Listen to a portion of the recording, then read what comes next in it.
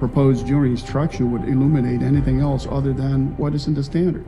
It wouldn't expand what is in the standards. I only confuse the issues for the jurors.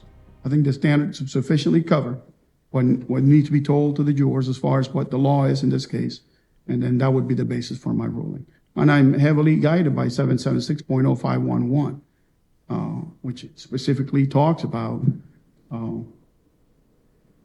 not being able, not having that ability to resist, at least with deadly force, a law enforcement officer's execution of their duty, whatever that may be. With the corporal medicine attitude, and I guess where we're looking for some clarification on the ruling is, why is it inappropriate for the jury to learn about the types of police citizen encounters, even through cross-examination? Why is that relevant? Because it's relevant, Judge, because the threshold is not. What is it proving or disproving in this case? It's proving the fact that Officer Rayner could have been not lawfully executing a duty and could have been in bad faith. If he is disregarding certain observational cues in terms of approaching this vehicle, and he's unlawfully detaining someone, that's not a lawful duty. There's a dearth of case law that says a person cannot be convicted for resisting with violent battery and a law enforcement officer. That both, and even more precise than that, that's not a lawful duty if it's an unlawful detention. That's why I use the word obfuscation in the order. My ruling stands. Okay. Okay.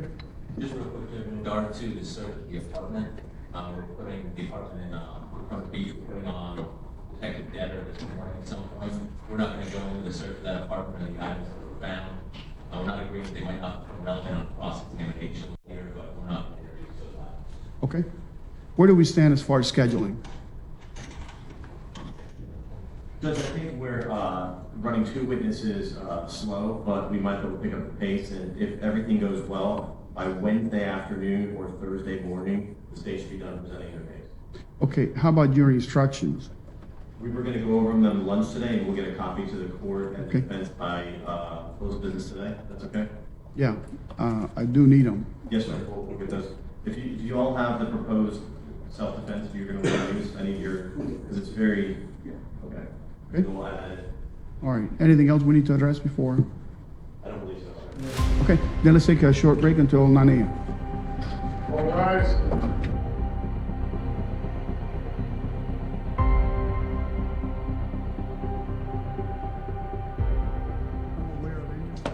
About this case, any information that relates to the case while you were away from the courtroom? All right, thank you. State call your next.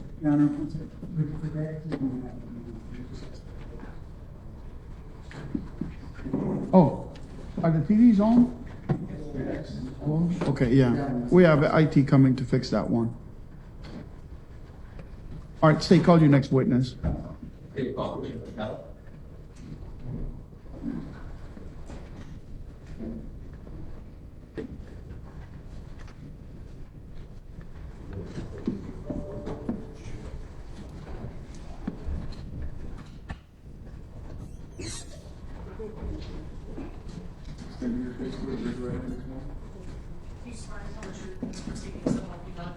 Yes.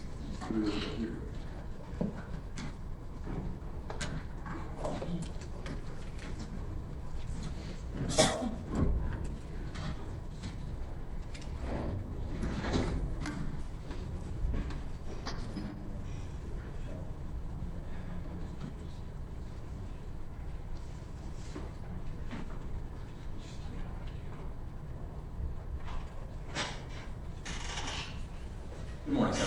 Morning. Could you please state your entire name and spell it for the court reporter? Christian Botella, Christian, Botella, Botella. And sir, where are you employed? City of Daytona Beach Police Department. And in what capacity are you employed there, sir? I'm a detective in the Criminal Investigations Division. I'm currently the Criminal Intelligence Detective.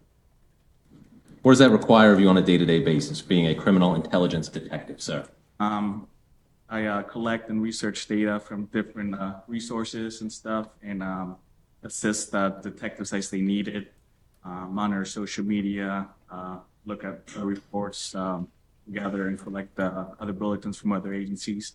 Does that include assisting robbery homicide detectives in that branch of the investigative division?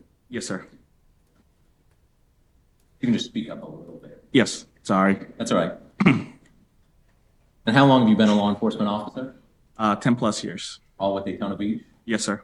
Have you been a detective in any of the other divisions? CID? Yes, I have. I started as a property detective, and I was the auto theft detective, and I'm currently the criminal intelligence detective And how long have you been the criminal intelligence detective? since 2021. 2021? Yes, sir. And you said that in that work you monitor social media. Yes, sir. Is that something you do regularly? Yes, sir. Does that include social media platforms like Facebook? Yes, sir.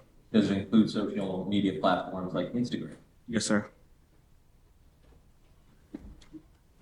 I want to draw your attention to the night of June 23rd of 2021. Were you on or off duty that night? I was off duty. And did you become involved in the investigation regarding the shooting of Officer Jason Mayer that night? Yes. How did you become involved if you were off duty? I was at night. I was just scrolling through social media, and then I came across a post that an officer had been hurt in Daytona Beach shooting. Contacted my supervisor, like, "Hey, have you heard anything about an officer-involved shooting?" And once it was determined that an officer did get shot, I decided to come in and provide any assistance necessary. And when you first came in that night, where did you go? To the area of Kingston and Beach.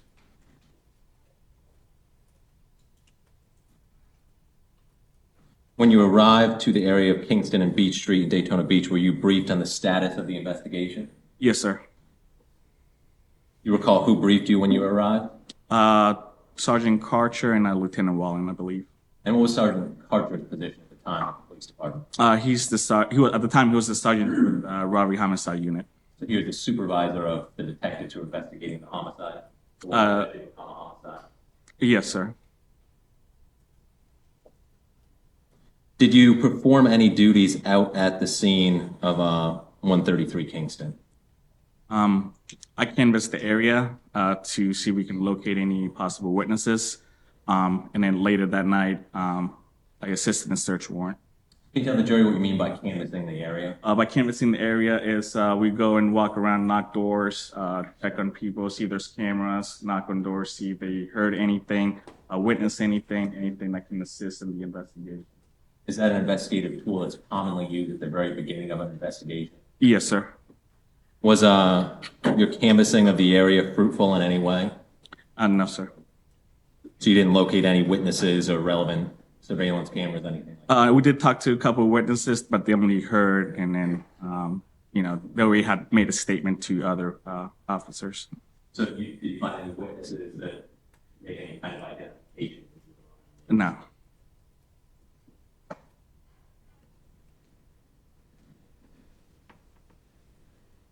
Did you go somewhere else after you were at the 133 Kingston area?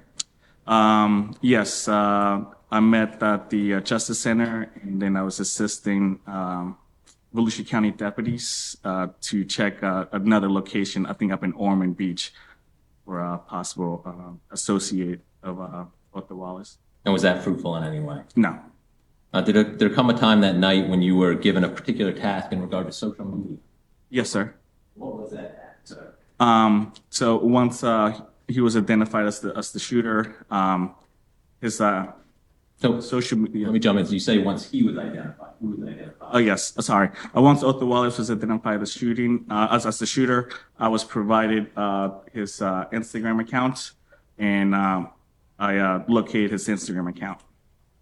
And do you recall the screen name for that Instagram account? RBG Vibes. Was this account public social media profile? Yes, it was public. Are you comfortable telling the jury the difference between public versus private social media profile? Yes. Go ahead. You're good. Once you have an Instagram account, you can either make it private or public. If you make the Instagram account public, anybody with an Instagram account can view your stories, can view your photographs, can view your friends list, and can also view any type of post or information you post into Instagram. So if you could describe to the jury that night, once you, if you had the name, RBG Vibes, you said, Yes. how would somebody locate that account on Instagram that night? So you go on Instagram and then you hit search and then you type in the name RBG Vibes and then the account will pull up. And would you be able to see if a person that night be able to see everything on the account? Yes, sir.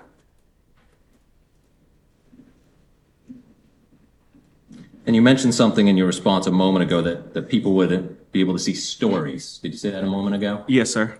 Could you, as best you go, are you comfortable describing what a story on Instagram? Yeah, so a story is like little photos, little videos, anything you want to post throughout the day. It will come across the feed, and then you can click on it, view it, and to my knowledge, it's only up on Instagram up to 24 hours. So if I wanted to put up a story of myself, say on my Instagram account, I could take a video of myself and go right to my account and post it. Yes, sir. You said it'd be there for 24 hours. Yes.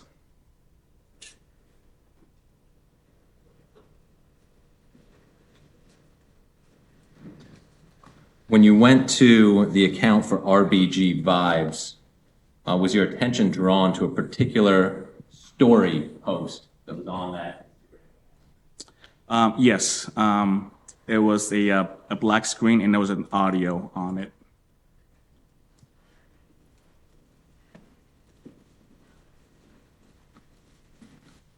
Without going into the content of the post, can you just say why your attention was drawn to it? The time that it said it was posted approximately 2 hours. And what time were you looking at the post approximately? Approximately 11 o'clock, 11:05 at night.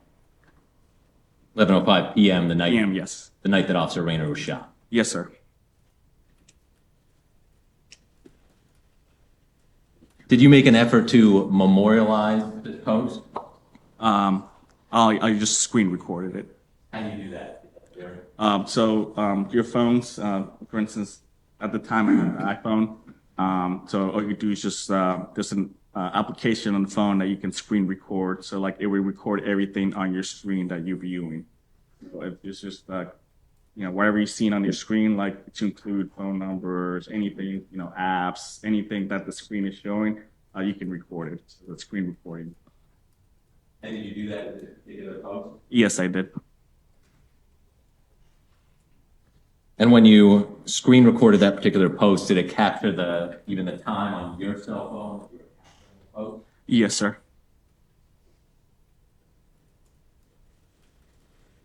and when you found this post and you listened to it and recorded it, memorialized it, did you disseminate that post to investigators? Yes, yes. Yes, investigators on scene. Did that include lead detective David Donardi? Yes, he was aware of that.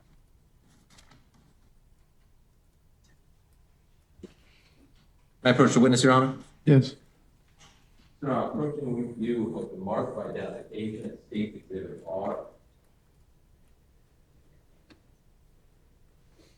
Do you recognize that DVD? Yes, How do you recognize that DVD? that's the signature. Is it also a date as well? Yes, Did you view the contents or listen to the contents of that DVD on that date?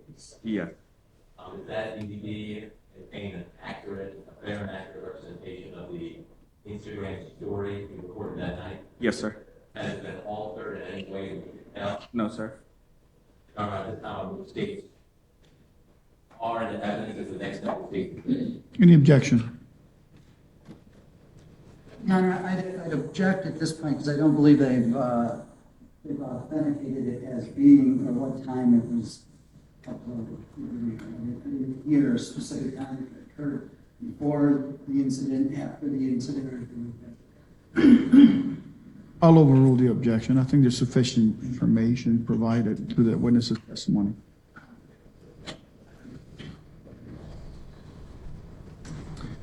And Your Honor, at this time I would move to publish the Instagram story. You may do so.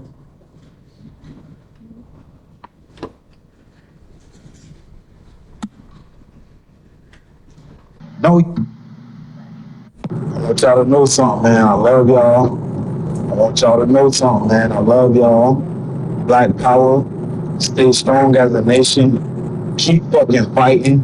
Move fucking forward. Don't let these pussy ass pigs fuck with you. I love y'all. Black power and shit. You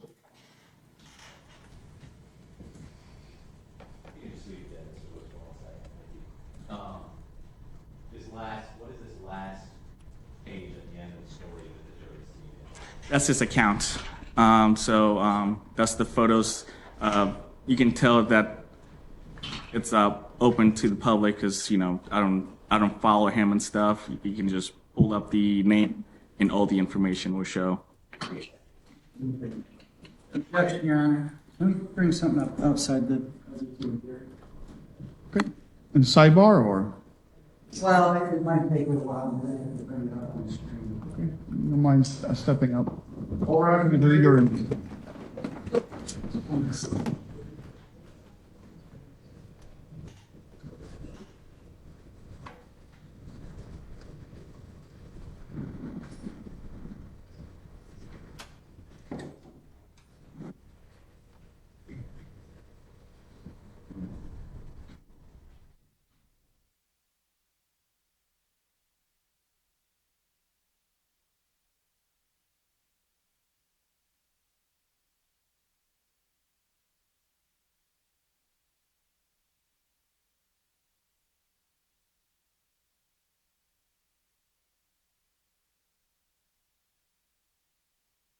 An objection?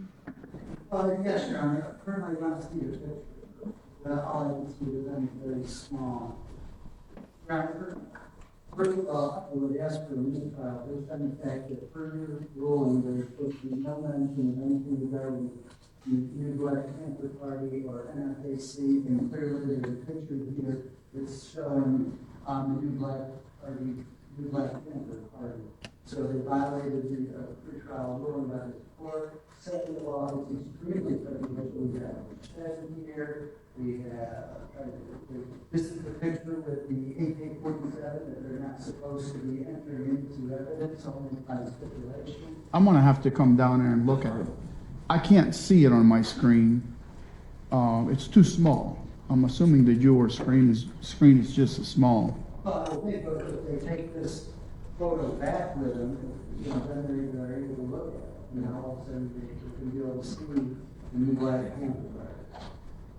It's not a photo. I'm sorry? It's not a photo, it's an audio recording. So it's not like This is from his This is his, Instagram account. as I understand, this is what shows in the, when you open his Instagram account, that is the, Yes, sir, at the time. okay. Let me just come, I can't see what you're saying.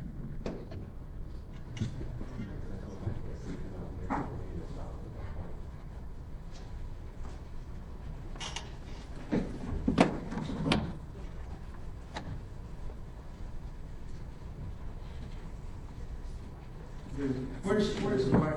It's in here. You know that because of the picture, but they also have the AK-47.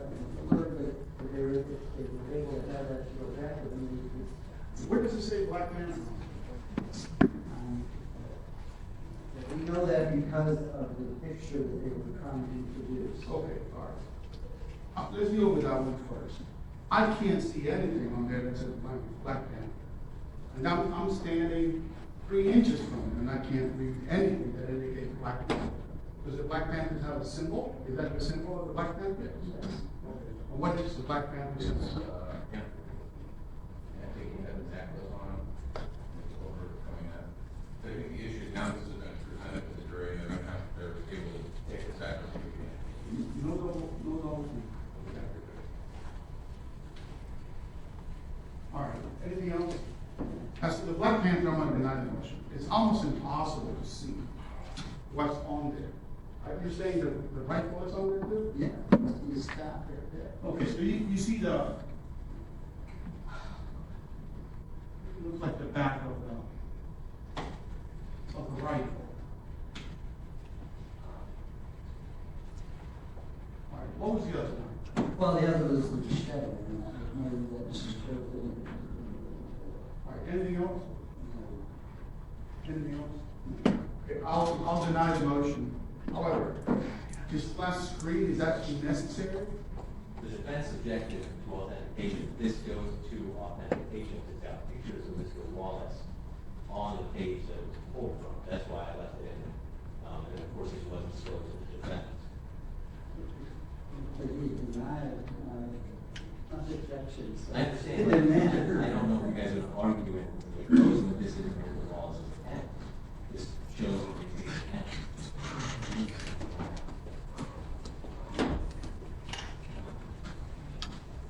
I didn't look at any of these pictures. Are there other No. inflammatory pictures? No, I don't think any of the others, just those two.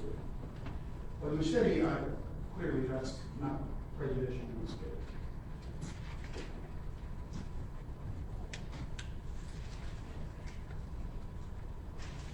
I'm assuming the jurors are gonna try to scrutinize this. The jurors have a screen in the jury room. I just don't see the prejudice, other than just a regular Instagram account. And I don't even see a fancy on that issue. I don't even know why do they need that? They said it to authenticate that it is his account. You've already admitted the evidence of how it was recorded, and it's in the account. Well, the recording was admitted. I think the authentication of it is what's at issue. You stipulated that it was his account, then I suppose we get over past this point. Well, it's, what has come in is it's been authenticated that that's his voice from Tanisha Lewis, so. They're saying it is. No one has said it is his account yet, other than this officer saying this is what showed on the video. So my ruling stands. Go ahead. And you deny this trial. Motion to trial denied.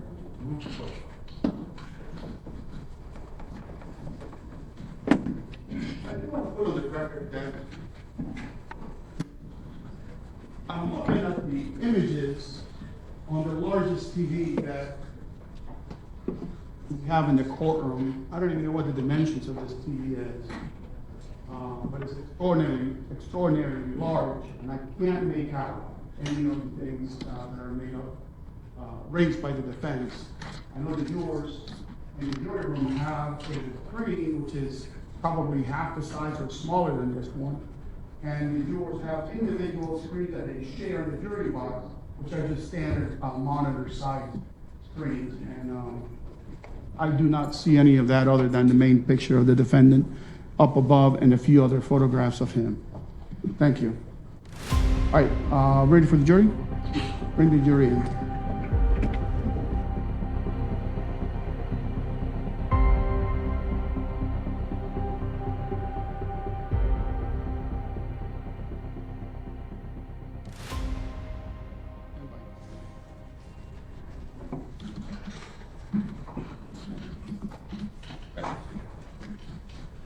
Detective, I haven't seen that post, the time on your phone, is that the time that's in the upper, and I don't know if it's not, in the upper left corner, the 2805?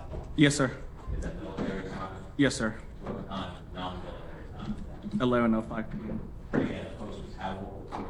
Approximately 2 hours. Yes. So we're been around 9 or so. Yes, sir. Thank you, sir. Any cross-examine? Do you need the screen? No. Okay, can you move the screen back?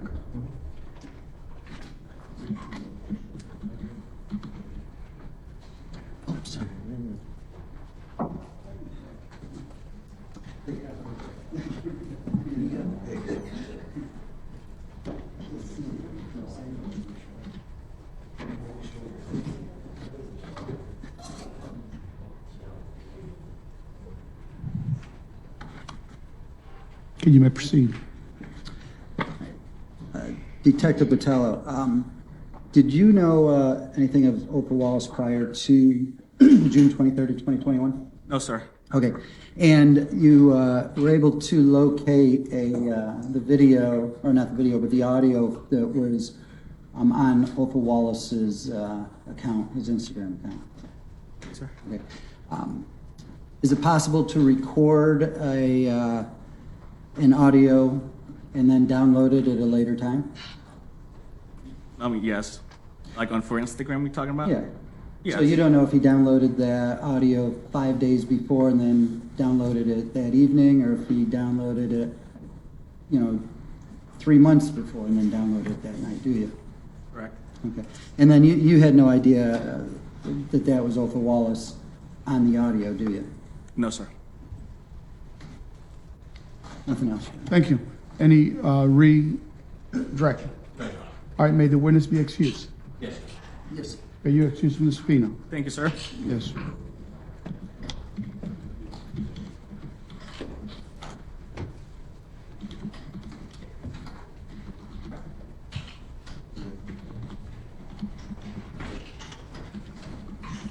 All right, state your next witness. Dale Denner.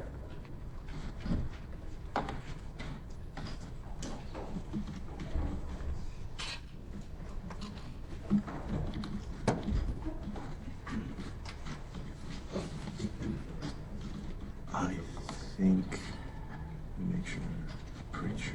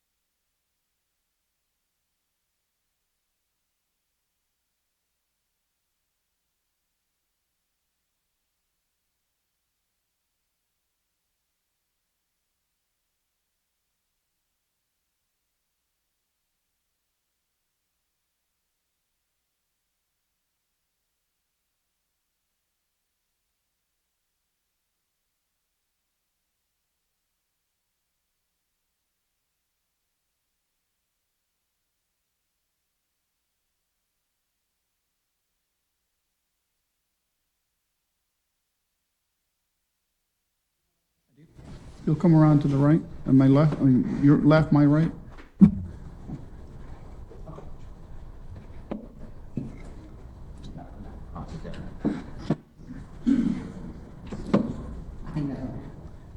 You make sure you keep your voice up so the viewers can hear what you have to say. State, you may proceed.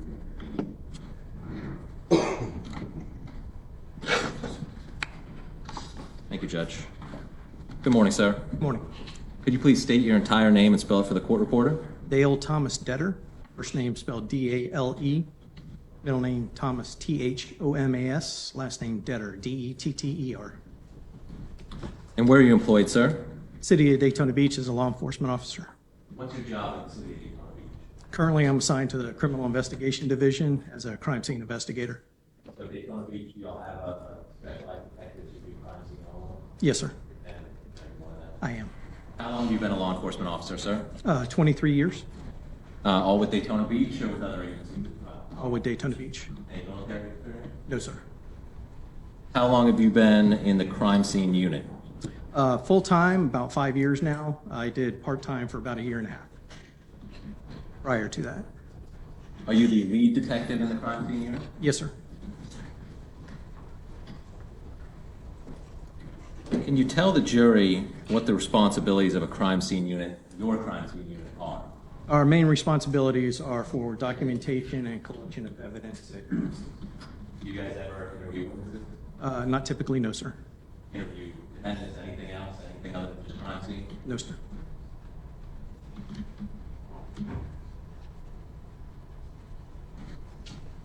Can you describe for the jury any specialized training you've had in crime scene investigation? Basic crime scene investigation training, homicide investigations, injury and death investigations. There's a forensic application of DNA, which relates to DNA with genealogy, and then some in-house training with different chemicals that we use, super glue, fuming for latent prints, then hydrin, and the use of luminol. Let's talk about some of those different things. When it comes to processing items for latent prints, is that something you do in your crime scene unit? Yes, sir. Does your crime scene unit do DNA? We swab for DNA. We do not analyze the DNA. Who does the testing and the analysis of DNA you might collect from a crime scene? Typically, we either send it off to the Florida Department of Law Enforcement, or there's different private labs that we've used in the past. And where does, is it okay if I call it FDLE? Yes, sir. What lab do y'all send your FDLE items to? For DNA processing and firearms, we typically send it to the Orlando office. Occasionally, do you also utilize the Jacksonville office from time to time? We do for ballistics and/or latent print. Let's just talk a little bit about crime scenes generally. When you're called out to a crime scene, let's say, for example, shooting, not necessarily this one, what do you typically do when you first arrive to the test of your analysis of crime? Typically, when I arrive on scene, it's already been cordoned off with crime scene tape. There's usually an officer or two there that are there for security reasons at the scene. I will get with either a detective or one of the first responding officers to kind of get a brief rundown of what may have transpired. From there, I will walk the crime scene, mark any items of evidence that I think are pertinent at the time. And then from there, I will begin photographing the scene and then eventually collecting the evidence. And when you collect evidence, Let's say, say you found a firearm, and there was a firearm found at the scene in this case, right? Correct. Well, let's say you found a firearm in a crime scene. How do you package something like that? Typically, we will, if it's on the scene, if I don't have a firearm box with me, it will be put in an envelope, and once back at the police department, we will download it, put it into a firearm box, and then submit it into property and evidence. What about, say you found an item of bloody clothing? How would you package that? Typically, with items that are bloody, they need to be dried before they're packaged, otherwise they'll mildew and change. So we place them in a drying cabinet, and then once they're dried, they will be packaged, placed into property and evidence. and do you occasionally, when the case Dictate your full item of evidence actually into the crime scene unit, Yes, sir, we have. and is evidence secured there as well? Yes, sir. I want to draw your attention to June 23rd now of 2021. Were you still in the crime scene unit as a detective at that time? Yes, sir. And did you respond out to 133 Kingston Avenue Yes, sir. that night of June 23rd? Yes, sir. As you already described for the jury, when you got there, did you get that general briefing? Yes, sir. I met with Sergeant Karcher and Officer Acosta. Sergeant Karcher advised that Officer Rayner had been shot and was transported to the hospital. And then we began our processing. So you have that knowledge that you're going into a crime scene that involved a shooting. Correct. And was anybody working with you? Did you have anybody else? Officer Acosta, she was one of our part-time crime scene personnel. Can you describe the crime scene in general, the areas that you're walking, photographing? It's a single building apartment complex with 2 stories. It's the rear parking area of that complex. The whole area of the back parking lot, more to the east, I would say. How was the lighting back there? Or it was dark towards the back part of the parking lot, and the lighting that was there was more up on the building. Did you bring any lights that illuminate the parking lot as best you could? We brought one of our portable lighting systems. Were there also vehicles back in that parking lot still? There were a couple of vehicles, yes, sir.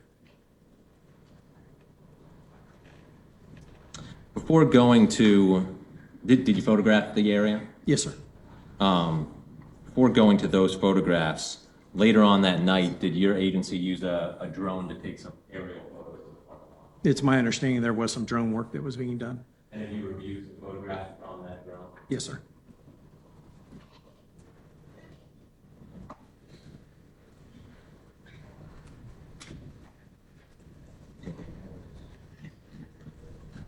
May I approach the witness, Your Honor? You may. Sir, I'm showing you what's marked on the identification of the state's exhibit S. It is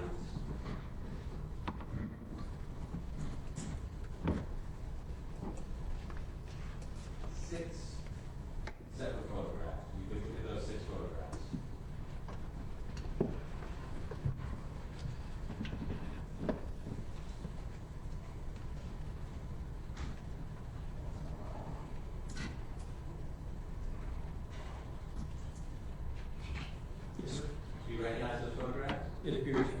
the rear parking area. Are those photographs are taken from the drone? Yeah, you're serious. Do they fairly and accurately represent the crime scene, the lighting, as you observed it on June 23rd, 2021? Yes. Altered or tampered in any way you can see? Doesn't appear so. Your Honor, who states as for identification and evidence is the next time the states it. Any objection? No objection, Your Honor. Without objection, admitted as evidence. And permission to publish? You may do so. Detective may have witness at the end. Okay, you need to speak up, though. You're gonna step down, okay? Yes, sir. And have him stand on the right side here, Yes, sir. so as not to block the doors.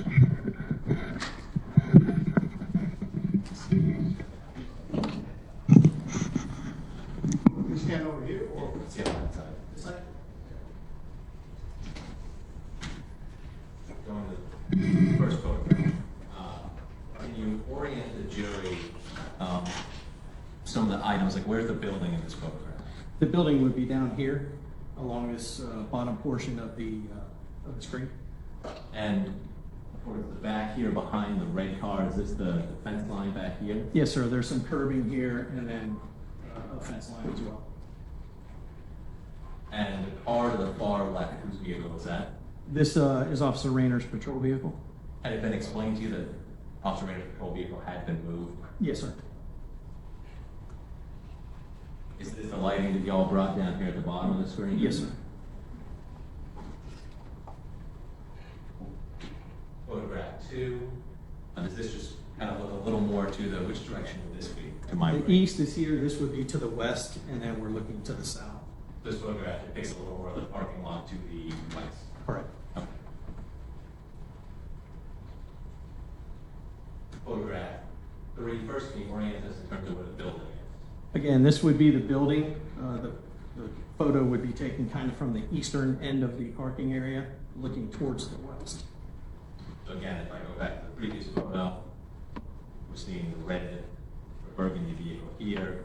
Is it the same red or burgundy vehicle? Yes, sir. And again, is this your illumination that you all brought? Correct.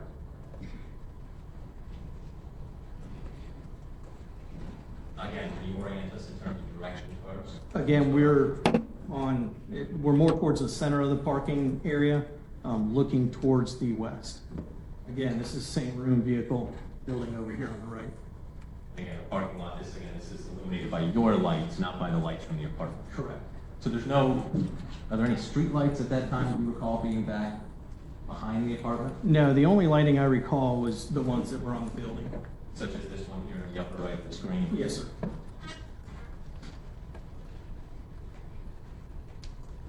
Again, can you orient us in terms of direction of this photo? Again, this will be from the very eastern end of the parking lot, looking to the west.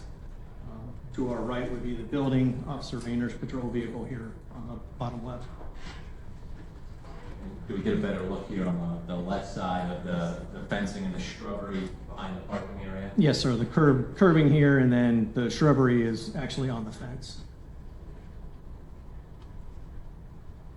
Photograph E, where's the camera kind of turned here?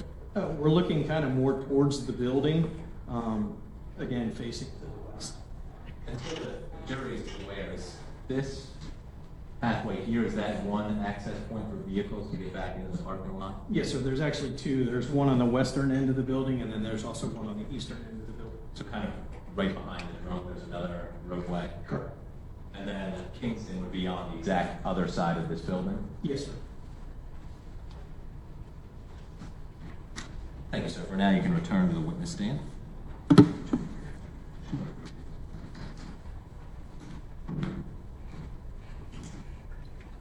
Actually, Detective Denner, you could probably stay down. I'm sorry.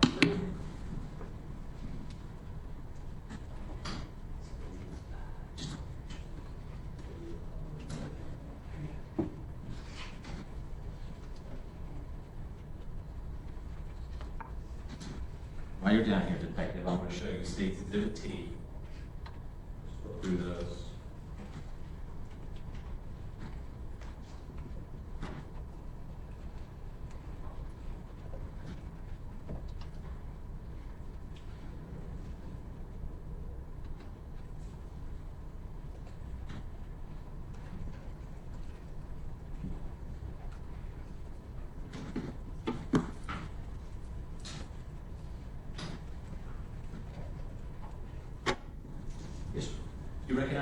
photographs? Yes, sir. What are they generally depict? They're my crime scene photos from the night of the incident. Do they depict the actual scene, but also items of evidence that you collected? Yes, sir. Do they fairly accurately depict those items as they appear to you in the scene as it appeared to you on June 23rd of 2021? Yes, sir. Altered or tampered with in any way you could see? Doesn't appear so.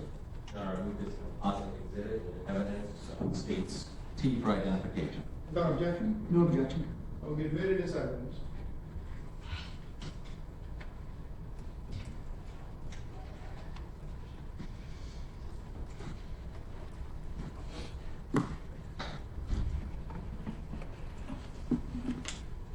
Detective, before we actually go into the photographs, did you collect a gun belt and a firearm? That's the photograph gun belt and firearm. Yes, sir. Where was that gun belt and firearm? It was in the trunk of Officer Rayner's vehicle. Was the firearm still in the gun belt? Yes, sir. Was it clipped over the firearm? Yes, sir.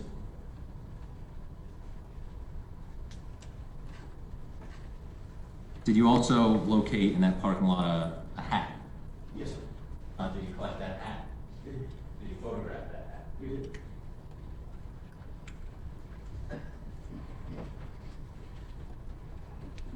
Now, at this time, I would move to publish the last state's exhibit, which was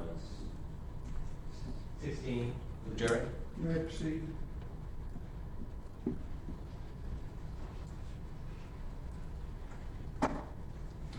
First photo here, what are we looking at? This is Officer Rayner's patrol vehicle. And as previous pictures, it's in the southeastern portion of the parking lot. Again, this was after, as had been told to you, it had been moved. Yes, sir. Photograph B, what are we looking at here? This is a picture of Officer Rayner's trunk of the vehicle, his duty belt that was secured in the trunk. And we see the various accoutrements that he would have on his belt, his radio. Radio, firearm, asp. And that photo, that's always very visible right there. On photograph C, Again, flashlight, asp, firearm, radio. this is the, here's the taser back here. Correct. On photograph D, what are we looking at in photograph D? This is just a closer up picture of the firearm that was holstered on the gun belt. And is this the strap that you previously testified about that was still over the rear of the firearm? Correct. Now, photograph E, first, where's the building compared to where you are taking this photograph? The building would be behind me and kind of going towards my right. And do we see Officer Rayner's vehicle again here? Yes, sir. And do we see, even though the color, but do we see that maroon or red car? It's kind of over here in the middle of the photo on the right. And some items are marked here. What are these items back here against the curb? Item A is where some of the items where they had treated Officer Rayner. Items of evidence that we located there were his nameplate. There's, we call them keepers, duty belt keepers, that attach to the gun belt, go over the gun belt, keep them secure. There was, I believe, a credit card that was located there, and then there were a long sleeve shirt and a white t-shirt that were located there as well. And this is another angle of kind of the items, the area we were just looking at when you turn, I guess, to the west. Correct. Again, items A and C that were in there, and then B is the hatch that was located in the parking lot. And again, the same maroon car that we saw in the drone photo. Correct.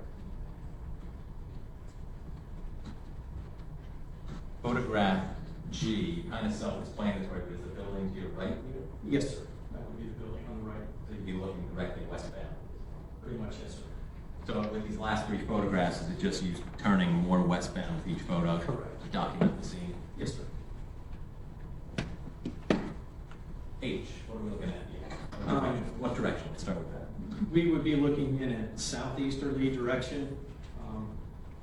Again, my back would be to the building. The maroon car in view, items A and C in the hat key. Photograph I. Again, building behind me, and there's a kind of more of a direct shot to the south of the placard items that are around.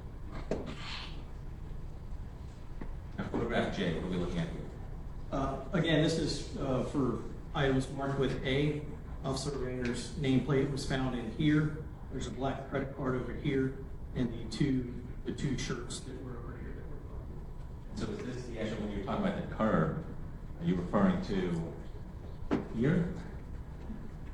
This would be the curbing Okay, the that I was parking. talking about, but there is some concrete block against the fence line. So you've got some parking curbing, then some concrete block against the fence line? Correct. And this fence line is right behind the concrete block where there's some shrubbery? Yes, sir.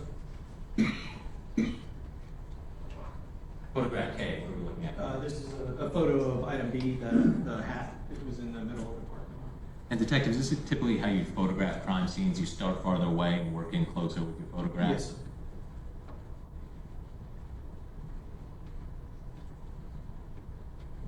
Thank you, detective. Now you can go back to the witness for now.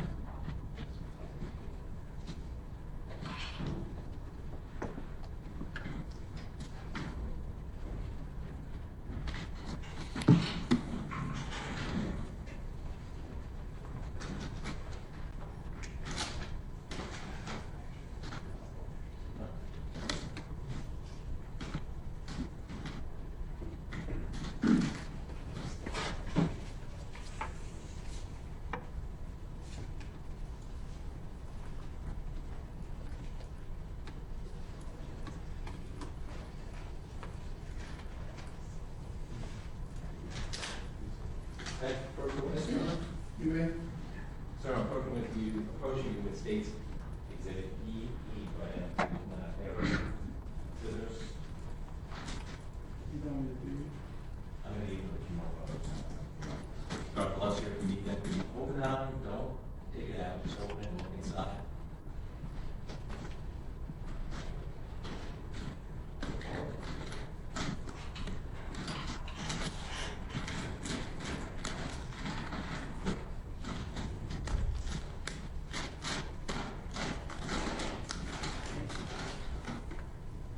Yes, sir.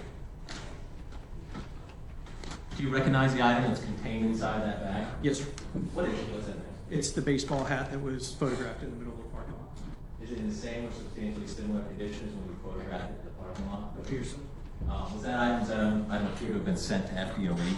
Yes, sir. How can you tell? Typically, they use the red evidence, and they also have their yellow sticker with some initialing on it as well. Has it been altered or tampered other than FDOE looking at it based on their case there? Doesn't appear so. You know, move this item into evidence at the next number of cases, do it? No objection. Without objection, admitted.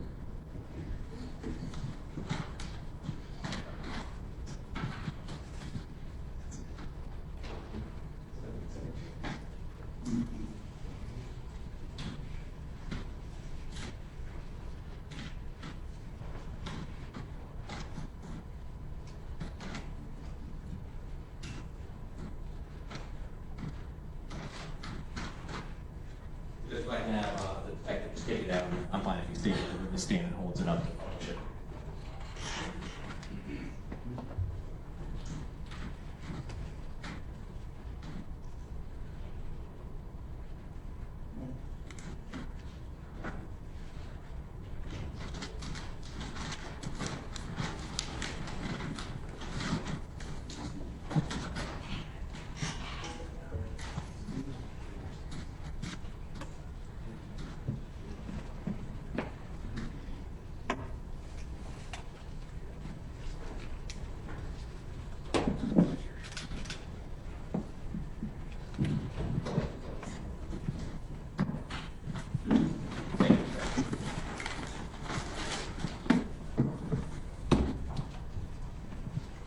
Do you know where this hat actually went the night of the shooting?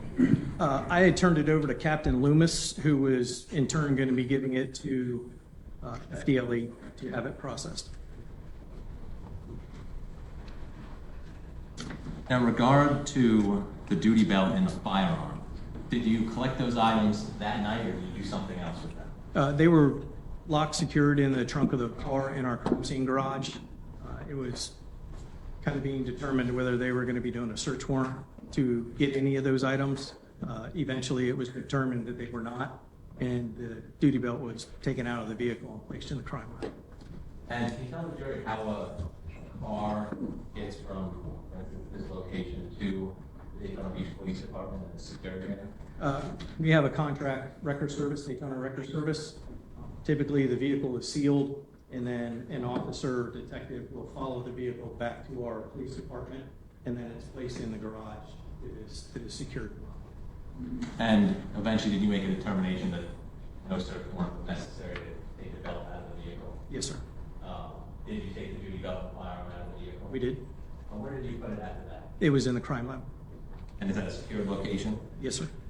And do you recall, was there a reason why it didn't go to property and evidence right away? We were trying to make a determination of how we could best tag the items with all items intact, and it kind of went back and forth for a little while. Let me ask you this, is property and evidence typically want a loaded firearm for property and evidence? No, sir.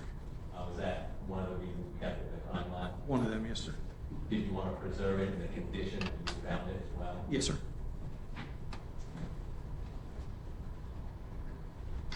At a later time, to your knowledge, was the firearm taken out of the gun belt so it could be safely secured in property and evidence and items kept separate? Yes, sir. Were you present for that, or did you break them down? I did.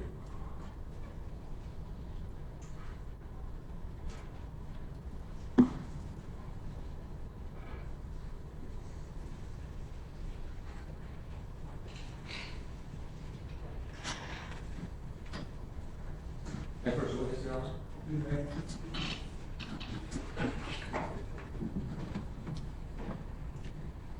That looks like state's E for identification.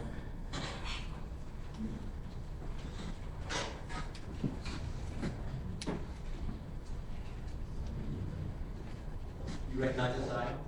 Yes, sir. What is it? Appears to be the gun belt. Other than it being mounted on this board, is it a same similar condition means photographed it, later removed it from the trunk, and then placed it in that? Yes, sir, but the item was still. So the difference is the firearm's not in the belt, but otherwise the same condition. At this time, I will state E for identification and evidence as an exhibit. No objection. Without objection, admitting this evidence.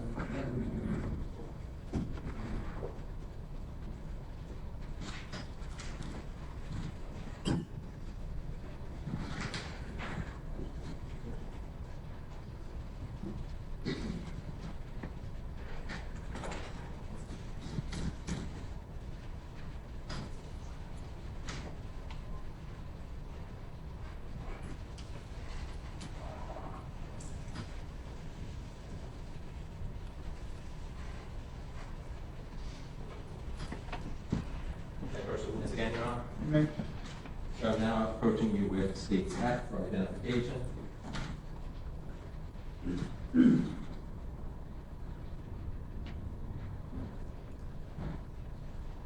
recognize this item? Yes, sir. What is it? Appears to be Officer Rader's firearm. Is it the same or substantially similar condition as when you broke it down and put it out of the duty belt? Appears to be, sir. And when you placed it in that, Yes, sir. altered or tampered with in any way you can see other than being mounted on this front board? Doesn't appear so, sir.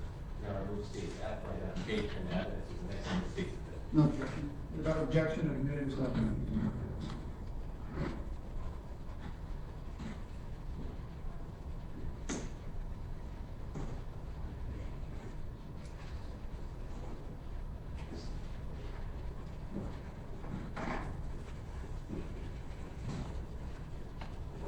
Your Honor, I move to publish these two items. May the detective step down.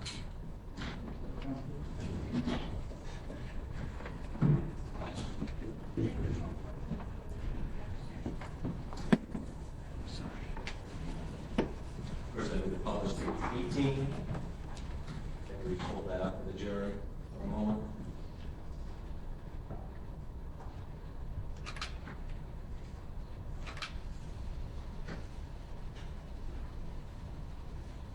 Thank you, sir. Next, move to publish dates 19.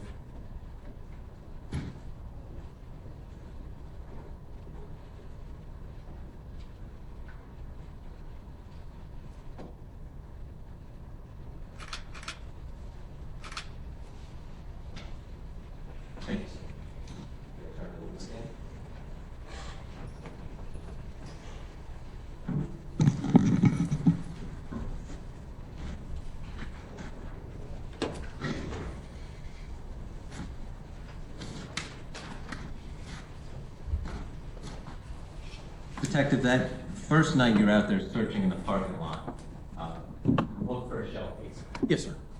At that time, did you all know whether or not a semi-automatic firearm or revolver had been used in the crime? We did not. Do you know the difference between the two? Yes, sir. Can you explain to the jury why that would matter in terms of looking for a shell casing? Typically with a revolver, the bullets are in a cylinder on the firearm. Once the bullets are fired, its shell casing does not eject. It stays in the cylinder and then rotates for the next round to be used. The semi-automatic firearm, once you fire a round, it actually extracts the shell casing. It comes out of the firearm and seats another bullet to be used. So if a revolver was used, would you expect to find a shell casing? No, sir. If a semi-automatic firearm was used, as described, would you expect to find a shell casing? somewhere? We would hope to, yes, sir. Did you spend quite a bit of time looking that night for a shell casing? We did. Was that fruitful in any way that night? That night, no, sir. Did you do something about that the next day? Did you take another crack at it? Yes, sir. I had told Officer Karcher that I felt we needed to come back in daylight hours with normal everyday lighting to have a better look at it. Once we came in the morning, we went down to the scene. A couple of detectives had arrived prior to me, and then when I arrived. And were you all able to locate the shell casing? When I arrived on scene, Detective Toledo, who advised me that she or they had found a casing. And did you do the same thing you did the night before, where we saw the crime photograph the area and the casing before collecting it? Yes, sir. I approach the witness again, Your Honor. Going states B for identification, they location of hospital.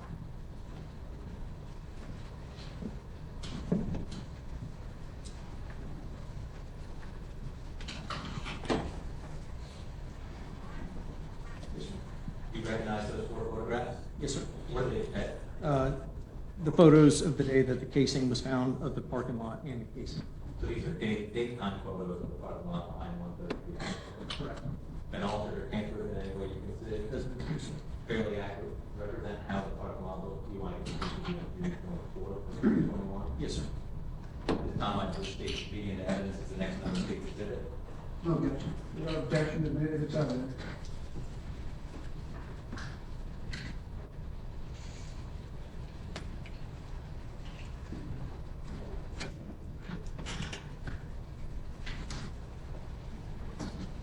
Permission to publish states 20? Speedy? Yes, Your Honor. Okay. They would step down. Yeah. Can you move the microphone back? Sorry.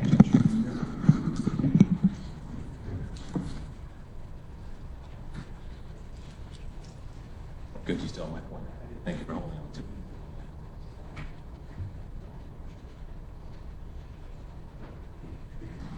Can you orient the jury in terms of where the building is? This would be similar to you shooting due south, building would be behind me. At this time, the red car is gone. Correct. Photograph B, what direction are we looking here? This would be, I would be more on the eastern end facing towards the west. And what is this placard one being used to mark? That is where the shell casing is located. And what's this area here? That's where item A in previous photos had been marked, where the T-shirts and the nameplate and the credit card were located. So some of the bloody items you had collected. Photograph C, are we just kind of moving closer and closer to this placard one? Yes, sir. Finally, photograph D, what are we looking at here? Closer up view of the shell casing marked by the placard one. Did you collect this shell casing, sir? Yes, sir. Did you package it in a manner that you've already described for the jury here today? Yes, sir.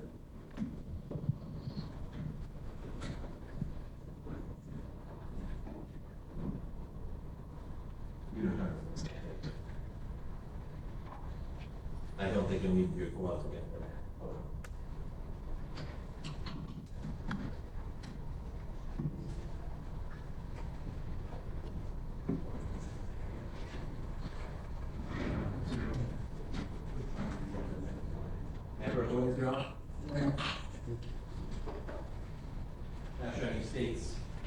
N as in Nancy, by identification. It's a W. W for Wilson, by identification.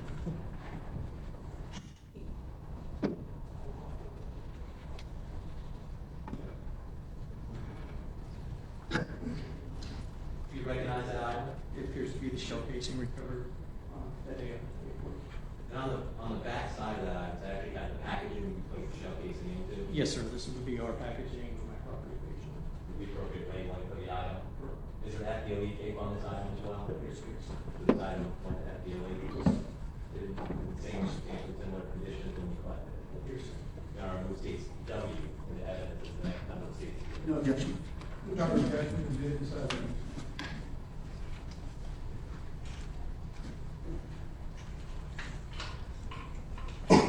we can set down and publish it on. And we can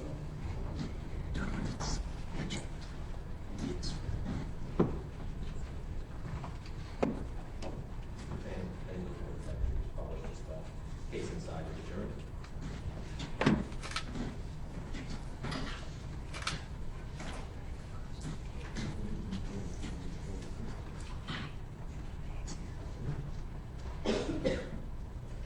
Like I said, you will have all these items with you when you deliberate.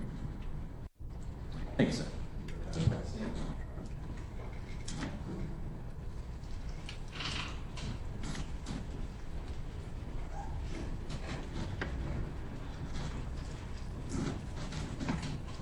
I understand one moment, Your Honor. Yes.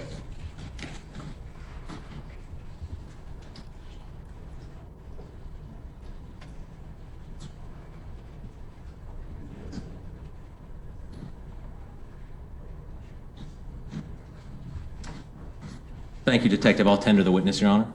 Cross-examination. Defense, do you need the TV? Yes. Mr. Lewis. Yeah. Just go back to the beginning. You're fine. Which one do you want here? The nighttime. Sure. Just- It'll then go, it'll yep. into the next one.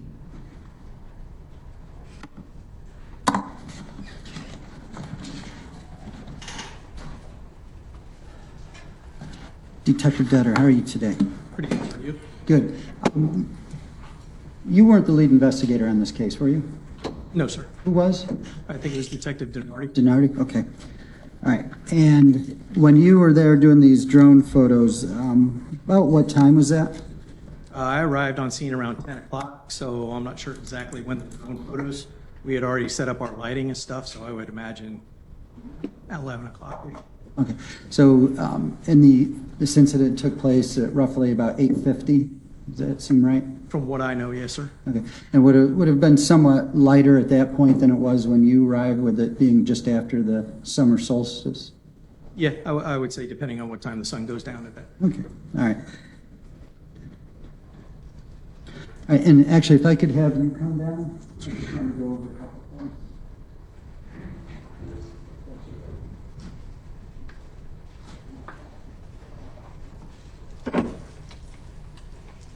Okay, and again, this picture is depicting what?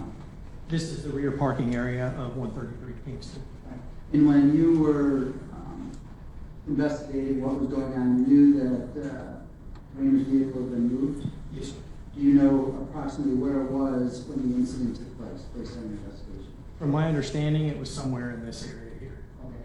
And then, do you know where Mr. Wallace's vehicle would have been during the incident? From what I know, the incident and where Officer Rayner had fallen was here in this area, and I believe that the suspect vehicle would have been right in this. And then, so you had this maroon car that was here at the time of the incident, right? Yes, sir. And then you have Officer Rainer's vehicle around in this area? Somewhere in that area. Yes, sir. And then Mr. Wallace's vehicle in this area? Yes, sir. And then is there a fence back here? There is. All right, so basically kind of locked in, Mr. Wallace was at that point? Objection, call for speculation. You can answer the question you know. I don't know for sure how. You don't know how close they were in proximities, but there was an object to, if we're looking at this, Can I get you to step farther down so the viewers can see? Oh, I'm sorry. Yes, sir. if we're looking at this angle, there was a vehicle to his right, correct? Mr. Wallace's right, well, to our right, Mr. Wallace's vehicle. Correct. A vehicle to the right of Mr. Wallace's.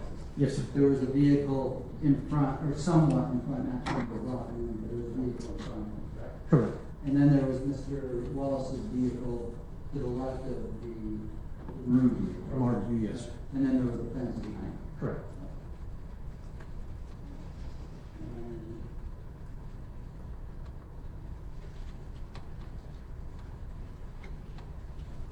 And this is the duty belt for Mr. Raymond, right? Yes, sir. And you see the taser there. That photo, it may be over here. Okay. Actually, it would be here, yes, sir. All right. Can you see the safety latch for the taser? I cannot, not in this photo, no, sir. And that's the safety latch, the handgun and the safety latch there. Correct. You never did take a picture of the safety latch of the taser, did you? No, sir. Okay. All right, you go back.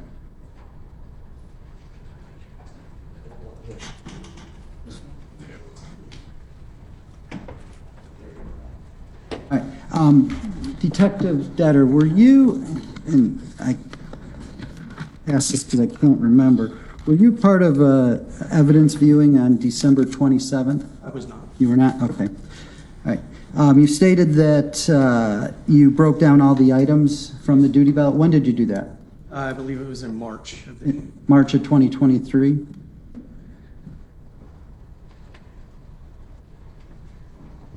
So, and how was the duty belt stored in the evidence locker? in a paper bag. Just a paper bag? Yes, sir. Okay.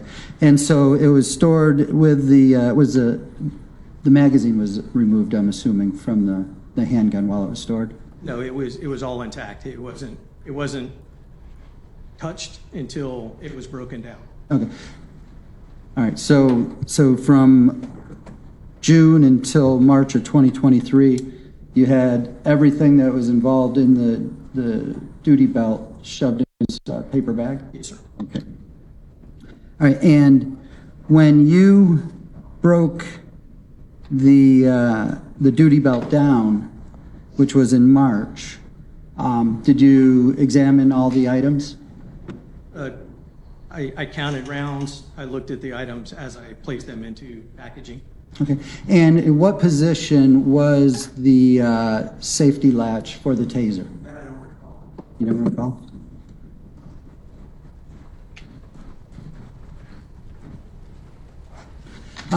When we were looking at the video or the photographs up there of the drone footage from that night, was there enough room to look behind that maroon car? It was fairly far up against the fence line in the shrubbery.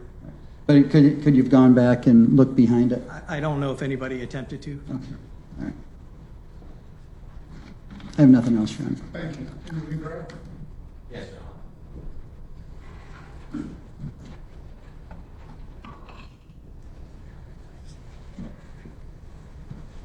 want to clarify a couple things, Detective.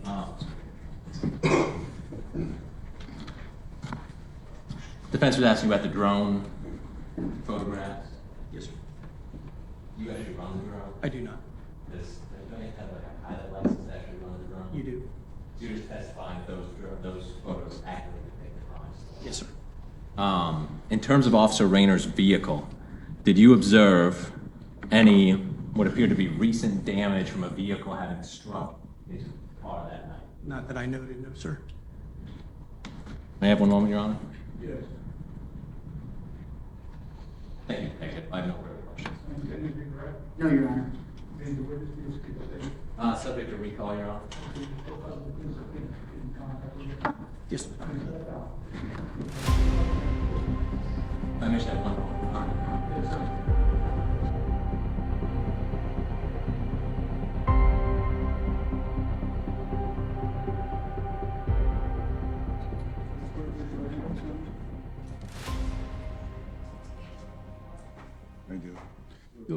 around here?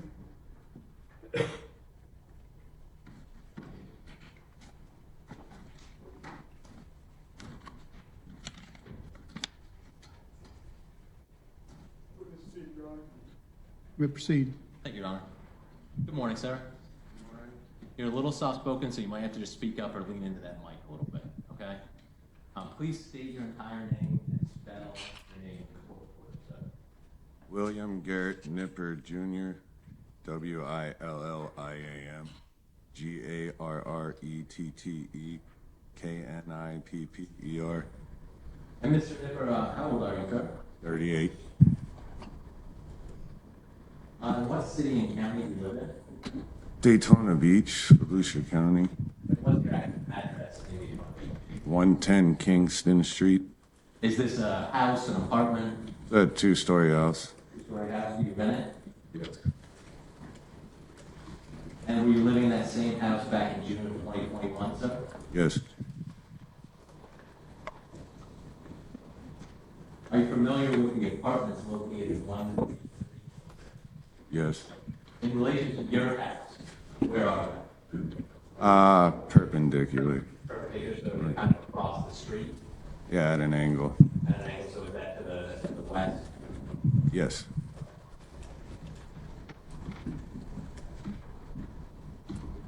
And back in June, early summer, spring of 2021, there have been some incidents that were happening over at 133. With all the apartments on that street. So the apartment complex right next to it as well. Yes. Did this include some shootings? Several. Did your house actually get damaged by some of these shootings? I've repaired 9 bullet holes in a matter of 6 months that year. Did you end up that year getting some surveillance? Yes. Where did you get that surveillance? Off. How many cameras did you get? 8. Did you install them yourself? Yes. After you installed them, did you ever have any issues with them? No. No malfunctions, anything like that? No. The date and time on the cameras, is that closely accurate or not exact? Yes. It's normally within an hour or so of the actual time. If you wanted to see some video from one of your cameras, how would you access it? I have a wireless mouse and I have my own dedicated TVs for it in the house. Dedicated TV for it now? What was after a certain number of days, would old footage be deleted? I have it set to reset once a week. So once a week, My you lose- designated time. You got to get- I have it set at a designated time once a week to reset itself. So basically, you go back in time up to 7 years. Yes. Okay. I want to draw your attention to June 23rd of 2021. That night, early morning, did law enforcement come to your home That night. that night? Why were they, do you know why they were coming there? Apparently an officer had been shot at one of the apartments and Why were they interested in your? because I have some of the only surveillance footage on the street. Okay. And did they want to copy or want to view your surveillance video? Yes. Did you pull the video up for them? Yes. And did you provide them the video surveillance that they asked for a copy of? Yes. I let them take the whole hard drive for 48 hours. And then they gave it back afterwards? Yes. Okay. That person witness, Your Honor? Me. So, state O for identification.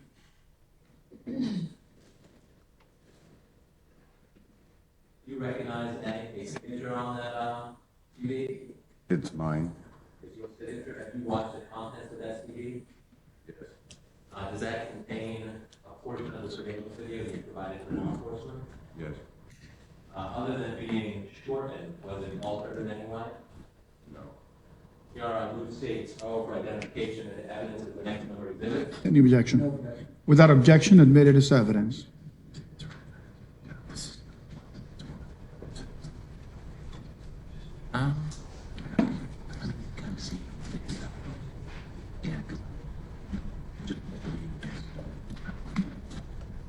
permission to publish, Your Honor?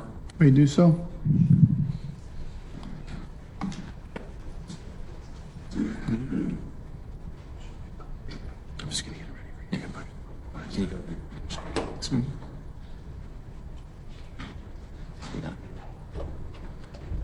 Okay. Before I start playing this, Mr. Nippler, what camera in your house are we looking at? One of the ones on the front porch, and it faces to the west, up Kingston, facing towards Ridgewood. And is this the far western apartment on 33 Kingston, this complex here? Yes, And is there an access road to the parking lot behind on this far west side? yes, And is and there another access road between these two buildings back to the parking lot as well? yes. Okay. Would you like me to read the instruction? Yes, no, sorry. All right, members of the jury, you're about to view audio recording. The court instructs you that the recordings have been edited to eliminate irrelevant portions that would not add to your understanding of the case. The facts that the recording has been edited should not concern you in any way and must not impact the way you view and consider this evidence. You may proceed. Thank you, Your Honor. Just one more question, Mr. Nippler. This was much, right? Yes. The time 6:23 and 8:08 p.m. I think it was an hour off at that time, Okay. roughly, so that's probably around 7.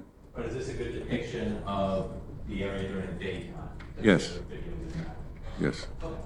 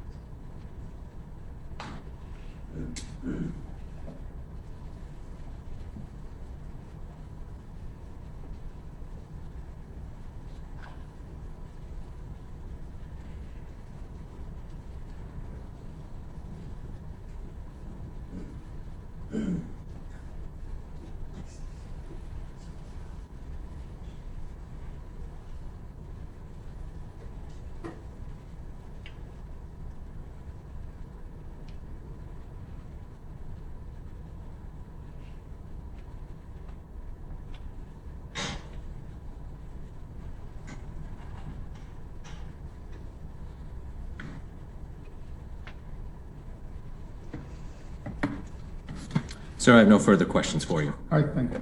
Any cross-examination?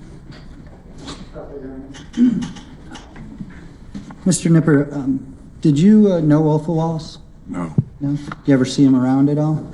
not really. I don't go on that side of the street. Okay.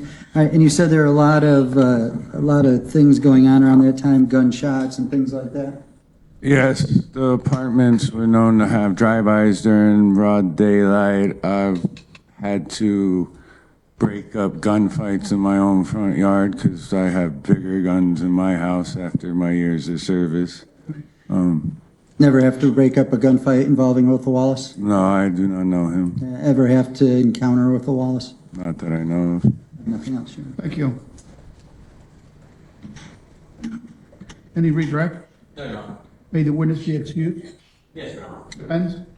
Yes, sir. You are released from the subpoena.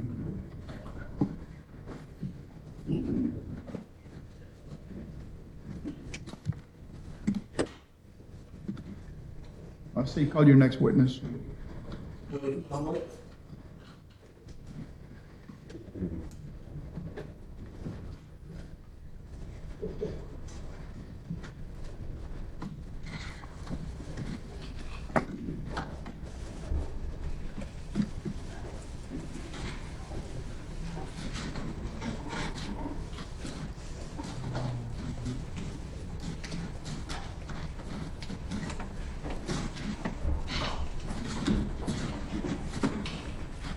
You raise your hand. I do. Come around to your left. Thank you.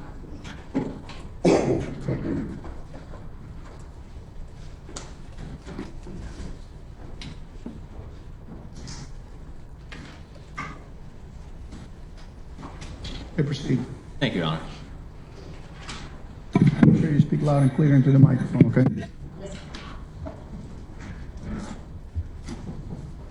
Good morning, ma'am. Good morning. Good morning. Could you please state your entire name and spell your last name for the court reporter? My name is Corey Crumbley, Corey Crumbley. And where do you work? I work for the Florida Department of Law Enforcement in Orlando, and I'm assigned to the biology section. How long have you been with FDLE? 21 years. Can you just take the jury briefly through your 21 years with FDLE, the different positions you've had in the department? I started out as a forensic technologist, and that was just a laboratory support staff position where I made reagents. I assisted analysts in casework, handled maintenance, and quality control. After about 3.5 years, I was promoted to crime laboratory analyst, where I completed an approximately year-long training program that consisted of extensive reading, laboratory exams, written exams, oral exams, supervised casework, a mock trial, and a qualifying test. And then in 2017, I was promoted to senior crime laboratory analyst, which is the position that I hold now. What is the crime laboratory do on a day-to-day basis? I perform independent casework, I train other analysts, and I'm also the CODIS administrator.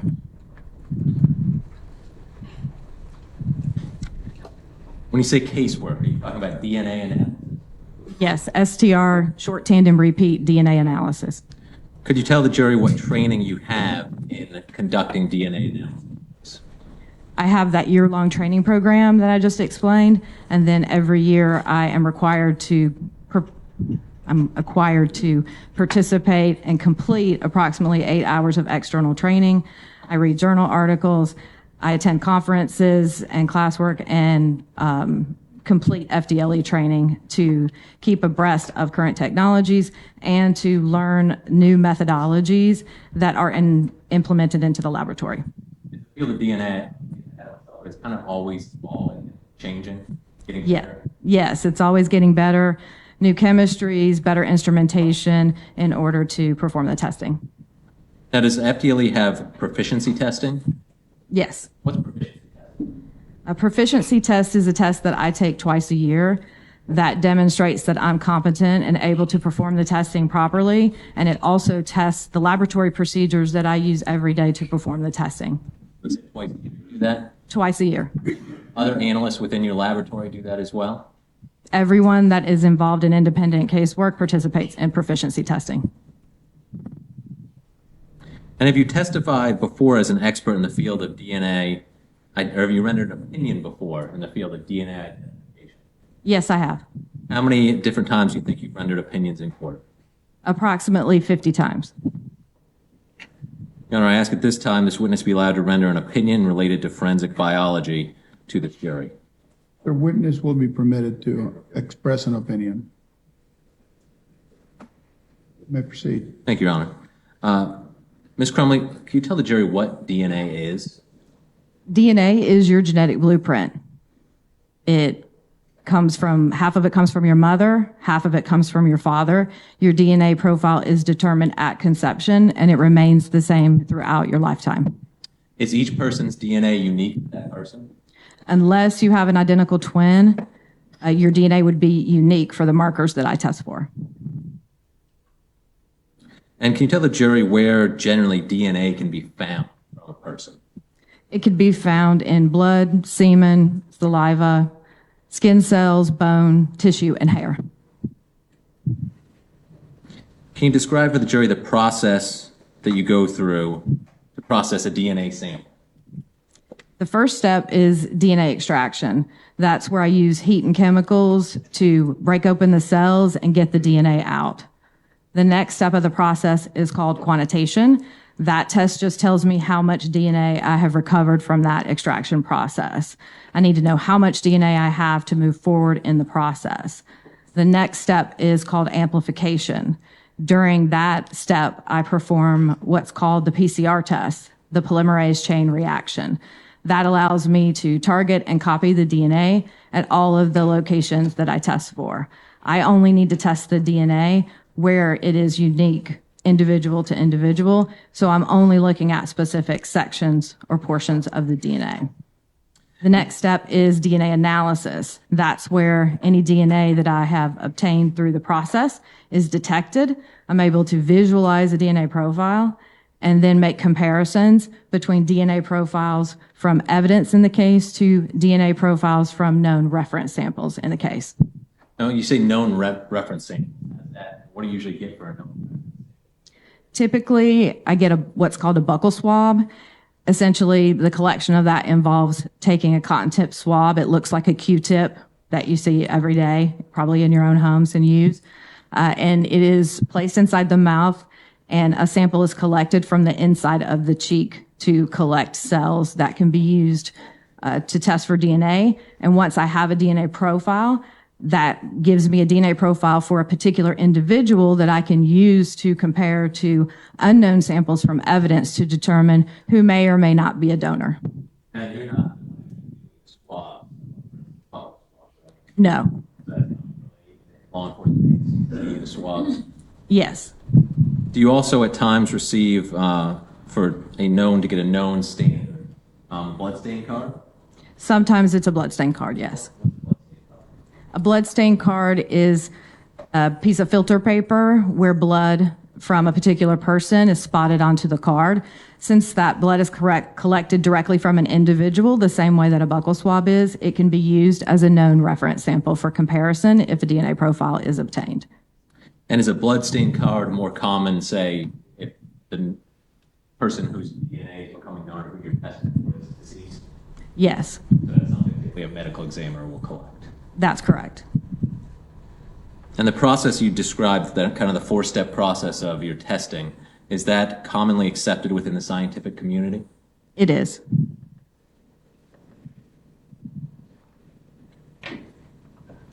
Now, in this case, it relates to this case, were you a senior crime laboratory analyst back in June of 2021? Yes, I was. Were you only initially involved in this case at the very beginning? Yes. How did it come about that you became involved at the very beginning? I received a phone call late in the evening on June 24th from command staff at FDLE in Orlando requesting that I come in and work a particular item of evidence rush. And I was available, so I went in to work it. At a later time, after you worked these initial items, did none else handle the rest of the case? Yes. And who was that? That was Senior Crime Laboratory Analyst Tim Petrie. Same job as you? Same job as me. What items did you receive in the initially from Daytona? Sorry. I received a hat and clothing represented as being from Officer Jason Rayner. And did you examine which of these items did you examine? I examined only the hat. Did you also take a look at the hairs from the hat as well? Yes, when I opened up the evidence to examine the hat, I saw 2 hairs. I collected those. I performed a microscopic exam on those hairs to determine if they were suitable to be sent forward for DNA testing, and they were not. Why weren't they suitable for DNA testing? Hairs suitable for DNA testing have to contain a root, and that root has to be a live root. Based on the microscopic exam that I performed, the hairs did not meet that criteria, so they were not moved forward for DNA. And what about the hat? How do you go about processing a hat for DNA? So when it comes to a hat, the first thing I'm going to do, of course, is to look at it for stains. If I see any stains of significance, I may collect samples from those stains for DNA testing. There were no stains. It was a little bit dirty, but there were no biological stains that I could see on the hat. So the next step would be for me to focus on who may have been wearing the hat. So I collected what I call a sample for wearer. When an individual wears an item of clothing, the skin comes in contact with that clothing and there can be a transfer of skin cells to that item. I wanted to collect samples of those potential skin cells and send those forward to DNA analysis in order to attempt to obtain a DNA profile. So the hat, when you wear a hat, the best place for that transfer to happen is the inside band of the hat that comes in contact with your head as you're wearing it. So I took a cotton tip swab, again, similar to a Q-tip. I moistened it with some deionized water, and I rubbed that swab along the inner band of the hat in order to transfer any DNA that may be on the hat to the swab, and I sent the swab forward for DNA testing. And did you take that swab through the same process you already described? I did. And what were the results of your analysis of that swab? I obtained a mixed DNA profile consistent with 2 individuals. One of those donors was consistent with being a male individual, and the data was suitable for comparison. And we say mixed DNA profile, what is that? Mixed DNA profile is a DNA profile that contains DNA from more than one person. And now at this point, so you've got a mixed profile, at least 2 contributors, you said, Yes, it was consistent with 2 people. and suitable for comparison. Yes. Did you have anything to compare it to? No, I did not have anything to compare it to. Was that all of the testing you did in this case? Yes. The rest of the work was performed by senior crime laboratory analyst. It's always a mouthful. Petrie? Yes, it was. May I have one moment, Your Honor? Yes. That's you. Thank you, ma'am. I'll tend to the witness. Cross-examination.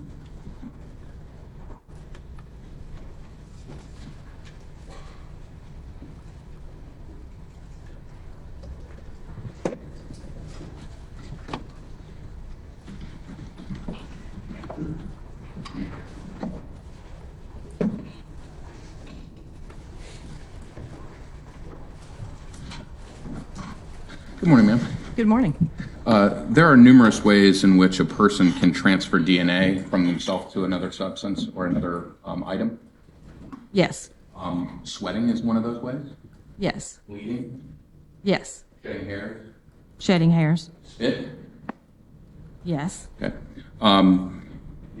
When we're talking about touch DNA, are any of those combinations existent when a person were to touch a substance and DNA would be left behind, or is there some other chemical that would leave DNA when a person touches the substance? It would depend on if something was on that person's hands, like saliva. If you bite your fingernails or something like that, there may be saliva on your hands that could be transferred as you touch an item. But typically when you touch something, it would be a skin cell transfer based on the contact that was made with that particular item. Thank you. And certainly you'd perform some analysis to a hat, right? Yes, And a hat's an article of clothing. it is. So we can assume that there would be other articles of clothing which DNA can be detected on. Yes. An officer's uniform for one of them? Yes. And in terms of DNA, if DNA exists on a particular item, we don't know when the DNA was there. We just know that it was there. Is that correct?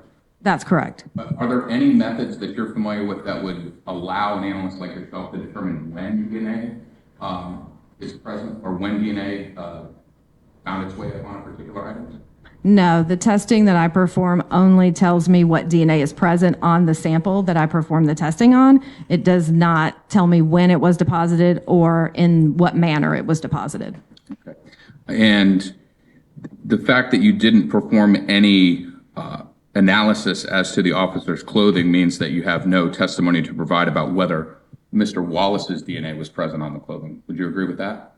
Yeah, that's true. Nothing further. All right, can you redirect? May the witness be excused? Defense? Yes. Okay, you're released from the subpoena. You're free to go.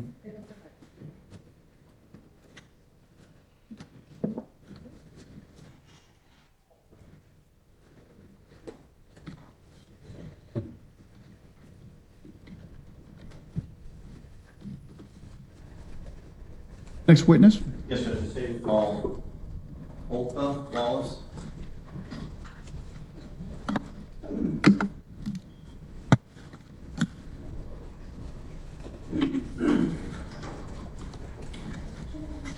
Yes, sir.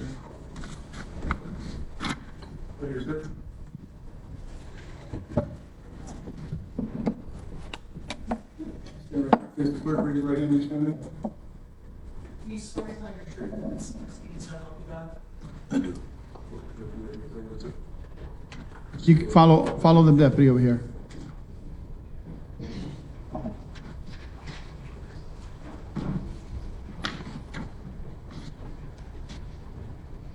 You may have a seat. Make sure you speak loud and clear into the microphone so everyone can hear what you have to say, okay? You may proceed. Thank you, Judge. Good morning, sir. How you doing? You're gonna have to talk really loud. Okay. Good morning. Good morning. Can you please introduce yourself to the jury and spell your last name? First name Othal, last name Wallace. Can you spell your last name first, sir? Wallace. Mr. Wallace, where do you live? Gainesville. How long have you lived in Gainesville for? All my life. Do you know Mr. Wallace sitting over there? That's my son. Okay. You've been bringing up, what do you do for work right now? You work at University of Florida? I do. Been there for a while in the maintenance department? Yes, sir. Bring your attention now till June 23rd, 2021. Do you remember that night, somewhere between 9 and 10 o'clock, getting a phone call from your son? I do. Okay. Can you, where were you at when you got the phone call? When you recall? Laying in my bed. What did he say when he called you, sir? He just said he had some stuff going on and he need to get away. Did he give you any specifics about it? Really? Did he mention anything about a police officer being shot? He did. What did he tell you about that, sir? Say, cop shot, I gotta get away. That's Okay. it. Did he ask you to do anything for him? That's before a whip. Right, and I know what a whip is and you do, but could you explain to the jury what a whip is? A vehicle. Okay, so between 9 and 10 o'clock that night, he called you asking to see if you could have a vehicle? Yes. Well, what did you tell him when you're talking to him? I see him later. Okay. Did you ask him to call you when you got to Gainesville? I did. In the time when he first called you, to later on when he may have got to Gainesville, or when he tried to call you again, did you learn of some information? I did. What sort of information did you learn that caused you not to want to answer the phone? The incident of him being here now. Okay. So you heard about a police officer being shot? I did. Why did you not want to answer the phone, sir? Wasn't gonna give him a car. You didn't want to get involved, right? That's right.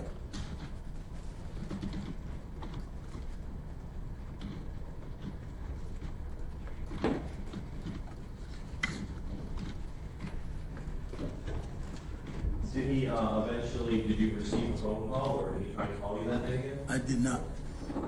Or did he try and call? I think he did, but I did not answer the phone. Right, but did he call you? You didn't answer. Yeah, I just shut my phone down. Yes, sir. Remember if he said anything about trying to get to the border or anything like that? See, it was, I'm sorry? Leading. Overrule. And sir, do you recall that at all? he said he was trying to leave. Okay.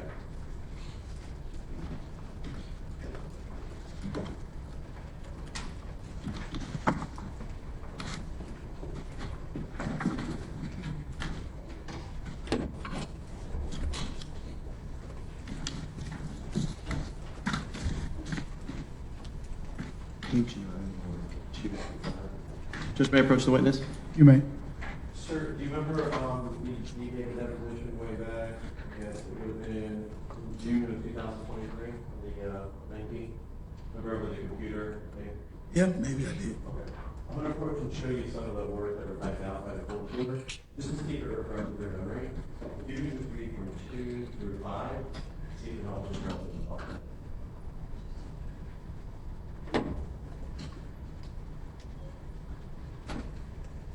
Yeah. Okay. Do you remember him making any statements about wanting to go to the border? He said something to that effect. Okay. Thank you, sir. Can I just have a moment, Judge? Yes. No further questions, Judge. Any cross-examination? No, Your Honor. May the witness be excused. Yes, sir. Yes, sir. So you are released from the subpoena and free to go. State your next witness. I think Mr. Van is confident up front. Let me just go.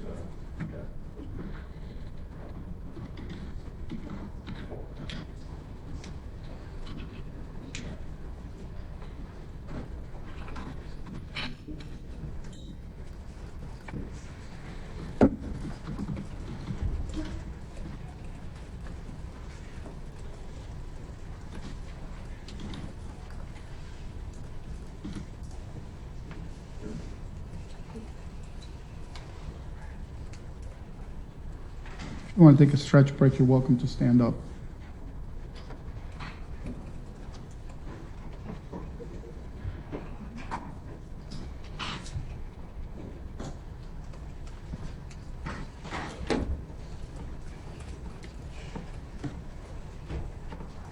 Judge, statement calling Robert Stafford. He's on his way up, so we'll just be on.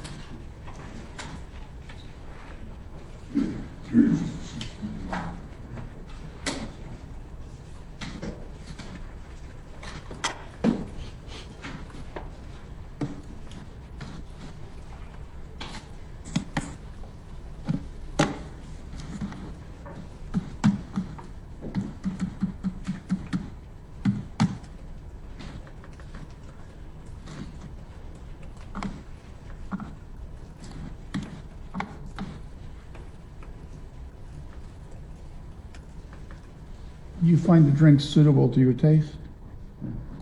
Everyone okay? All right. Was it creamer the one that you were looking for? It was not? Oh, which one were you looking for?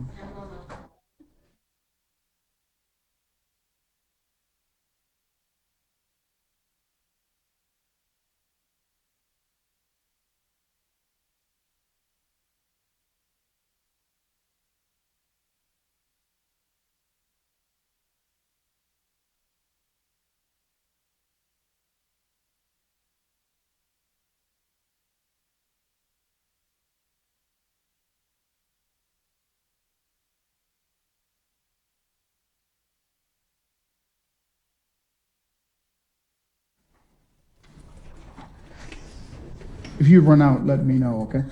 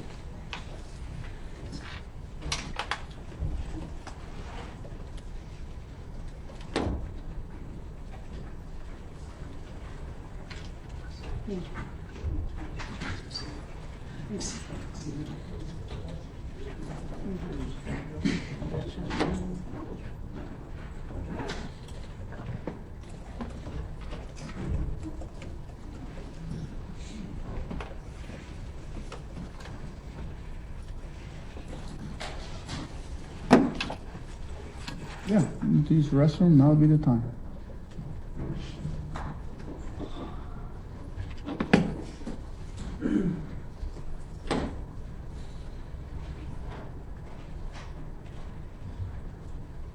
We're just in the elevator room here.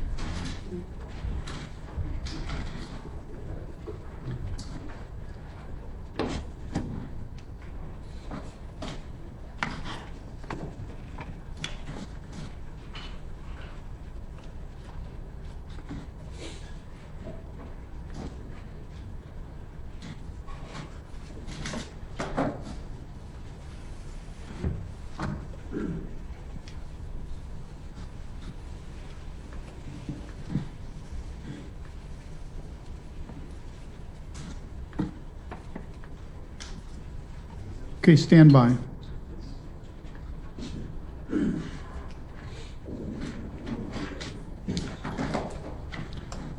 Stand by for a moment.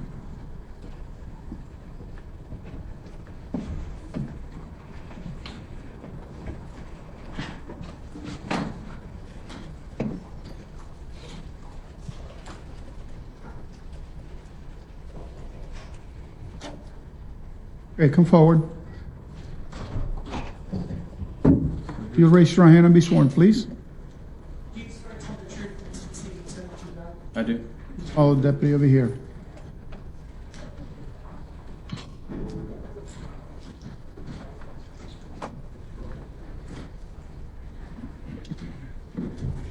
Make sure you speak loud and clear into the microphone so everyone can hear what you have to say.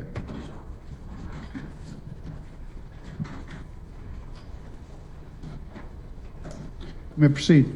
Thank you, Judge. Good morning, sir. Morning. Could you please introduce yourself and Jerry, spell your last name? My name is Robert Stafford. It's Stafford. What do you do for work right now, Mr. Stafford? I'm currently a student. Were you a law enforcement officer before? I was. Did you retire from that? I kind of moved on to greener pastures. I moved out of state. Yes, sir. We'll talk about back in June of 2021. Where were you working at the time? The Alachua County Sheriff's Office.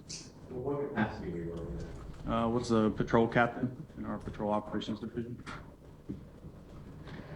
Tell us a little bit about just your law enforcement background.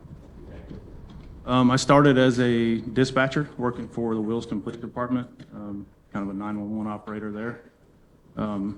Put myself through the police academy and became a police officer then for about a year. And then from there, I moved to the Levy County Sheriff's Office, where I worked for about 2 years. And moved over to the Alachua County Sheriff's Office, where I worked for 19 years. Can I get you to stand behind the microphone, please? Yes, sir. Thank you.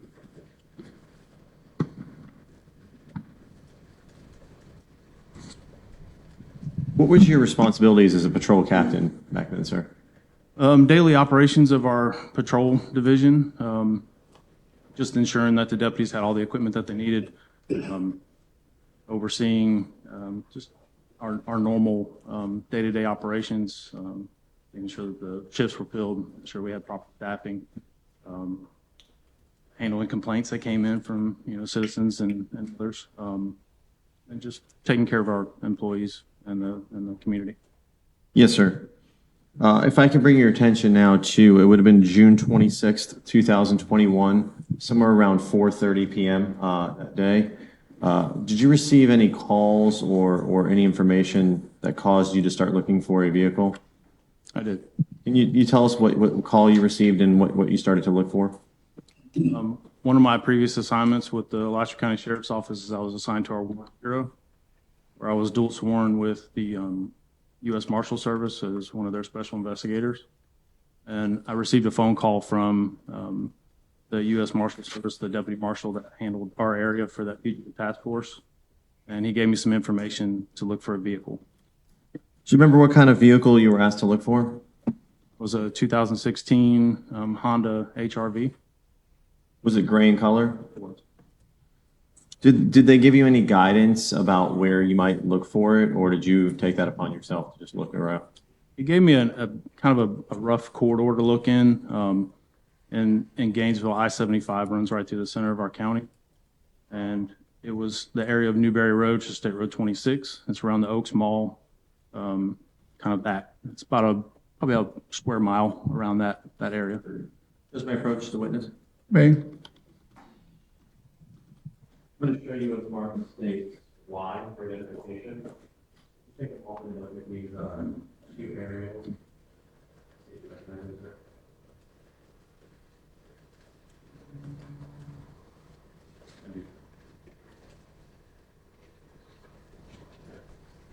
Are those fair and accurate aerials, one of locations from Daytona area to Gainesville area, and then the second one a closer area of Gainesville? It is.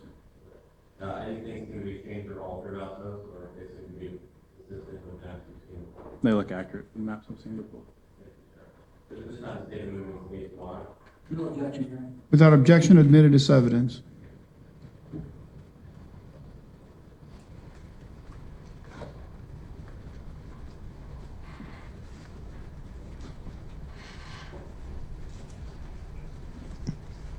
Just may I have the witness step down?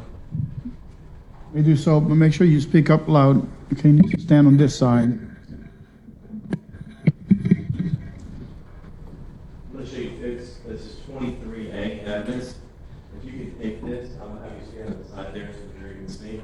Move it over. All the way as close as we can.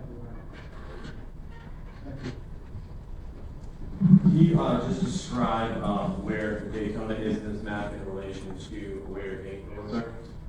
Daytona Beach is here where Redfin is, and Gainesville. So it's, I guess you'd say northwest, Gainesville's northwest of Daytona? Yes. Do you know how far, about you were to drive? It typically takes about 2.5 hours to get from Gainesville to Daytona. Okay.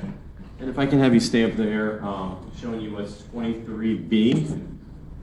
Can you just orient the jury as to what this is the map looks like? So the I-75 is the state road that, and 026 is Newberry Road, which I was speaking of earlier. And the area that I was pulled to search in is just kind of this area around I-75. What would be located in this area? What kind of, is it residences or the businesses? It's a mix, but it's been 40 of it is businesses. There's a mall and a lot of restaurants and hospitals. Things like that. Is that where the Oaks Mall would be somewhere in that area? Yeah, those mall is. Did you begin to look in those areas for the vehicle? I did. Tell us what procedure you utilized to start looking for the vehicle. So the areas that I was looking in were large parking lots, an area where you're working with the Forest Division, we're looking for fugitives, a lot of them hybrid vehicles in plain sight, so you put them in large parking lots where vehicles blend. So I looked through the Oak Mall parking lot, the businesses around that. There's an apartment complex directly behind the Oak Mall, where there's a lot of vehicles parked. And then businesses closer to I-75 from west. And then I transitioned over to the other side, of I-75, where there's several hotels with a lot of vehicles. And then there's a kind of a strip business where there's a bunch of Home Depot and a lot of smaller businesses, furniture shops, things like that. Did you have the license plate number of the vehicle you were looking for? I did. If I can have you just stay up here for the next. Okay. I'm going to show you what's marked as state Z. Take a moment and look at this, see if you recognize this deposit. Okay. Is this a fair and accurate depiction of an aerial view of the Home Depot and of a view looking front on the Home Depot? Anything can be changed or altered on it? But it's not a state, it's state Z. No objection. No objection.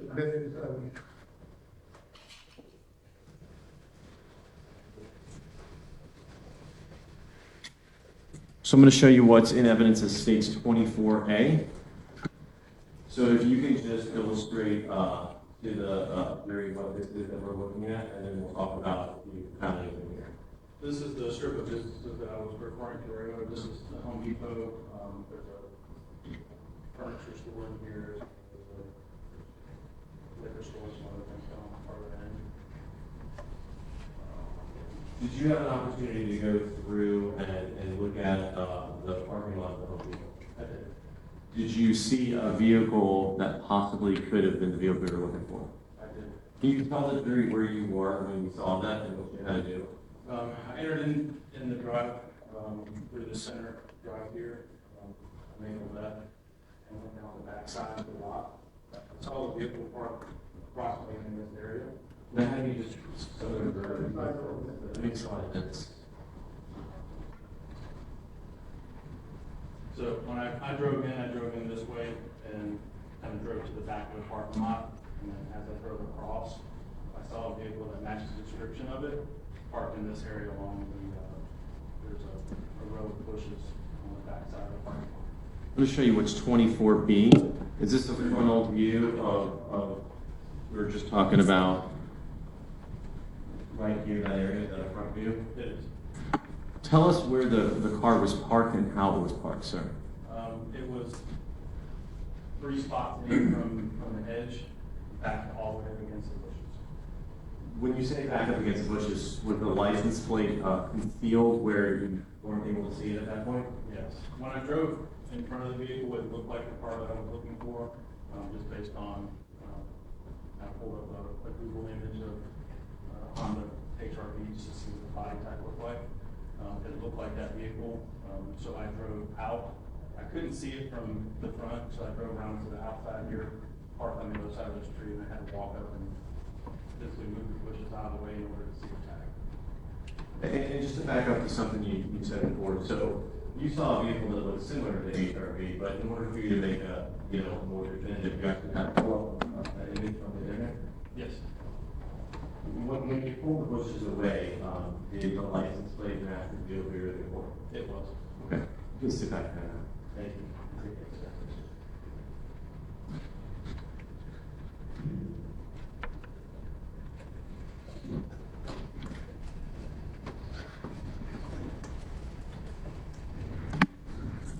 Do you remember what the license plate number was? And If I could refer to my notes, I know Yeah.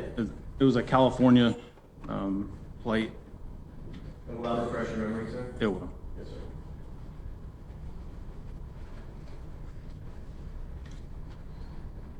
It was 7 NTX 532, and it was California. California. Yes, sir. So once you verified it was the vehicle, what did you do next? At that point, I retreated back to my vehicle, and then I drove back around to the front and was on the other side of that. Kind of see a little grass area where the power pole is, kind of directly in front of it. Right here. Yeah, I drove on the other side of that and contacted our dispatch center and notified them that I'd located the vehicle and asked for them to dispatch a couple deputies to my area. Did you, basically, at that point, were you securing the vehicle and keeping in contact with it? Yes, I was just keeping distance because I didn't know, what may be going on inside the vehicle, so I just stayed back from it, contacted some other deputies before we approached it. Did other deputies arrive to assist you? Yes. Once they arrived, did you guys, I guess, clear the vehicle or do something to make sure it's safe? Yeah, I had one of our canines come around. We knew the vehicle was going to be taken back as evidence to the sheriff's office and be put inside of our secure storage, which is inside of our sheriff's office. I had one of our canines come around that is a bomb detection canine, just to walk around the vehicle, just to make sure there wasn't anything explosive inside. Once you cleared the vehicle, made sure it was safe, was that vehicle then sealed up and towed to your, I guess, your office? It was. When you saw the vehicle that day, did you see anybody inside of it or anyone around at that time? No, when we initially approached it, all the windows were up, the doors were locked. We didn't see anything inside of it or anyone inside of it. So then we just proceeded from there. And just so we're clear, this was on June 26th that you had discovered it. Correct. May I have just a moment, Judge? Yes, sir.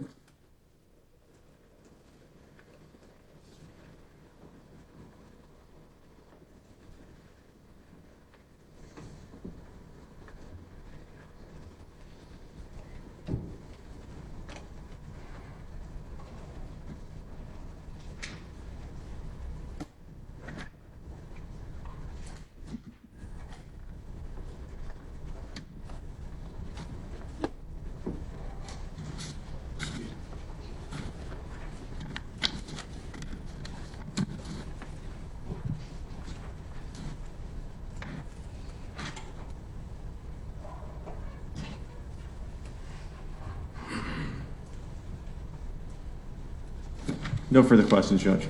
All right, thank you. Any, what else?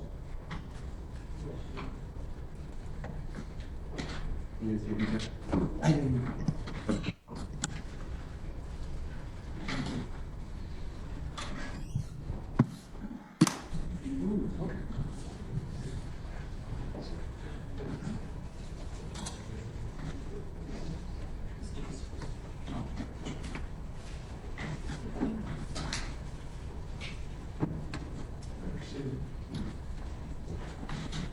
Morning, Mr. Stafford. You said that you'd received a call that they wanted you to look for a 2016 gray Honda HR-V. Is that correct? That's correct. All right. And then when you were searching around, it's not up there anymore, but when you were searching around, you found the a vehicle that matched that in the Home Depot parking lot. I did. All right. And from there, you pulled up an image of it on a website or internet just to confirm what it looks like? Previous to my search, I pulled up just an image of what that vehicle looked like, so I kind of had an idea on what I was looking for before I started searching. And you knew absolutely that it was an HR-V, right?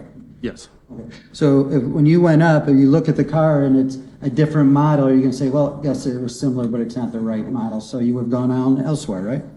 Okay. And then once you did see that it was an HR-V, you then walked around and looked at the license plate to confirm that it was in fact the car that they wanted you to look for. Correct. All right. And all you had to do was walk around the car and look at the license plate.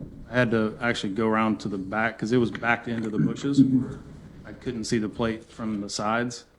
So I had to go around to the other side of the bushes and pull the bushes out of the way in order to see the plate. But you were able to see it, right? Once you pulled it away. Yeah, once I pulled it away, it unobscured it. And then when you had everybody else come in with the K9, all that, did you do any searching of the vehicle? Okay. Collect any evidence? I have nothing else, John. Thank you. Any redirect No, sir. You can be excused. from the subpoena? Yes, sir. Okay, you're free to go. You're released from the subpoena. Thank you. Sure.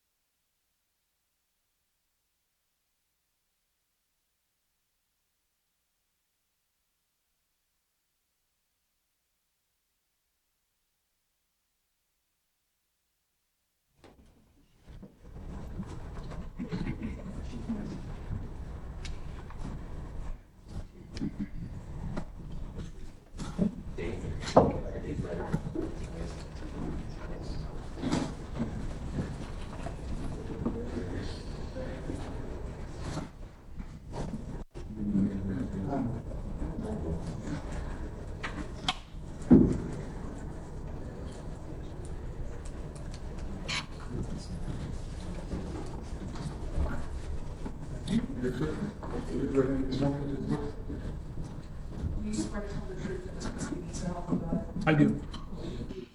Thank you.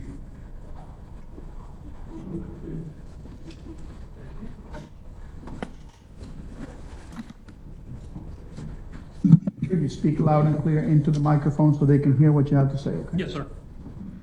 Can I inquire, Judge? You may proceed. Good morning, sir. Good morning.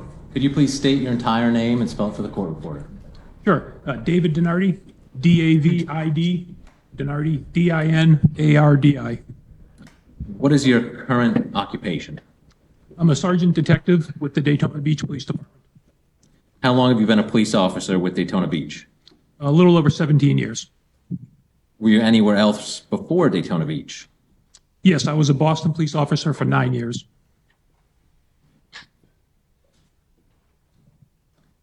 How long have you been in the robbery homicide division, sir? I was in the robbery homicide division 7 years as a detective, and I've now been there 2 years as the supervisor. At the time of this incident back in June of 2021, were you there in your capacity as a detective? Yes. It's somewhat self-explanatory, but what types of cases does robbery homicide handle? The robbery homicide unit investigates robberies, homicides, missing people, and any other deaths that occur outside the care of a doctor. How many detectives are typically in the robbery homicide division? There are currently 5 full-time detectives and 3 part-time detectives as well. Does the robbery homicide unit have access to a crime scene investigation unit? Yes.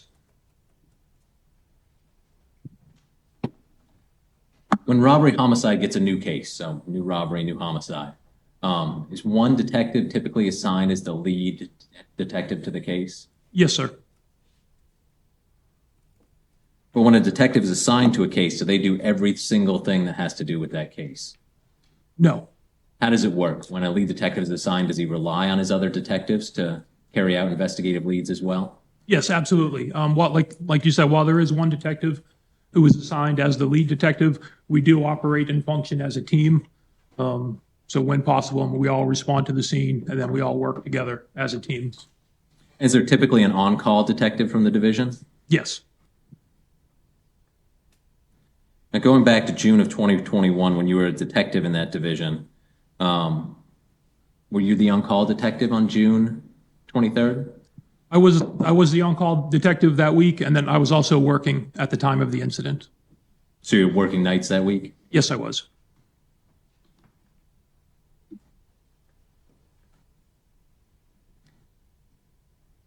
And did you become the lead detective in this case? Yes, I did.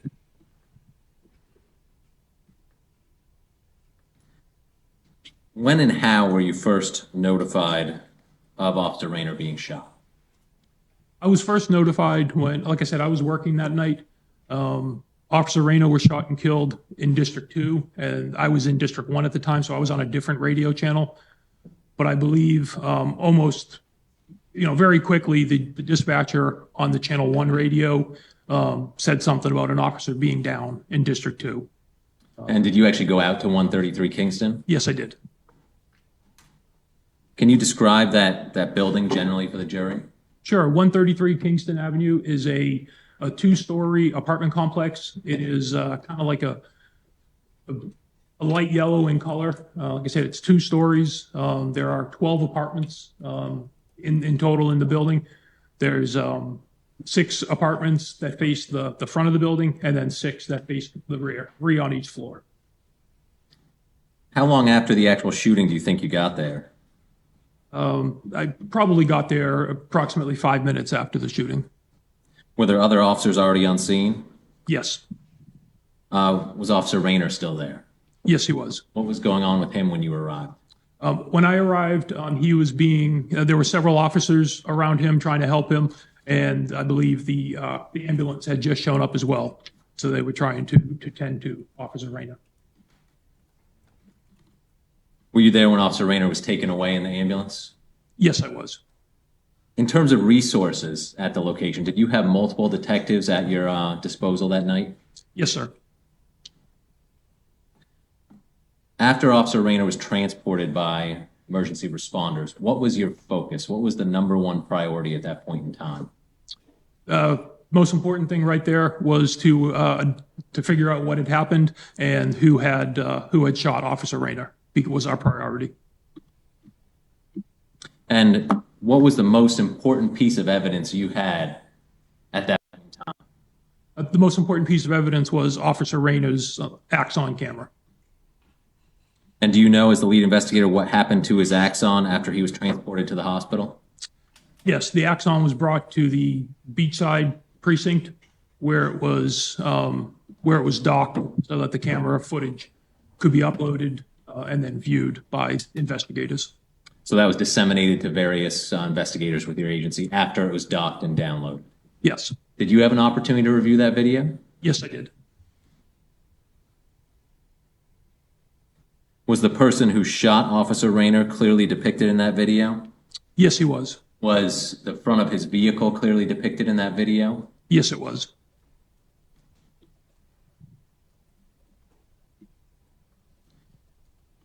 And how did you use that video to aid in your investigation and in contacting members of the community that night? The Axon, several screenshots were taken from that video. A screenshot that clearly showed the suspect's face, and then a screenshot was also taken that clearly showed the suspect's vehicle. And then those screenshots were, we used them when we conducted the multiple neighborhood canvasses that we took part in. May I approach the witness, Your Honor? Yes. Items are already in evidence, sir. State 7. Is that one of the screen grabs that you used to disseminate to the community and show members of the community how to identify this person? Yes, sir. Is that one of the person in the vehicle? This is the one of the vehicle. And is it depicted in front of the vehicle? Yes, it does. It's showing me as a composite. There's 2 photographs. Composite 8. Do you recognize that photograph? Yes, I do. What is that depict? This is a screenshot from Officer Rayner's body worn camera that depicts the suspect of the person who was shot and killed. And was that one of the other photographs you used to show members of the community? Yes, it was. Sir.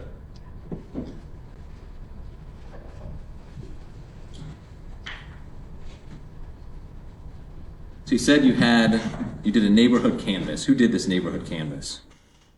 Multiple officers and detectives. I mean, what is it? Is it just pretty much knocking on doors? Yes, you just knock on doors, just try to find any potential witnesses. And that include all the apartments at 133 Kingston? Yes, sir.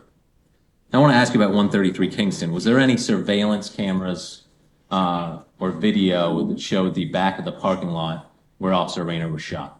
No, there was not.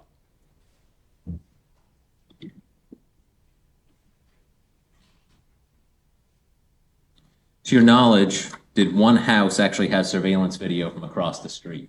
Yes. Do you recall that address? Yes, 110 Kingston Avenue. And was that video surveillance collected by your fellow investigators? Yes, sir. And what about in terms of contacting the residents at 133 Kingston? Did y'all have any luck there on your neighborhood canvas? Yes, we did. And what person was it that was contacted? Taisha Lewis. And do you know who first spoke with Miss Lewis? Yes, Detective Mary Toludo. And did Detective Toludo tell you about her conversation with Miss Lewis? Yes, she did. Did you end up also making contact with Miss Lewis? Yes, I did. And did you interview Miss Lewis? Yes, I did. And did you show Miss Lewis anything? Yes, I did. Did that include Me? State 7 and 8 that we were just looking at? Yes, sir. Both of those. State 7, pulled out of the jury's and we're talking about. That's the photograph. Step aside. Yes, this is the photograph of the vehicle. And was she able to identify whose vehicle that was? Yes. Whose was it? That was the vehicle used by Othal Wallace. And did you also show her state's eight? We pulled out for the jury as to what we're talking about. Yes, I also showed Miss Lewis this photograph. Did she know that person? Yes. Who was that person? She identified this person as Othal Wallace. Thank you, sir.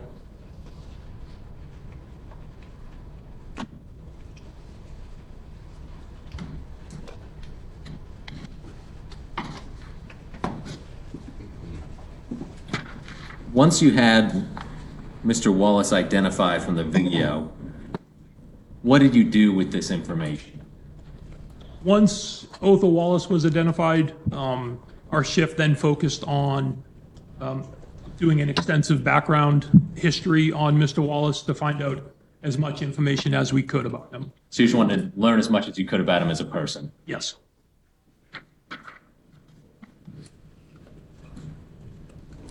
Did this include trying to find potential phone numbers? Yes. Did it include trying to find contacts and addresses? Yes. And what about social media accounts? Yes, social media as well. And were detectives able to locate a social media account for Othal Wallace? Yes, they were. And did this include an Instagram account? Yes, it did. Do you recall the Instagram account name? Yes. What was it, sir? RBG Vibes. Did one of your fellow detectives bring to your attention that night a story or an audio posting that was put on that account? Yes. Which detective was that? Detective Christian Batella. And did he actually send you a copy of this audio recording? Yes, he did. Did you have a chance to listen to it yourself? Yes.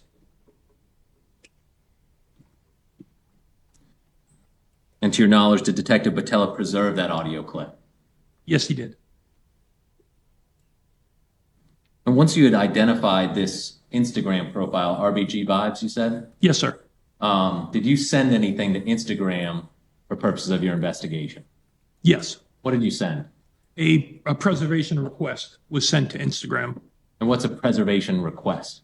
It is when we notify a company, in this case Instagram, we send them information about the account name, for example, RBG Vibes in this case, and we tell them that as a result of a criminal investigation we're conducting, we would like to preserve this. So it kind of means they kind of freeze the account at that moment in time, so that if anything is deleted, we can still have access to it later with a court order.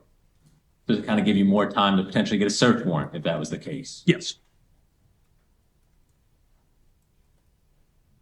Now, having identified Othal Wallace and his vehicle from the body-worn camera, what did you do? He was identified. We started to look for Mr. Wallace. And did you obtain a warrant for his arrest? Yes, sir. At that time, for what charge? Attempted first-degree murder of a law enforcement officer. And why was it attempted at that point in time? When the warrant was obtained, which was the next day, June 24th, Jason Reno was still alive. And where was he? At Halifax Hospital. Were you and your agency in constant communication with Halifax really over the next several weeks? Yes, sir.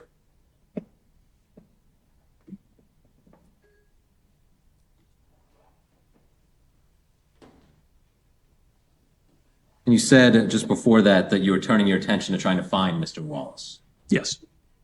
Were you assisted by other agencies in trying to locate Mr. Wallace? Yes. And what other agencies were helping Daytona Beach?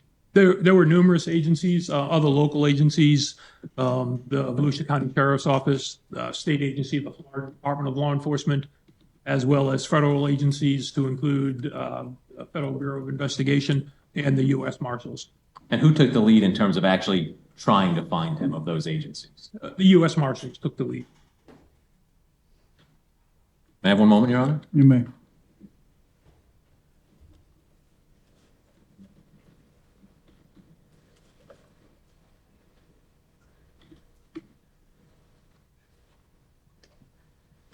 I'll tender the witness, Your Honor.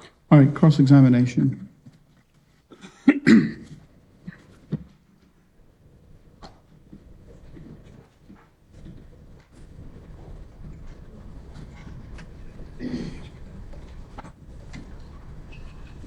Detective Bernardi? Good morning. Sir, you've been a law enforcement officer for almost 25 years, is that correct? A little over 26. 26, I'm sorry. You'd agree with me that an officer's powers of observation are important to hone in on, right? Yes, sir. Okay. And you would agree with me that just as important to observe those who are deserving of suspicion, it's also important for an officer to understand who are not deserving of suspicion. Would you agree with that? Yes, sir. You have many tools of the trade as a law enforcement officer, don't you? Yes. Body-worn camera? Yes. Body-worn camera was critical to this case. Yes. And the purpose of body-worn cameras, I would say in a word, and correct me if I'm wrong, would be transparency. Would you agree with that? That's part of it, yes. Also officer safety? Yes. The more information that we have on a body-worn camera, the more information that you have to look into and investigate. Yes. Okay. One of the aspects of the body-worn camera is that it is on when an officer is engaging a member of the public. Do you agree with that? It depends what you mean by the word engaging. Okay. Going up to a person who's sitting in their car out in front of their apartment complex. Yes, sir. Okay. And part of the policy for the body-worn camera is when you press it, it goes back for 30 seconds, right? Yes. And that's set forth in the policy. Yes. Are you familiar with what Daytona Beach policy would enable an officer to engage sleep mode, thereby preventing the 30-second look back? Not without reviewing the policy. You reviewed the body-worn camera extensively in this investigation. Do you agree with that? Yes, sir. Okay. And Mr. Rayner was shot on June 23rd, right? Yes, sir. And the next day on June 24th, you accused my client of attempted first-degree murder. Yes. Okay. And specifically, in terms of the procedure in that accusation, you authored what's called a charging affidavit against him, right? Yes, sir. And that's kind of another word to say your report. Yes. Right? And had Mr. Wallace been found that day, he would have been arrested for attempted first-degree murder, right? Yes. Based upon the allegations that you set forth. Yes. And you've been doing this for 26 years. I'm sure you appreciate the importance of report writing. Yes. And I think we can both agree that not every single fact that you observe or take in goes into a report, right? Yes, sir. But the important ones, correct? Yes. Foundational, fundamental facts should go into a report. Again, like you said, not everything goes in it. No, goes into a report. Okay. And there's kind of a difference between like the master, we'll call it like the incident report, and then supplemental reports, right? Yes. The supplemental report would be something that details your involvement at some point after you've already drafted a report. Yes. And you did, I don't know if you remember at the top of your head, I mean, I have a charging affidavit and I have several supplements, 4 or 5. Is that consistent with your recollection? That sounds correct. Yes, sir. And report, in terms of the procedure of doing a supplemental report, everybody in the agency would know that that's something that you can do if you come across information after the fact, right? Yes. And are you familiar with the contents of your report that you drafted on June 24th, 2021? Are you referring to the charging affidavit? Yes, sir. Yes, sir. Okay. And you would agree with me that within the charging affidavit where you accuse my client of first-degree murder, you make no reference at all to Mr. Rayner potentially pursuing the stolen vehicle that we've been talking about. Yeah. Overrule. So I'll repeat the question for you. You would agree with me that in the sworn charging affidavit wherein you accuse my client of first-degree murder, you make no reference of Jason Rayner going and pursuing a potential stolen vehicle. That is correct. Okay. You would also agree within that same charging affidavit, which you authored one day after the shooting, that there's no mention of Officer Rayner's suspicions being alerted due to my client engaging in any cannabis possession or smoke. That is correct. Furthermore, you would agree with me that there is no reference in your report about any contact that you had with Amanda Dickens and any information that she might have involving Mr. Rayner's duties that evening, correct? Yes, sir. In fact, there's no detail either in this report or any other report, talking about you going and interviewing those that had contact with Jason Rayner on his last shift. Would you agree with that? Yes, sir.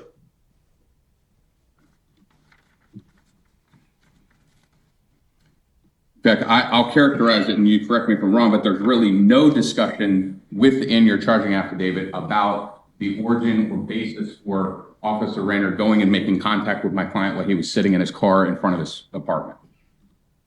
That is correct. Yes, sir.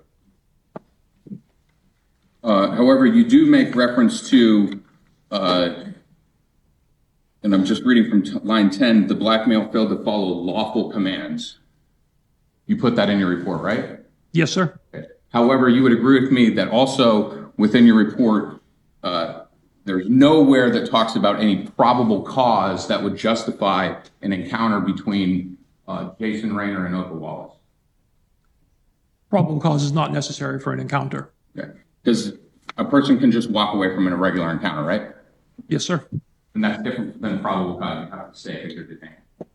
Yes, sir. Okay. And if an officer has a reasonable suspicion or probable cause, they can detain that person, right? Yes, sir. And they can make an order based upon such suspicion. You agree with that? Yes, sir. And if the person disobeys that order, that person is violating the law. Correct. So on the opposite side of things, if an officer has a proper suspicion and they command a person to stay, the command that is levied is a lawful command. We got into it overall. Right? I'm sorry, can you repeat the question? Absolutely.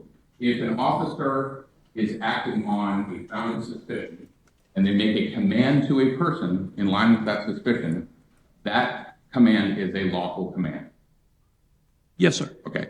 And yet you make no reference to, in your report, why you categorize Mr. Rayner's actions as lawful. Categorize it that way from watching the body cam video. Okay, understood. And let's talk about the body-worn camera footage. Do you know approximately how many hours or minutes you spent looking at that video? No, sir. Okay. Over 50, over 100? Probably at least 50. Okay. Prior to charging my client, or? Probably 50 overall, at Okay. least 50 overall. Understood. Do you know approximately how many hours you would have reviewed it in connection with your charging affidavit? No, sir. And in the video, you agree that we don't have that 30-second look back? Yes, sir. Okay. And nowhere in your report do you contemplate the fact that Jason Rayner had disabled the normal 30-second look back and went into sleep mode? Correct. That is not my report. Had the 30-second look back existed, we would obviously have the depictions of what Officer Rayner observed in those 30 seconds from the time that he put his camera on backwards. Yes. You would agree that when the video first comes up, there is no observable criminal activity in the frame that you see. Are we talking about what possibly Officer Rayner observed or just from the video itself? I'm just talking about you relied on the video in connection with your investigation, correct? Yes, sir. Okay, so you were essentially charged in making a determination about what the video shows, right? Yes. And you would agree with me that upon looking at the video, there's nothing, let's just take the first 10 seconds when Rayner gets out and walks over to the car before he's even in between the two cars. There is no observable criminal activity depicted in the video. Based solely on what I can see in the video, that is correct. Okay. And you would agree with me that had you believed that Officer Rayner observed some criminal activity when he went around the side of the car, that you would have put it in your report? I can't tell what Officer Rayner observed. Okay. And I appreciate that, and I'm not asking you to do that. My question is for you as the lead investigator in this murder investigation and one of your colleagues, had you observed criminal activity in the video, you would have put it in your report. Again, if it was observable in the video, then yes. So I guess we can move on to something else and we can agree that you, in investigating this murder of your colleague saw no criminal activity in the video. Strictly from the video, that is correct. Okay. And similarly, you investigated the fact, or let me ask a better question. You would agree that there was no 911 call placed by any citizen that prompted Jason Rayner to appear at 133 Kingston and have a contact with Othal Wallace? That is correct. Okay. You would agree with me that there's no evidence to suggest that any citizen or member of the community flagged down Jason Rayner's car and told him to go and make contact with somebody at 133 Kingston Avenue? I don't think I can answer that because Officer Rain is not here today. You uncovered there was no person that came forward in the investigation and said, I flagged down Jason Rayner and said, go back there and check out what this guy's doing in his car, right? That is correct.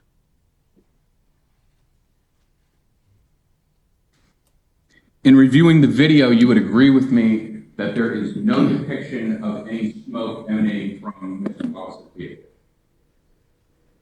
Again, from what I can see on the video, there does not appear to be smoke now. Okay. And similarly, you would also agree that there are no visible embers associated with any cannabis, blunt, or joint, or cigarette, or whatever you want to call it, right? Again, based solely on the video, no.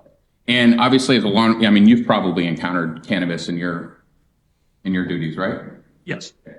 And I'll be fair, you can smell, we'll call it a roach or a burnt cigarette. That has an odor to it, right? Yes. However, what is the more pungent odor that would arise suspicion would be if the cannabis is burning, right? Let me ask you a better question. It's a heck of a lot easier to tell if somebody's in possession of marijuana if they're holding a joint that's burning as opposed to a joint that's not burning. I believe so, yes.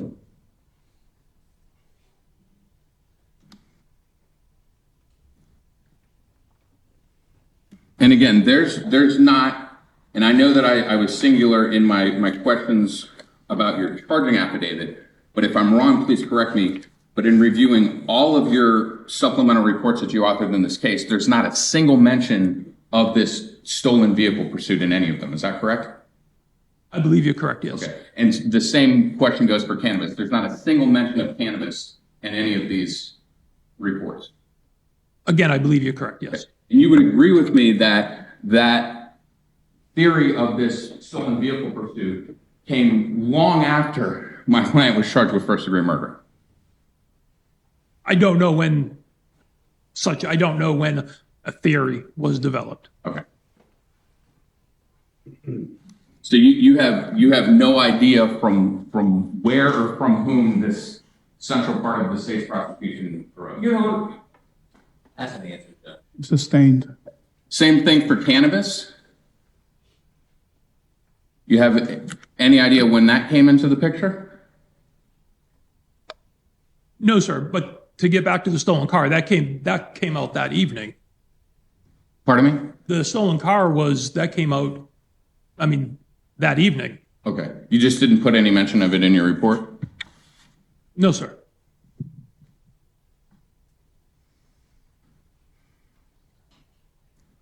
There are observable differences between the vehicle that's depicted in the bolo and my client's vehicle. Do you agree with that? Differences and similarities, yes. Okay. And those similarities on the passenger side of the vehicle would be the back rear lighting of my client's vehicle? Without having the two pictures in front of me, I don't think I can. Well, let me ask this. Lighting. If you close your eyes, you can picture kind of the opening frame of the video, right? Yes. And you would agree with me that there's nothing that's obscuring Officer Rayner's ability to see the passenger side of my client's vehicle? Objection calls for speculation based on what Officer Rayner saw. Rephrase the question, please. Sir, do you have 20/20 eyesight? No, sir. What's your eyesight? I don't know. Okay. You went to the scene that night? Yes. Okay, you stood in essentially the same area that Mr. Wallace's vehicle was in that evening? Yes. Okay. You consider yourself a reasonable person? Yes, sir. Right. And if you're standing in the location that Jason Rayner was standing, using fairly decent eyesight, do you agree that there was nothing that was obscuring Jason Rayner's ability to see the entirety of the passenger side of Mr. Wallace's vehicle? Objection, speculation, as Jason Rayner saw. I think for a reasonable person in the same circumstances with good eyesight. Do you understand the question? I would like him to repeat it again. Okay. Was there anything blocking Mr. Rayner's view from seeing the passenger side of Othal's car? Objection, speculation, can't testify to what Officer Rayner saw. Sustained. Have you seen the video? You've seen the video, right? Yes, sir. You see in the video anything obscuring Officer Rayner's ability to see the passenger side of the car? You can see parts of the passenger side, yes. Okay, that's not my question. My question is, do you see anything that's obscuring Jason Rayner's ability to see the passenger side of the car? Again, it depends if you're saying passengers, parts of it, or the entire passenger, the entire. Let's start with the entire passenger side of the car. Anything obscuring?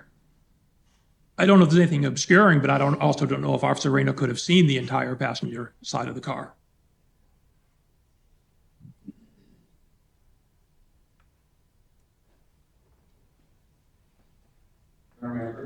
You may. Okay, and this is with Exhibit 7. Okay. And maybe I'm asking a confused question. When I talk about something obscuring, talking about I can't see through this solid item right here, right?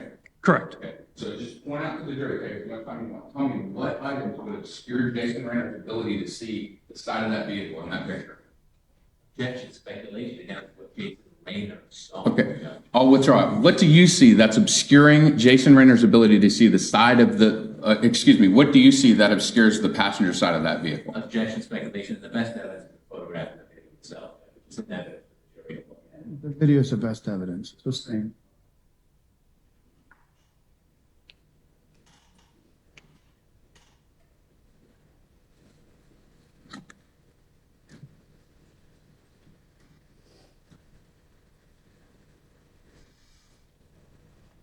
Mr. Wallace refers to Mr. Rayner as sir in the video. Objection, again, the best evidence is the video is in evidence for the jury to look at and make their decision. Best evidence is the video sustained. Detective, whenever you were being asked questions by the state, did the state give you the benefit of watching the video in connection with your testimony? Here today, just a few moments ago? No, sir.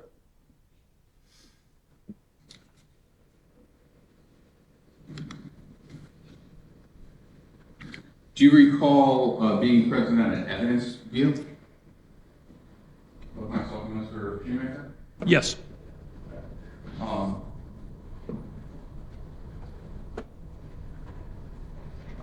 Objection beyond the scope of the direct, Your Honor. Overruled. The duty belt in the case, very important piece of evidence, right? Yes. Sorry, the what? The duty belt? The duty belt was an important piece of evidence? Yes. Probably the most important piece of evidence? No, sir. Next to the video, second best? Objection, relevance, judge. I'll move on, no problem. The duty belt was kept in this paper bag here? I believe it was put in that bag, yes. Just this bag, nothing else? I believe so, yes. And in the duty belt that we have for the jury, the gun is out of the holster, right? Yes, sir. And the taser is out of the holster too, right? Yes, sir. And you would agree with me that there are no contemporaneous pictures of the way that the taser existed on the night of June 23rd, 2021? I believe you're correct, yes. And the taser itself has a mechanism that you kind of unclick it from the back portion of the taser? Yes. Actually, could you describe the series of events that an officer has to do in order to take their taser out of their belt? It's kind of hard for me. I don't think I could properly explain it. I don't wear a duty belt. It's kind of just something I do from muscle memory. I don't think I could words. And can you testify that during the interaction between Rayner and Wallace that Jason Rayner didn't go for his belt? Objection, speculation. Sustained. Can you testify that whenever Jason Rayner's belt was removed from his person, that the switch on his taser was not engaged for use? Objection, speculation. Sustained. Your Honor, may I approach the witness? Yeah. Approaching with the IDB for the defense.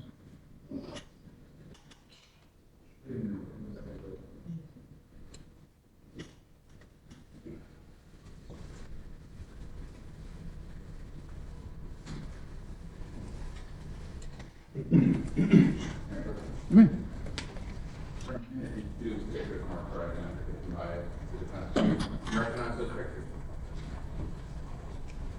Yes. You recognize, I think, the bottom portion of your body is one of those pictures. Yes, sir. And do you observe the taser in this picture? Yes. In what condition is the clip that we've been discussing with the taser? Objection, I have not evidence yet.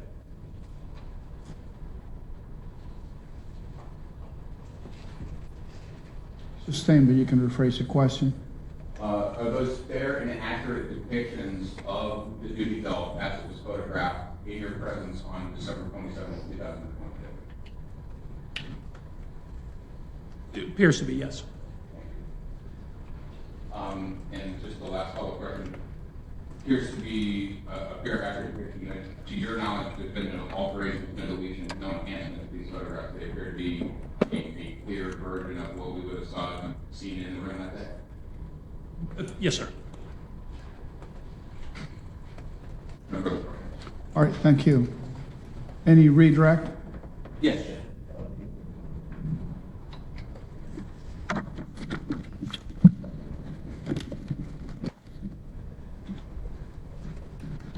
Detective Sergeant Denardi, what is the purpose of that charging affidavit, the probable cause affidavit? The purpose is to put in evidence to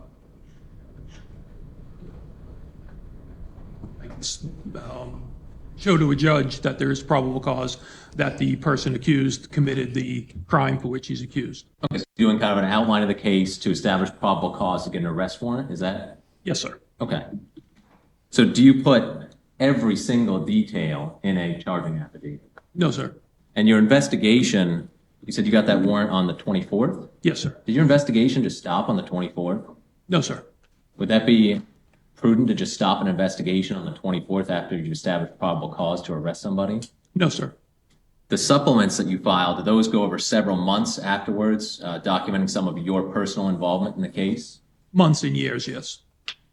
And in terms of what happened that night, you mentioned that you were aware of the chase of a Honda vehicle that night. Yes, sir. Was that documented on other officers' body-worn cameras? Yes, sir. Was that documented on other officers' police reports? Yes. And all of that is, of course, made available to the defense in a prosecution? Yes. Try not to lead, counsel. Yes, Your Honor. And defense asked you about, in your report, there was nothing of what Officer Rayner thought or saw was going on in the car. Defense asked you that. Remember that? I'm sorry, can you repeat that? Defense asked you there was nothing in your report about Officer Rayner thinking it was a stolen vehicle or thinking there was some other reason that you came into contact with Othal Wallace. Do you recall that question? I do, yes. Were you able to ask Officer Rayner ever what was going through his mind in this case? Unfortunately, no. Why not? He was in the hospital in no condition to talk for approximately 55 days before he passed away. I have one moment, Your Honor. Yes, sir. I have no further questions, but I will need him subject to recall, Your Honor. Any across? Detective Denardi, there are things that Jason Rayner could have done that would have been depicted on the video to give some insight into what he was saying. Do you agree with that? Objection calls for speculation. Sustained. Nowhere in any of your reports, whether it be an incident report, a charging affidavit, a supplementary report, do you ever mention anything about a stolen vehicle? As I said earlier, yes, you're correct. Okay. And similarly to the cannabis, nowhere in any of your reports? Same thing, you're correct, yes. Okay. When an officer comes up on any scene, consensual encounter, probable cause, or what have you, they have the ability to key in to dispatch about what they're doing and who they're contacting, right? Objection beyond the scope of redirect. Can we approach?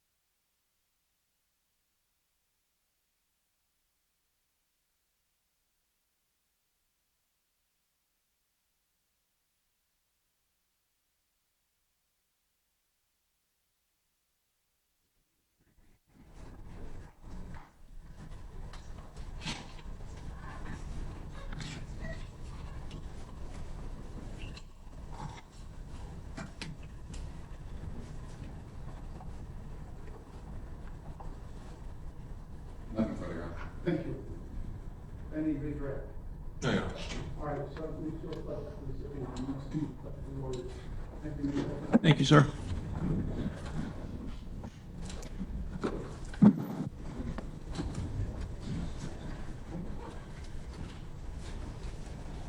All right, we're gonna take our lunch, recess at this time. Make it, 1:45,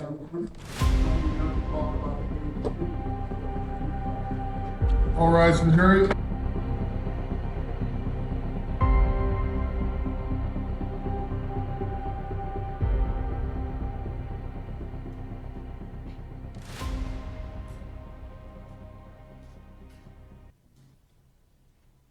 Now, officer, can you see this?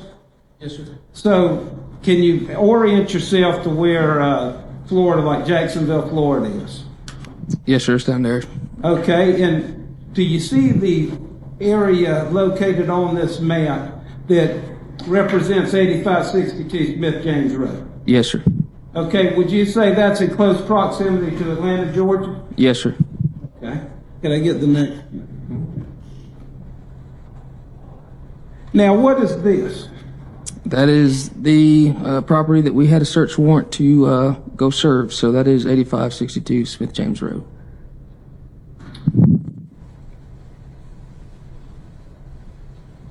Can you see the barn on there by chance? Yes, sir. Would you come down and just point it out? What you do? Yes, sir.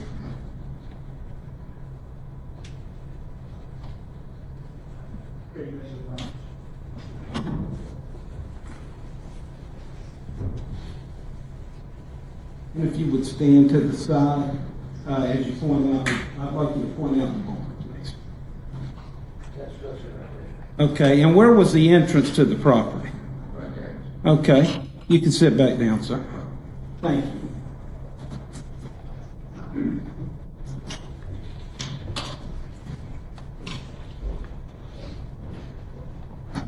Now, you mentioned the Bearcat armored vehicle. How many were there? We had 3 on scene for this operation. Okay, and did each Bearcat have a team? Yes, sir. Which Bearcat team were you? I was assigned to Bearcat 4. Excuse me, what? Bearcat 4. Okay. Did you have a specific location that you were directed to go to and look for the defendant, Othal Wallace? Yes, sir. And where was that? So that my team was assigned to clear the barn. Which you pointed out? Yes, sir. Okay.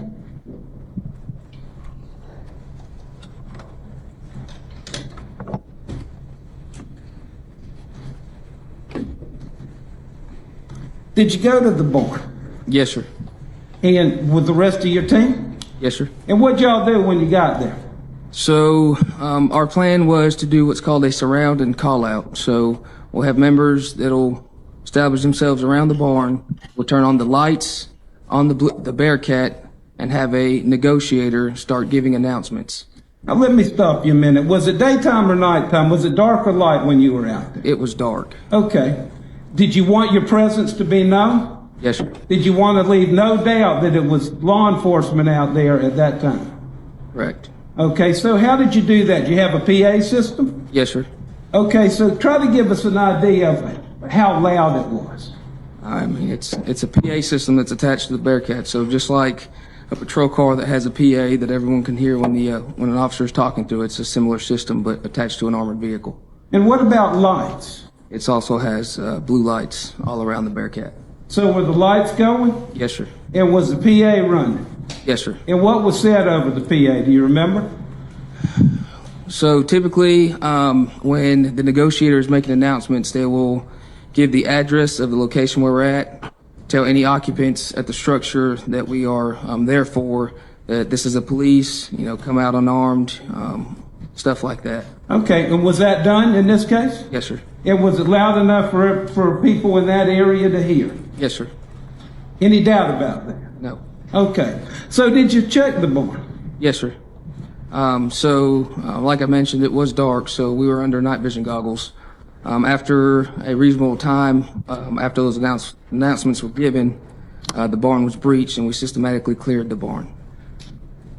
So you left the barn. You didn't find anything there? Didn't find Wallace? Didn't find anything of evidentiary value? No, sir. So what'd you do then? So as we were exfilling the barn, I was walking back towards the Bearcat and I was able to see a tree house that was maybe 34 yards away from the Bearcat.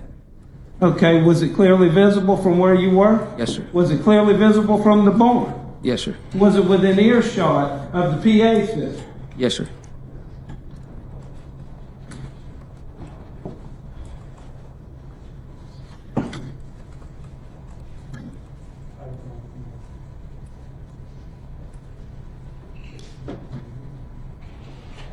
Let me ask you, you want me to stop for a minute, Jim?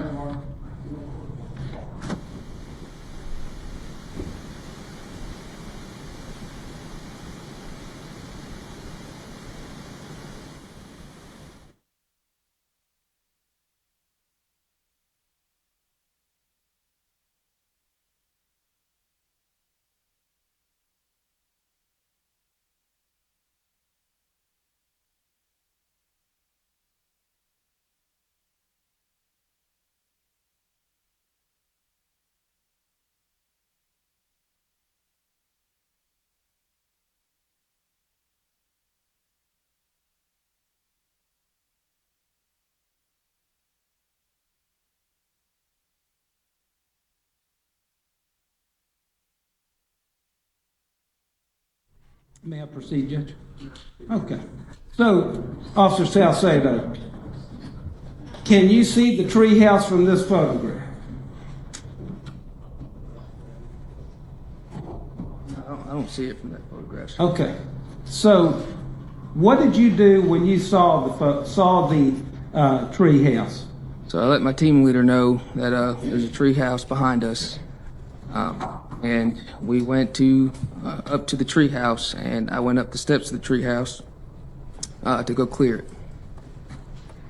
Your Honor, permission to approach one more time. I want to show you what's been marked A2 for identification. You recognize that? Yes, sir. Is that a fair and accurate depiction of the front of the compound? Yes, sir. Doesn't contain the treehouse picture, is that correct? No, sir. Thank you. Your Honor, I believe this into evidence. No objection, Mayor. Objection will be admitted.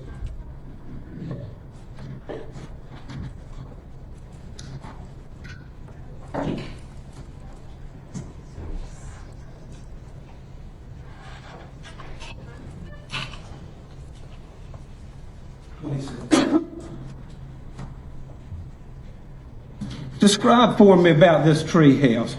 Did you have to climb up something to get to it? Yes, sir. There was steps that led all the way up to the treehouse. Were those steps sturdy or not so much? Sturdy. Okay. Did you go up those steps? And what was your purpose of going up there? To clear that treehouse. To see if Wallace was in there? Yes, sir.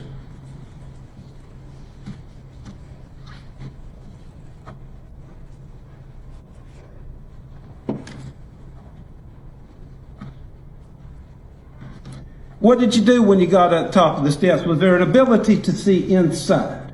So as soon as you go up the steps, there was a large window in front of the treehouse, so you were able to look inside. Did you? Yes, sir.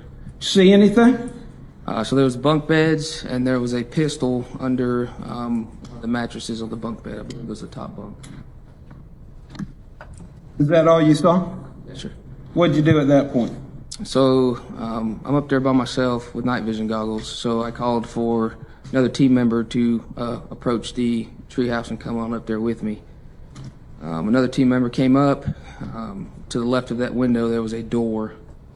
So with me and him up there, we opened the door and we made contact with a individual who was laying on the ground with his hands out facing the door. Okay. And what'd you do with that individual? Gave that individual commands to stand up, turn away from us. We handcuffed him, and then we walked him down the steps of the treehouse.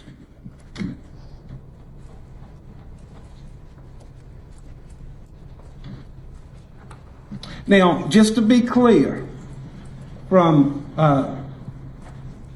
that treehouse location, is it your opinion based on the PA system and based on the lighting that the individual in that treehouse would have been aware of your presence before you went up there? Absolutely. I could see the Bearcat from that porch that was in front of the treehouse.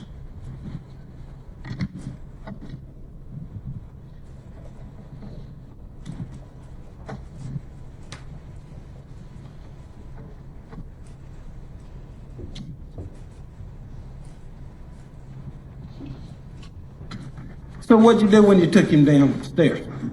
I handed him off to another one of our team members for them to handle him. Another Georgia State Patrol officer? Yes, sir. And we just continued clearing. Okay, just may I have a moment, Your Honor? Yes.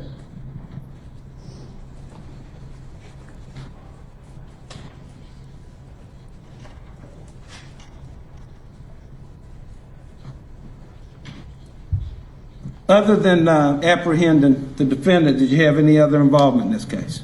No, sir. Okay. Tender the witness.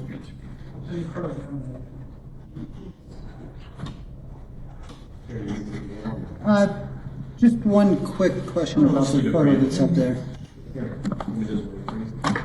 Oh, no, it was the picture that was up there. Good afternoon, sir. How are you?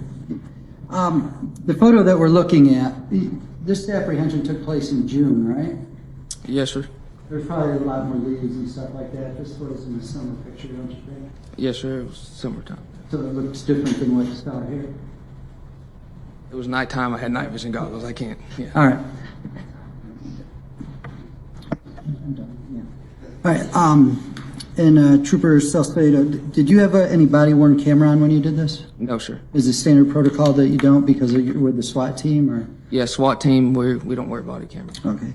All right. And when you came in, you were tasked with clearing the barn that we saw earlier, correct? Yes, sir. Right. Now, as you're going in, I believe you testified you did not see the treehouse when you first arrived. Isn't that right? Yeah, we did not see it when we first. Okay. Correct. So you go into the barn, you clear that, you come out, and 30 to 40 yards away, up above you, is a treehouse, right? Correct. And it has a large window. Yes, sir. And it also has, was it a little porch area? Yes, sir. And is that porch area large enough for somebody to come out and stand on? Yes, sir. All right. Now, wouldn't you admit that from that position up where he was, he had a tactical advantage over you when you didn't know that he was there? Absolutely. So if he'd wanted, if anybody wanted to, as you're coming up, and you saw guns in the tree house, right? Yes, sir. Numerous guns?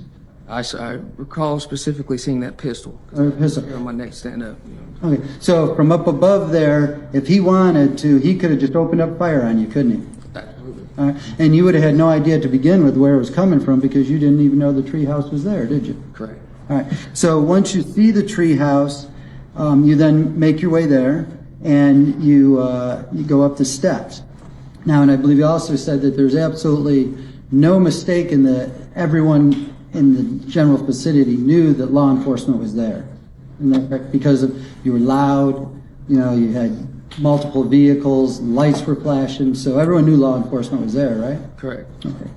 And then when you go up, you had somebody else come up to help you clear it. Yes, sir. And then when you go in, you see Mr. Wallace just laid out in a surrender position, isn't that correct? Yes, sir. All right. Never resisted at all, did he? No, sir. Never. I'm sorry. He was compliant. Very compliant. All right. And then when you took him down, you just handed him off, and again, very compliant, and then handing him over to another officer. Yes, sir. Ever have any problems with Mr. Wallace? No, sir. Was he ever disrespectful to you? No, sir. No. Okay. I have nothing else, Baron. Anything, Brett? No, Your Honor. I think the witness in the state. Yes, sir. Next witness would be, Hold on, defense. I'm sorry. oh, yeah. Yes.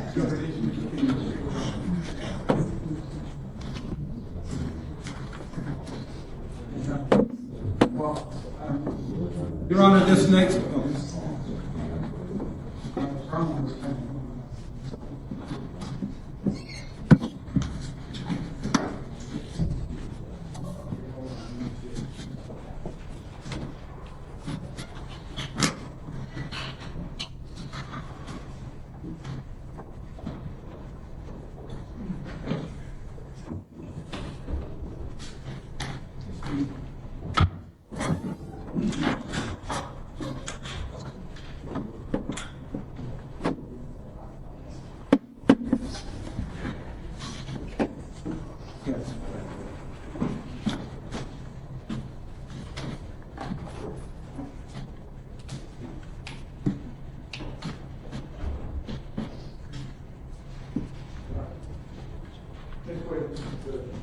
Cody Cassidy, Your Honor.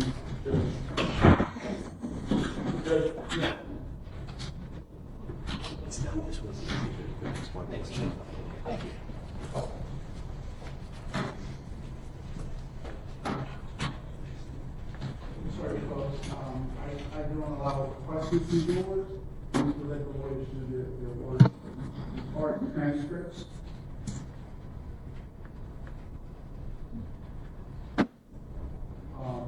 It's very difficult to provide transcripts. You have a right to ask for testimony read back. You will have to honor the testimony and then try to read it back to you, okay? But we do that some deliberation. At this point in time, you have to wait till the case is over with before you can make that request, okay?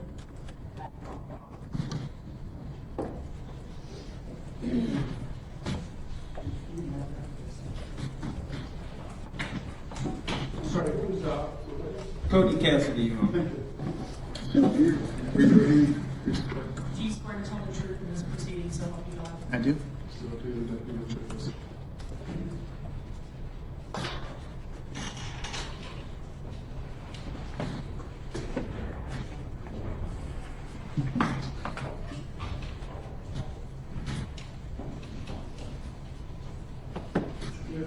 Thank you, Your Honor. Good afternoon. Hey, would you please introduce yourself to us? Cody Cassidy. And go ahead. CODY, CASSIDY. And who do you work for? The City of Daytona Beach as a police detective. And how long you been with the Daytona Beach Police Department? Since May of 2009, so just over 14 years. Any previous law enforcement experience? No. Okay. Talk to us a little bit, educate us about, how you came up the ranks at the Daytona Beach PD. I started working out night shift patrol. I was there for approximately 2 years. After patrol, I moved to the traffic division where I was assigned as a traffic homicide investigator. I was there for approximately 7 to 8 years. After the traffic unit, I was assigned to special investigation unit, the narcotics division, where I currently am as a special investigations with the U.S. Marshal Service as a task force officer. Also assigned to the robbery homicide unit, the same title as a detective. So what are you doing now? I am a task force officer with the U.S. Marshal Service, essentially a detective with Daytona Beach who is cross-sworn with the U.S. Marshals. Okay. And back in June of 2021, back when Officer Rayner was shot, were you working in that capacity? Yes, sir, I was. Did you have some involvement in this case? I did. Okay, talk to us about that. The night of the shooting, I received multiple phone calls advising Officer Rayner was shot. Immediately after hearing that, I responded down to the scene and stood by for orders from the supervisors that were there. Now, as far as the task force, why don't you take a minute and explain what this task force is for and why you're part of it? The task force is assigned for going after subjects who have open felony warrants. Generally, we go after high crime, high violence subjects, homicide, robberies, sex crimes, anything with violence towards people. There's a group of us assigned to Central Florida. We travel all over going after these subjects who have active warrants. We're tasked with the U.S. Marshal Service. Essentially just once we find a location for these subjects, we act upon it and take them into custody. Okay, did you become involved in the investigation a couple hours after Officer Rayner was shot? Yes, sir, within a few hours. And what did you do? How did you start? Stood by until a suspect was identified, and then once that happened, I began doing research and attempting to locate where he may be at. Okay, now some of the research you do, is that sensitive in investigative information? Yes, sir, it is. Okay, typically information that you don't share with the public, is that right? That's correct. It's protected information, yes, sir. And is that so that the folks that you're looking for don't know how you're going to find them? That's correct, yes, sir. Okay. So were you fruitful in using your investigative techniques to start to locate the defendant? Yes, sir, we were. Okay, and tell me the progression as far as where did you focus? Did you find one spot in particular and one only, or was the progression from one place to another? Help us with that.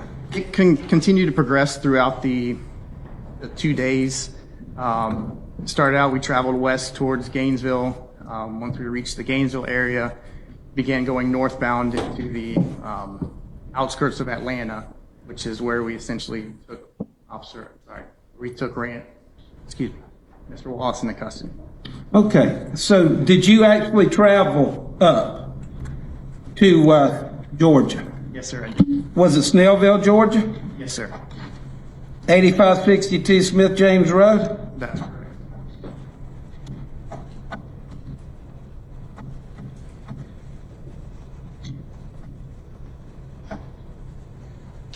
How would you describe the location? It was a very rural area. The properties, the houses that were on these properties were spread out, anywhere from 3 to 5 acre lots. It was not much city life, no major businesses that were in that area. Lots of woods, trees, just spread out, more of a country setting than anything. Okay. And were there several agencies involved? Yes, sir, there was. Was the U.S. Marshals Service involved? Yes, sir. So there were U.S. Marshal personnel or agents there? There were. How about the Daytona Beach Police Department? You were there, correct? Yes, sir. I was. Okay. How about the Georgia State Patrol? They had folks? Yes, sir, they did. And when you arrived on the property, did you participate in the initial apprehension of the defendant Othal Wallace? No, sir. We stood by on the perimeter out towards the front of the residence. Georgia State Patrol, their SWAT team, were tasked with searching the property and attempting to locate Othal Wallace. Okay. Did there come a time when you came into contact face to face with the person that they had apprehended? Yes, sir. They brought a subject who they believed was Othal Wallace down to the front of the property for me to make an ID on. So you were the one that was going to ID? Yes, sir. Okay. Had you a general idea? Did you have some photographs of his appearance prior to going up there? Yes, sir. I had approximately 2 days to become very familiar with the looks of this gentleman, knew what I was looking for, knew identifying marks that he had on his body that would assist in ID him. Okay. So when you saw this person that they had apprehended, did you notice anything different about his appearance? Yes, sir. The gentleman we were looking for had long, thick dreads. When they brought him down to me, I noticed immediately the dreads had been cut. It actually appeared as if they were cut in a hurry because it was more of a messy haircut. Okay, but what about, so how you going to identify him?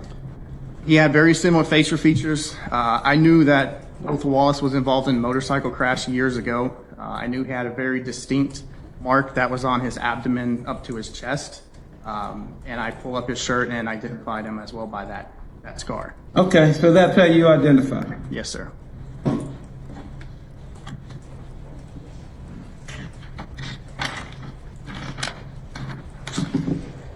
Do you notice whether or not that same individual is here in the courtroom today? Yes, sir, I do. Could you please describe where he's at and what he's wearing? He's sitting at the table in front there. He's the youngest gentleman up there, I believe, with a light blue stripe tie.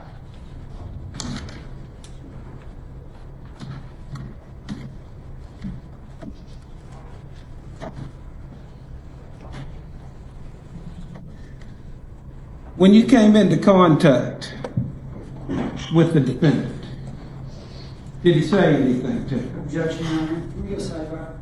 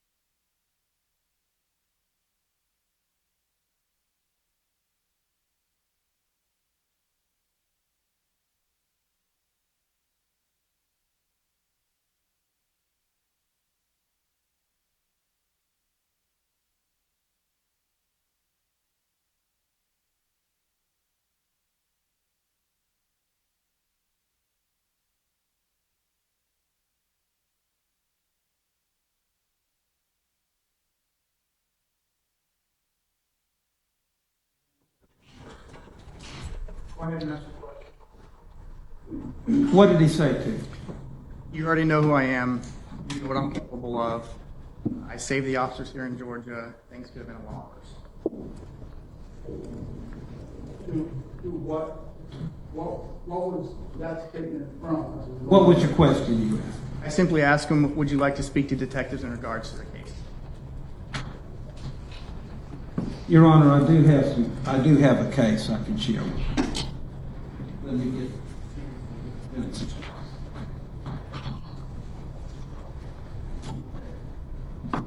Obviously, he was handcuffed. He was.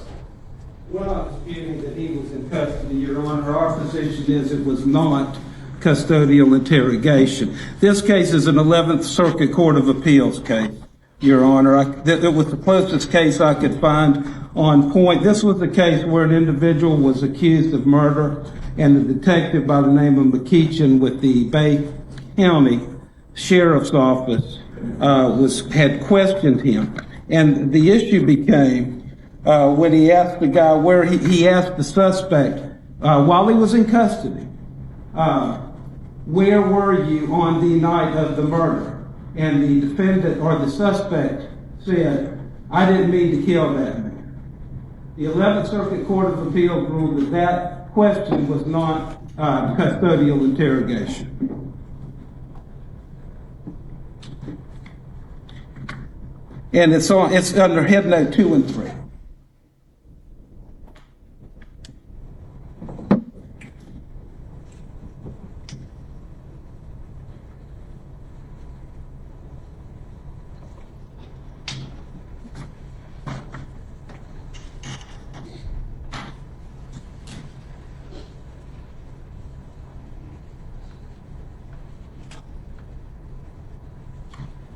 He was not read Miranda, Judge.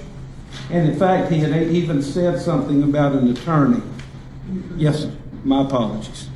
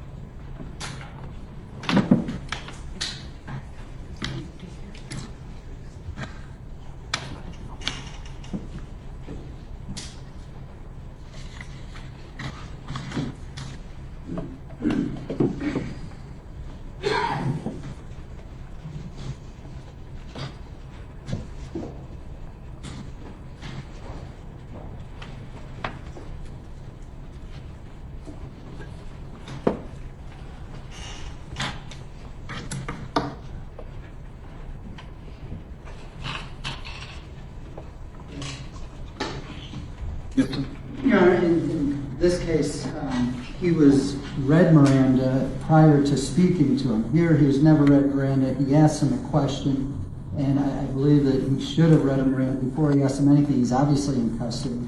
If he had, said yes, obviously there would have been an interrogation. So they're trying to put the cart before the horse. It should have been read Miranda. Would have had the opportunity to talk or not talk. And therefore, I think it was.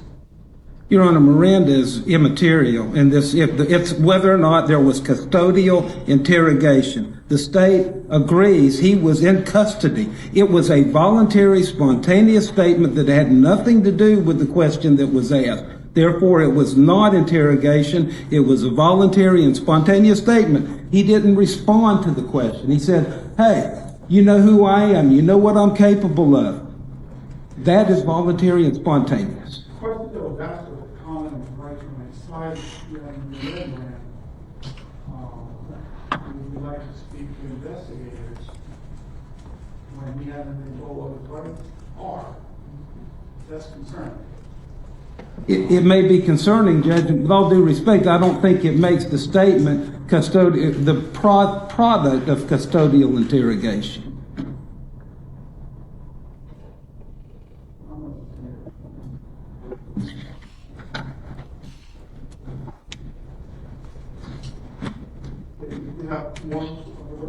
The only thing I need, Judge, is I think on the record I need the court to acknowledge that he had identified the defendant. Oh, yeah. Okay. Yes, sir. May I have just a moment, Judge? Yes, sir.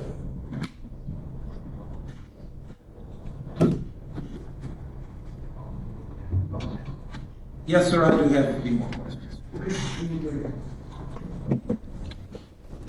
Thank you, Your Honor.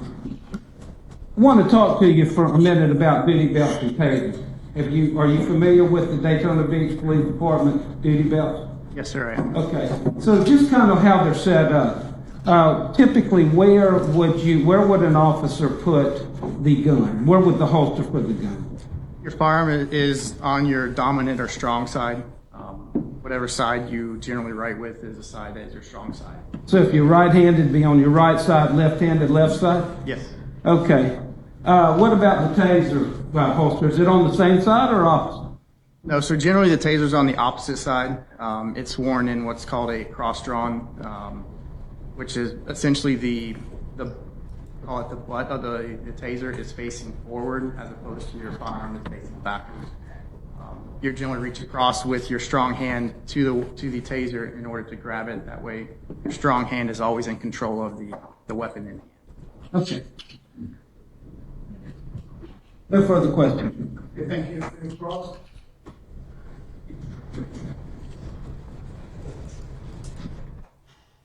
Nothing, Your Honor.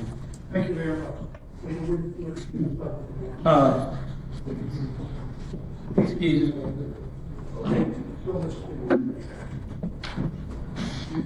Your Honor, the next witness is the one I discussed.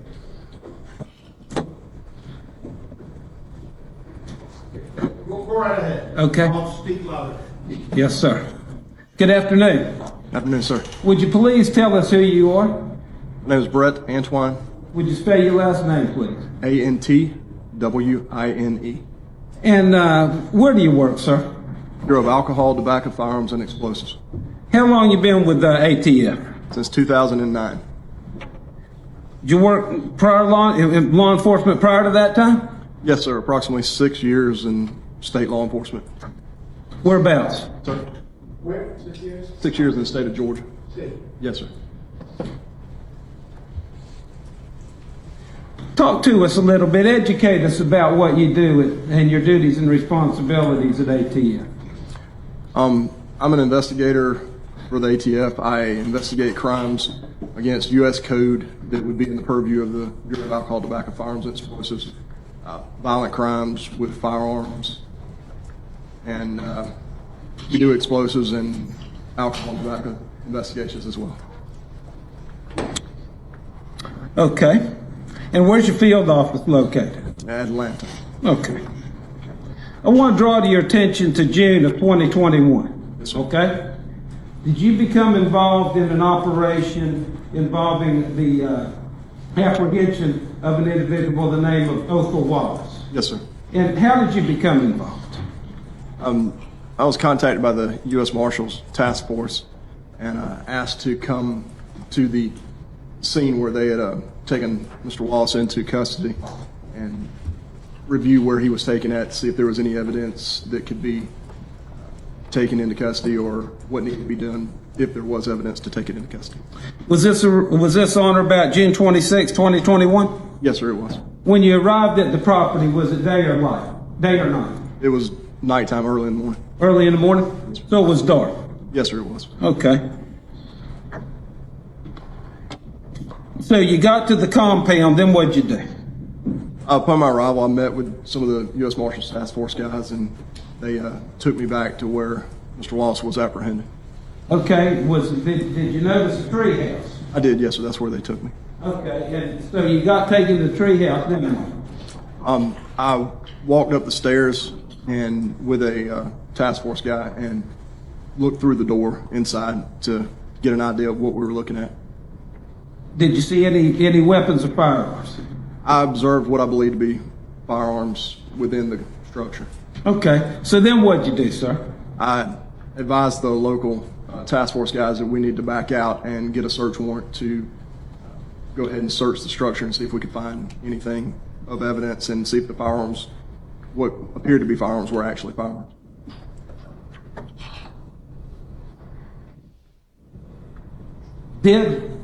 Was a search warrant obtained? It was obtained.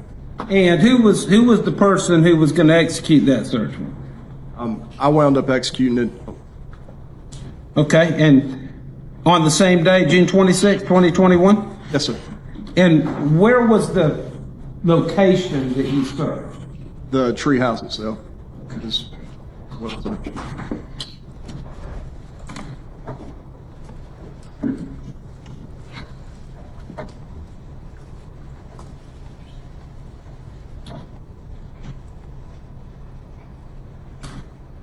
Talk to us about executing the search warrant. When you went back into the structure, once the search warrant was obtained, what did you do?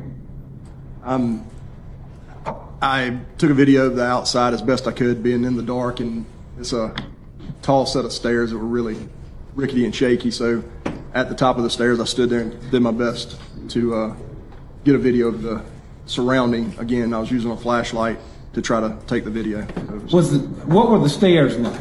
They were shaky at best. It was kind of nervous walking up those stairs. Permission to approach the witness, Your Honor. You may. I want to show you what's been marked states I. Would you take a look at that, please? Yes, sir. Do you recognize it? Yes, sir. Did you sign it? I did. Signed it today? Yes, sir. And did you review the contents of it? Yes, sir.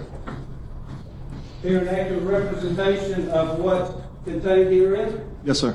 And is what's contained in here is a video of the treehouse? It is. Your Honor, permission to, well, first to move into evidence. Your Honor, I would just renew the objection to that from the motion limit that you've already ruled on. I've already ruled that ruling stands. Item will be admitted as evidence. I'm assuming is redacted or not redacted? It is not that. Okay. But it complies with my ruling. Yes, sir. Yes, sir. Okay.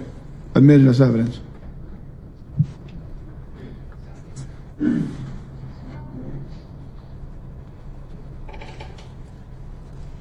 Please, sir. Can you help me? Are you ready?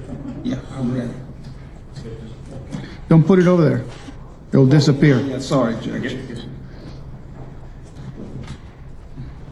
Well, you didn't have to. Yeah. Can you proceed? Okay, we're going to roll it and then just kind of have you take a look at it.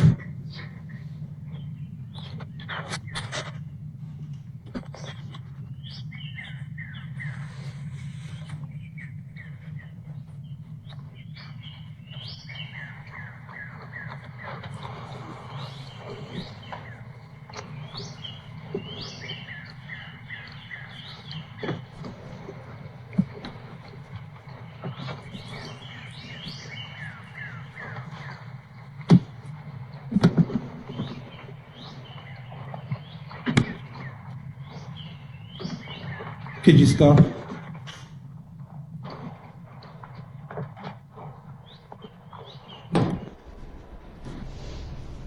Stop and back it up. There you go. Right. Just want you, could you come down for just a moment, please? Me.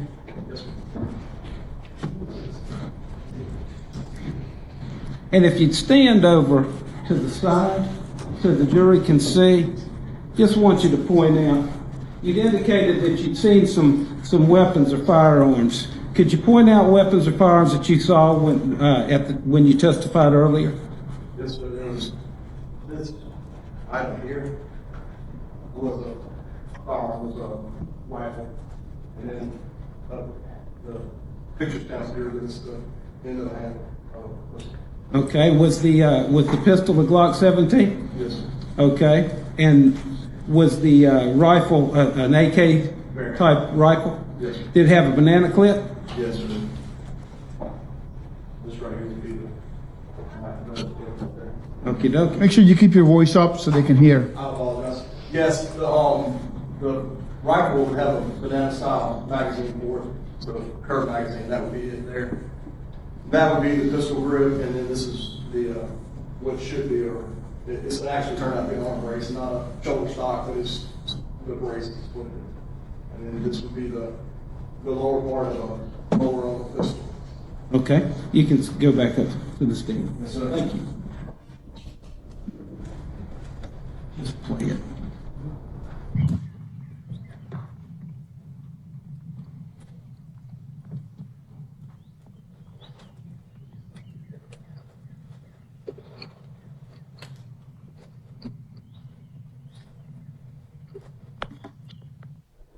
Okay.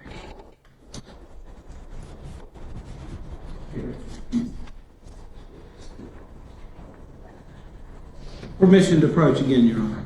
May? I'd like to show you what's in the United States. J, for identification purposes. Yes, sir. Take again this after. Yes, sir. You recognize that? Yes, sir. Fair and accurate representation? Yes, sir. What is that still shot at? The bunk beds with the firearms on or under the mattress. Thank you. Yes, sir. At this time, Your Honor, I'd ask that we still shot in depth. Any objection? Just based on the prior. Okay. Court's prior ruling stands. It'll be admitted as evidence. Your Honor, permission to publish to the jury? How are you going to do? Oh, yes, you may proceed.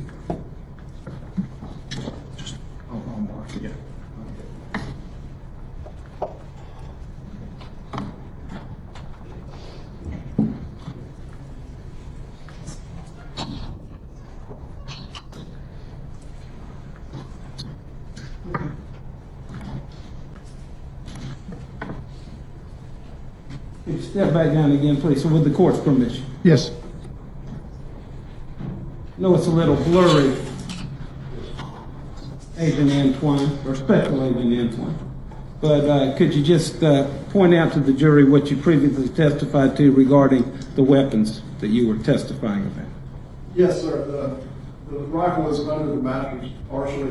Again, here's the banana style magazine that would hold the ammunition and be inserted underneath the rifle. The pistol grip for the rifle, and then what would be considered either stock or actually it's a full-on brace. And then this would be the pistol. Okay, thank you. Yes, sir. You can take that off.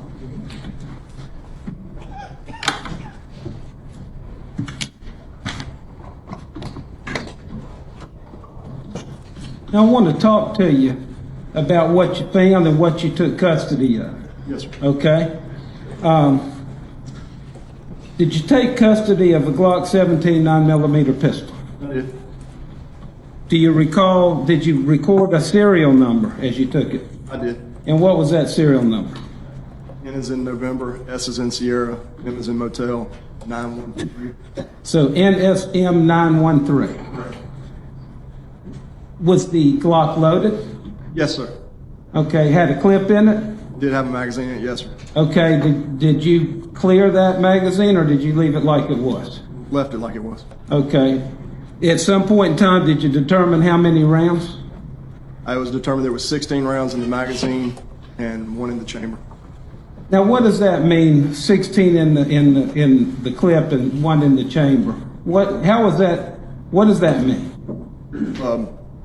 The magazine would be the part of the firearm that holds the ammunition in a semi-automatic firearm.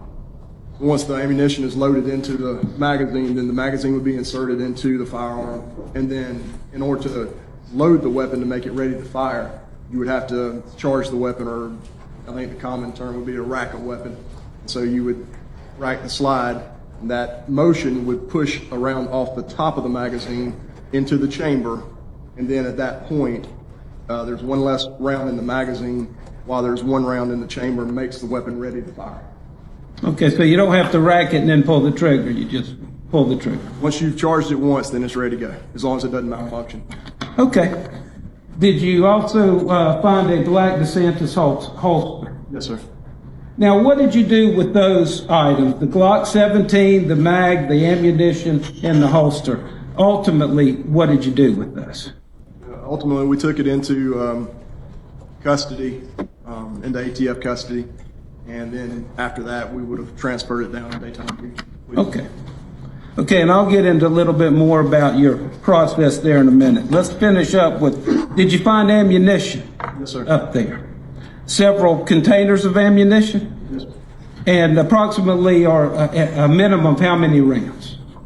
We determined it to be more in excess of 500 rounds.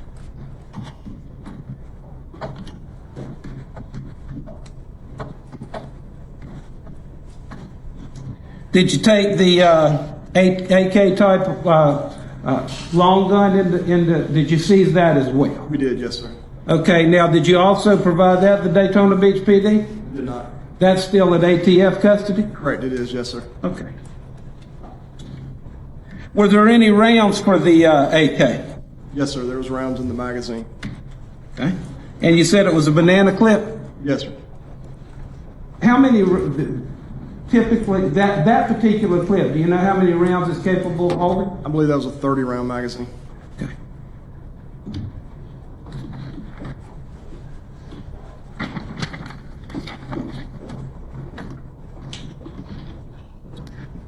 Permission to approach the witness, Your Honor, with an exhibit. Sure. I think it's behind you. Would,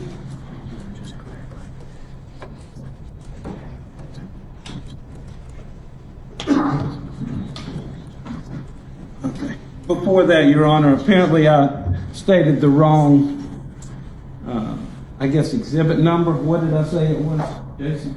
You had said it was, I think, GG, but it's BBB. BBB instead of GG, Your Honor. My apologies. Okay. And it's Exhibit 25 is introduced into evidence. But it's already in evidence? Yes, sir. You kept it straight? Okay, thank you. Yeah, I did. All right. Okay. Now you want to approach the witness? Oh. Yes, sir. We'll do. Yes, sir. Thank you.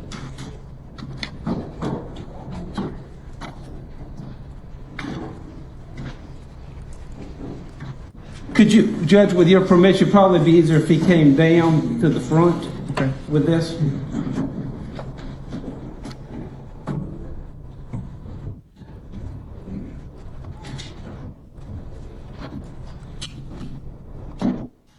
I want to show you what's been more at stake with exhibit LL. Identification program. I'm going to try to send it up here. Get it up there. Now, would you take your time and take a look at this exhibit and tell me if you recognize it? Yes, sir, I recognize it. And how do you recognize The serial number is one and the same, NSM 913. Okay, are there two serial numbers on this gun? There's one on the slide, and then there's one on the roll receiver, which actually is the bottom. Are they both the same? NSM 913, yes, they're both the same. Okay. Now, when you took this, you can go back up. Now, let's finish this one. What about the other part of the exhibit? How about this? Do you recognize that? The ammunition which was recovered from the firearm would be from these three bags. Okay. Okay, we go back. I mean, I think you're assuming it's okay.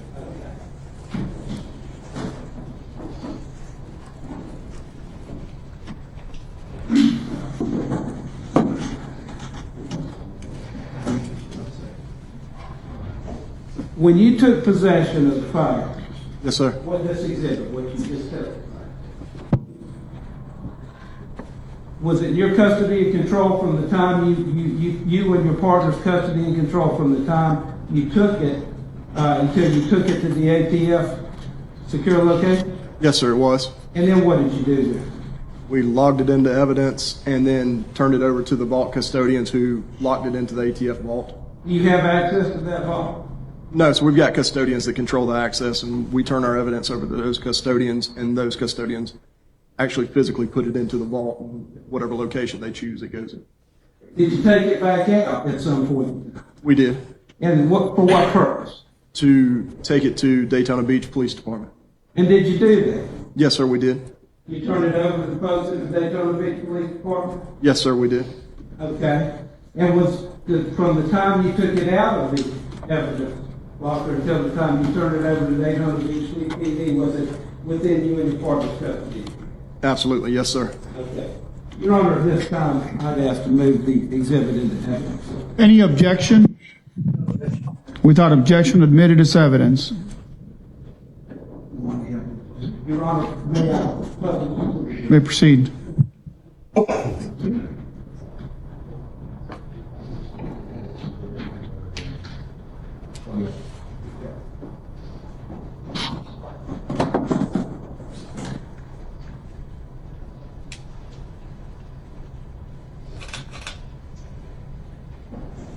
If you don't mind showing, the one Jore's got a creak in her neck because she's...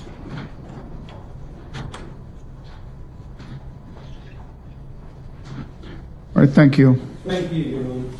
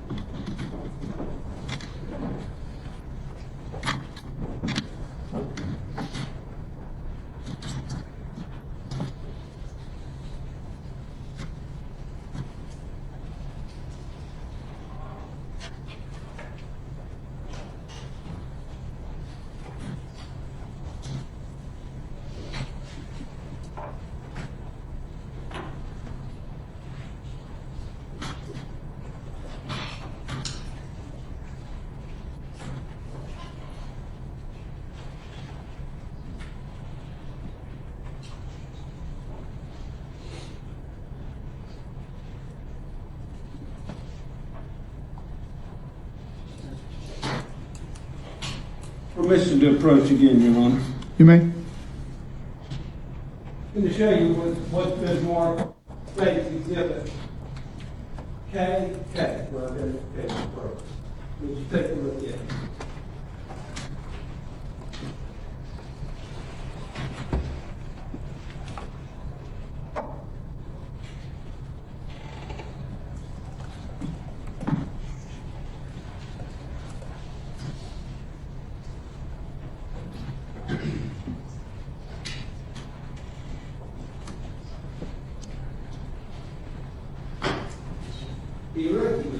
Yes, sir. And how do you reckon? Pictures from the treehouse. Of the day that you executed the search warrant? Yes, sir. Were these pictures before or after the search warrant was executed? I believe they were before.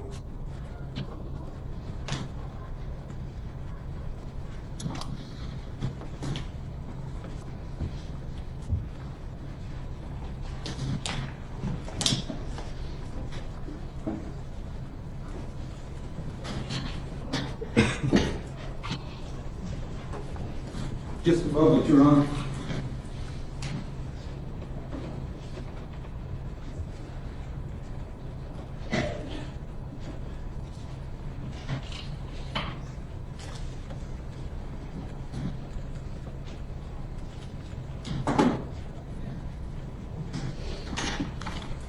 Under the witness. All right, cross-examination.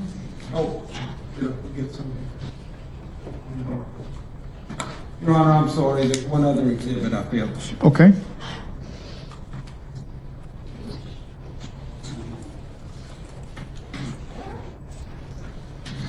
Great.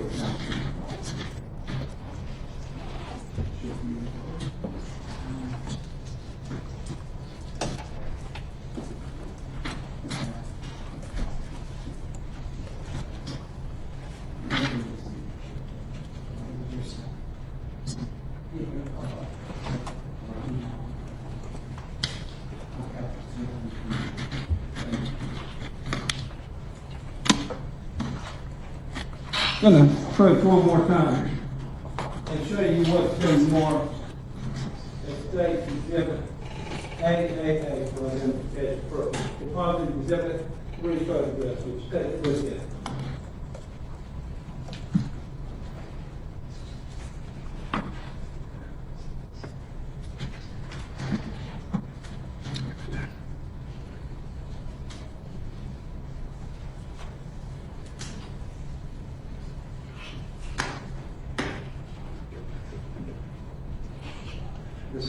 You recognize them? Yes, sir. Yeah, how do you recognize them? Those are photographs of the AK variant that was recovered from the treehouse. Up in Snellville? Yes, sir. When you executed the search warrant? Yes, sir. And are these still in this is in the custody of ATF? Correct, it is. It's still in our vault. Is that where the pictures were taken? They are. Or they were, sorry. Fair and accurate representations? Yes, sir. Move into evidence, Your Honor. The objection? Your Honor, based on the stipulation, you would not object. Would you like to? We have a stipulation as well, Your Honor. Okay. Hold on. Hold on. Motion. Is this, I'm sorry, can I see it?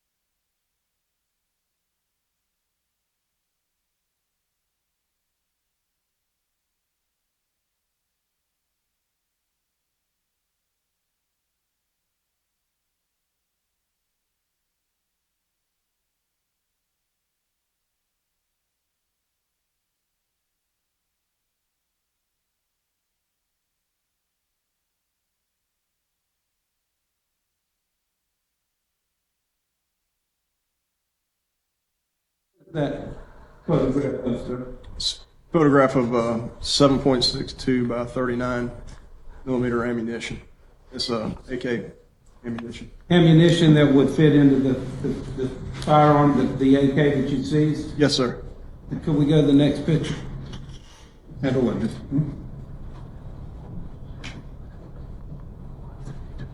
Sir, that Are these the ones that you took out of the That is treehouse? the ammunition I took from that firearm. And what's that a picture of? That's a picture of the firearm. Okay. That you seized from the treehouse? Correct, yes, sir. Okay. Same Yes, sir. rifle or long gun? Yes, sir. What's that on top of? That's the magazine that would have held the ammunition. We take them out to make the firearm safe before we store them, and then we will zip tie the magazine to the firearm itself and separate the ammunition from it. Okay. And that's the banana clip you testified would hold 30 rounds? Yes, sir. Okay. Tender the witness, Your Honor. All right, any cross-examination? Yes. No.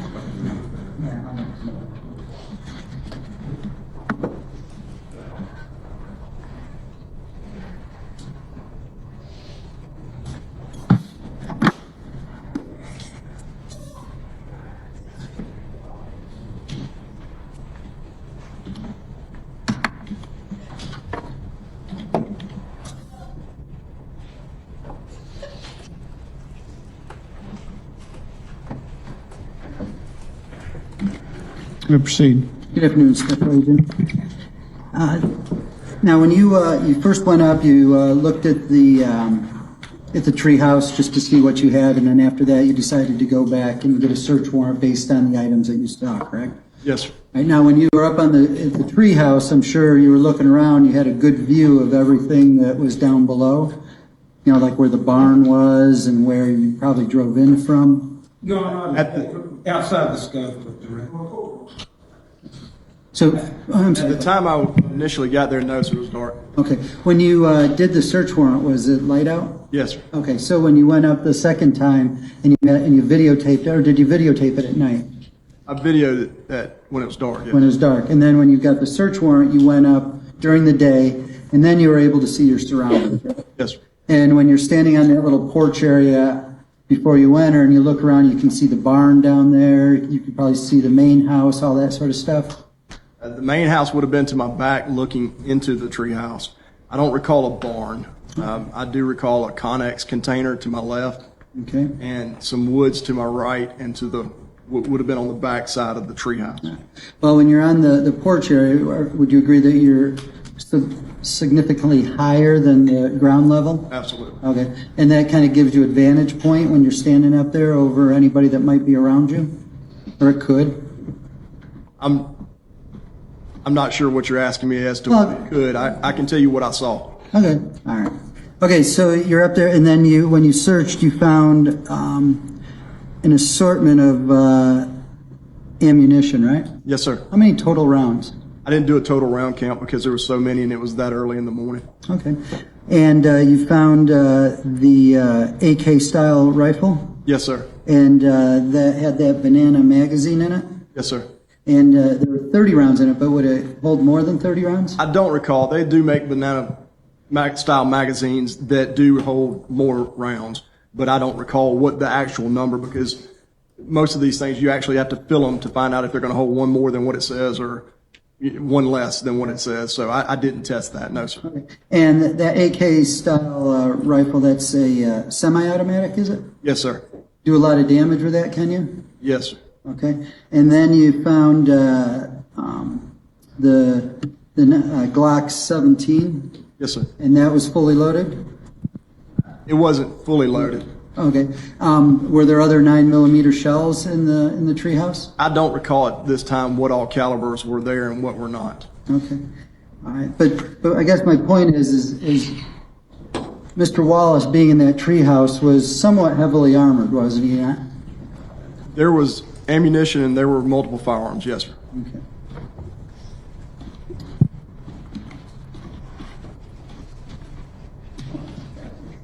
I don't have anything else, man.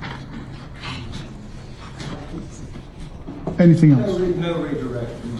May the witness be excused from the subpoena? Yes, sir. Okay, you're released from the subpoena. Thank you.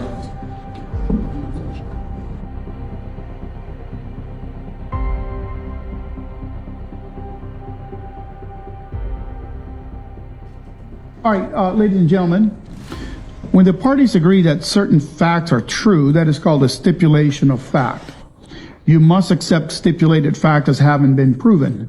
However, the significance of these facts, as with all facts, is for you to decide. In this case, the stipulated facts that you must accept as true is as follows.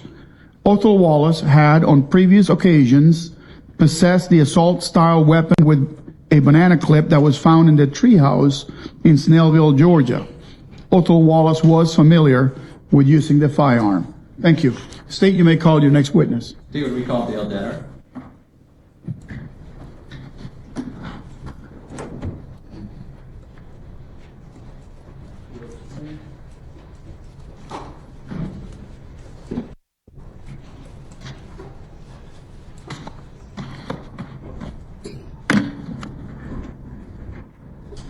You are still under oath.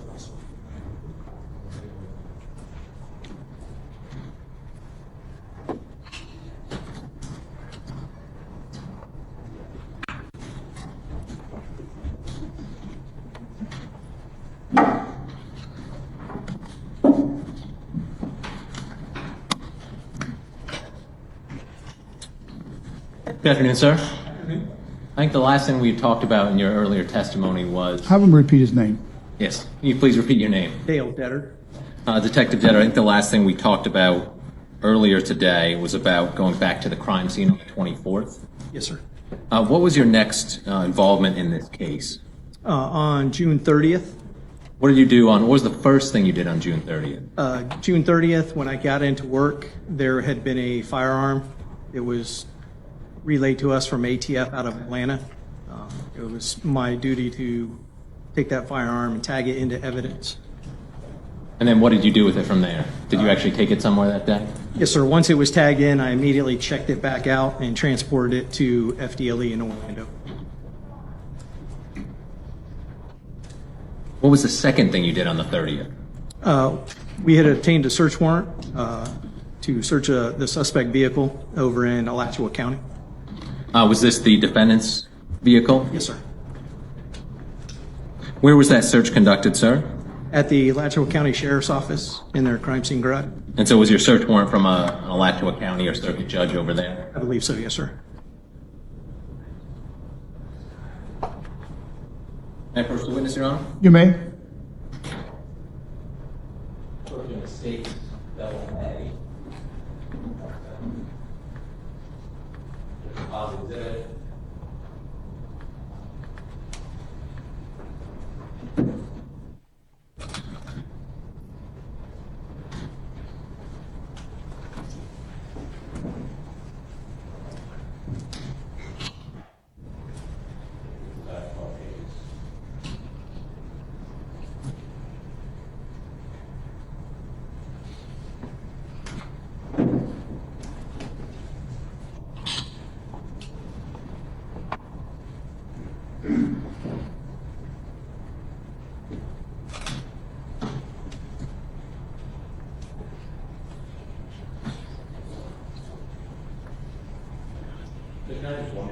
Yes.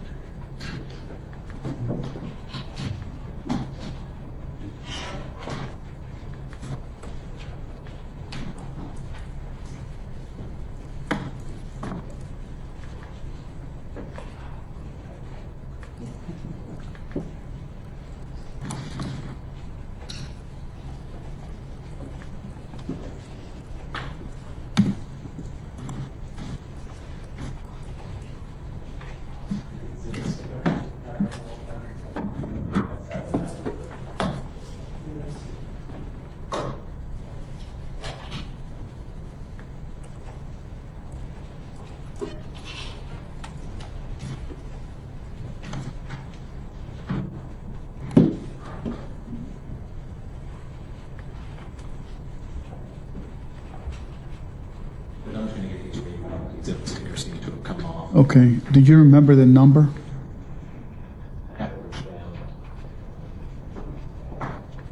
Do you think the tag fell off of it? It did. States AA. Table movement states AA identification.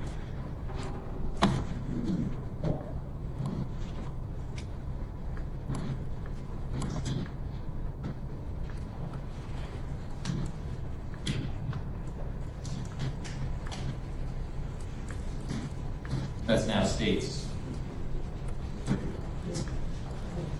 That's evidence? State 31, yes or no? Was it admitted without objection? We would move it into evidence. Okay. Any objection? No objection. Okay. Admitted as evidence.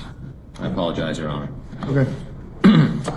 Permission to publish? May proceed. May the witness step down in case I need to point some things Yes, out? sir. Just put them back over here.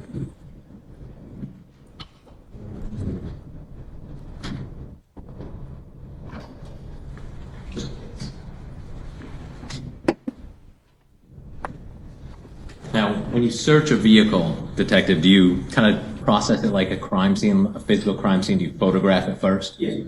Before actually conducting the search? Correct.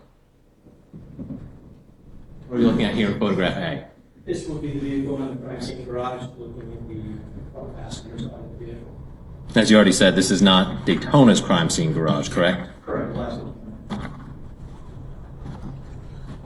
think we're just gonna kind of take photographs all the way around the vehicle. Photograph B. The vehicle from the front, of course, the driver's side of the vehicle. Going to photograph C. What are we looking at here? Driver's side of the vehicle. So again, you're just wrapping around the vehicle. Yes, sir. And then that would be the rear of the vehicle. With the tag, the California tag on the rear. Correct. Photograph E. This will be the front driver's compartment. This would be in the driver's door pocket. The driver's door pocket of the vehicle on the driver's side. Correct. So center console, surrounding the center console. And what is there? Is this a Red Bull energy drink? Yes, sir. Always uses an aftercare. Swisher, is it Swisher? The Swisher sweets? Looks like, and I think that's a Mozart part underneath. Next photograph. This would be the rear driver's compartment. Next photograph, sir. This is the same rear driver's compartment, knife or machete and a forward. What are we looking at in this photograph, sir? This would be the rear hatchback area of the vehicle. Some items in the hatchback. What do these items appear to be associated with? This appeared to, I believe, was a tent. There was a tarp, a cooler. I think this is a water jug and a camping chair. Is this another, what are we looking at here? Sorry. This is actually a steel, what we call strike plate, and then some ballistic panels. And then behind it, is that the tank you were talking about? Yes, sir. Okay. Thank you, sir. You can return to the witness stand.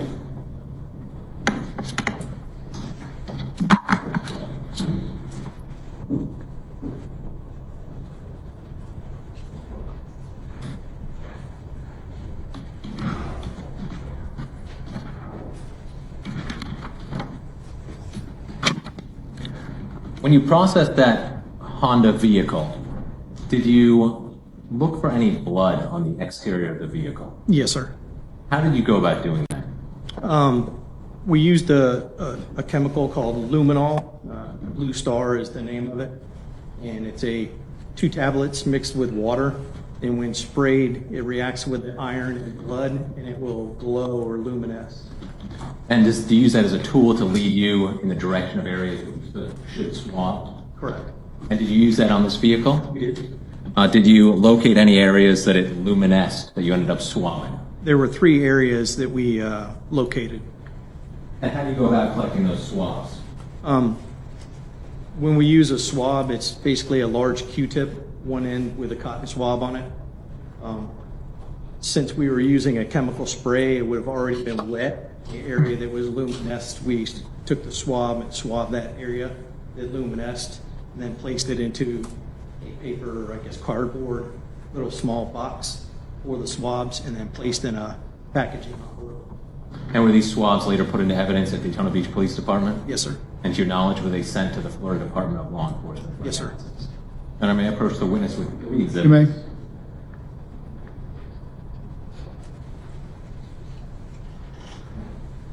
So it states B.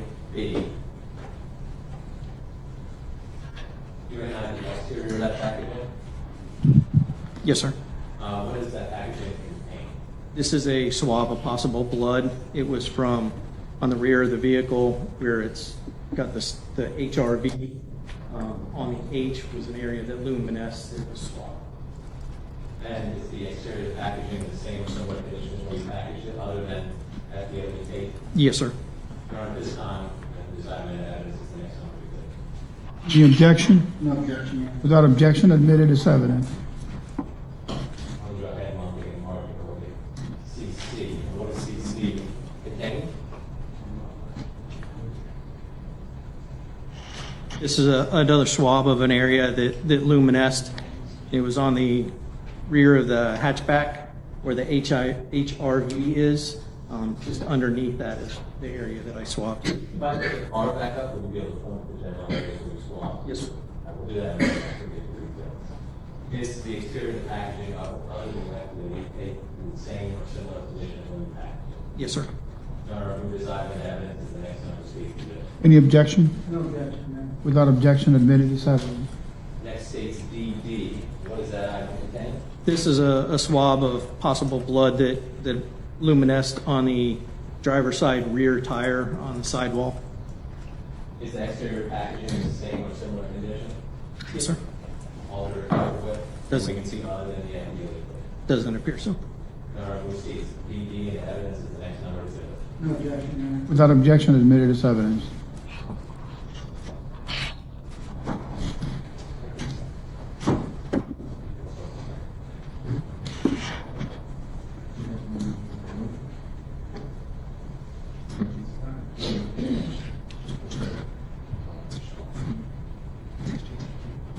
May the witness step down one last time.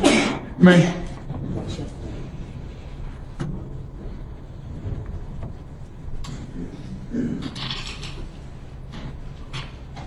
Could point out, Detective, is this a good photograph to use? For two of the swabs, yes, sir. Okay, go ahead, and if you could point out where you collected two of those swabs.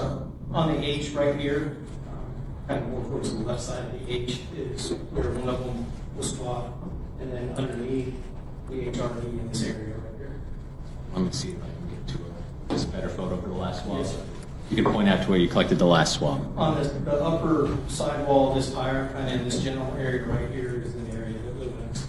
And again, that's using the chemical you guys often use. Correct. Thank you, Detective.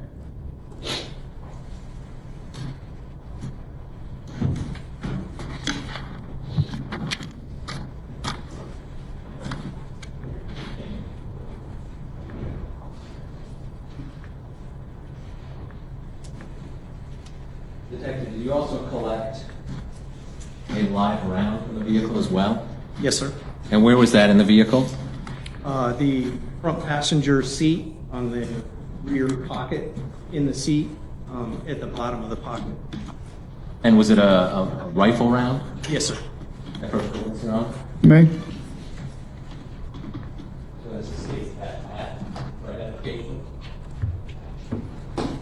recognize the exterior packaging? Yes, sir. What is that? This will be the live round that was found in the pocket of the front passenger seat. I don't believe the defense going to have objection to something like that. So I don't really have it. No, Your Honor, no objection. Without objection, admitted as evidence.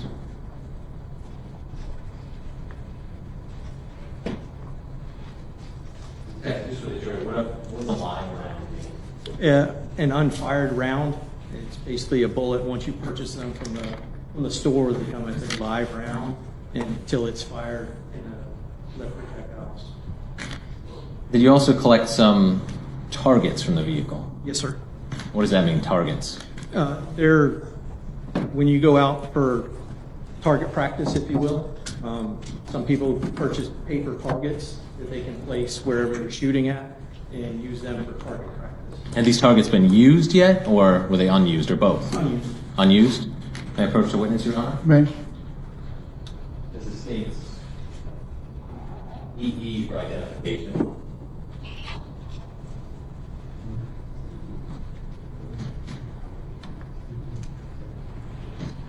States EE for identification. Do you recognize the exterior packages?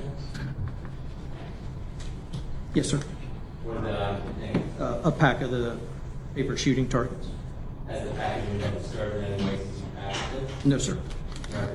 The states EE and the evidence is the next one. Any objection? No objection, Your Honor. Without objection, admitted as evidence.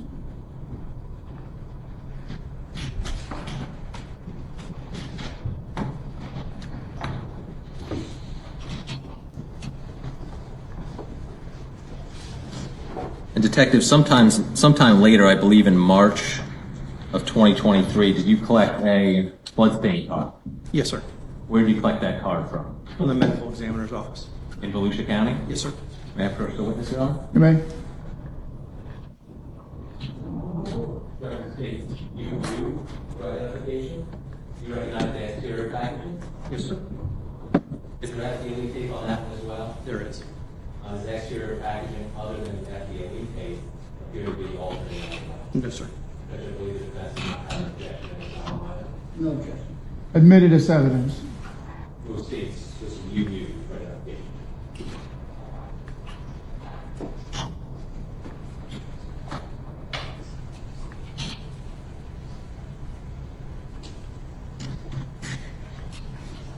May I have one moment, Your Honor? Yes.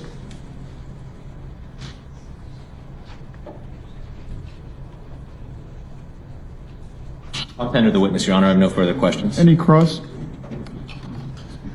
No, Your Honor. Thank you. You may step down. Is the witness still under subpoena? No, Your Honor, you can be excused. Defense? Yes, sir. Okay, you're released from the subpoena. State, call your next witness. State would recall David Denardi.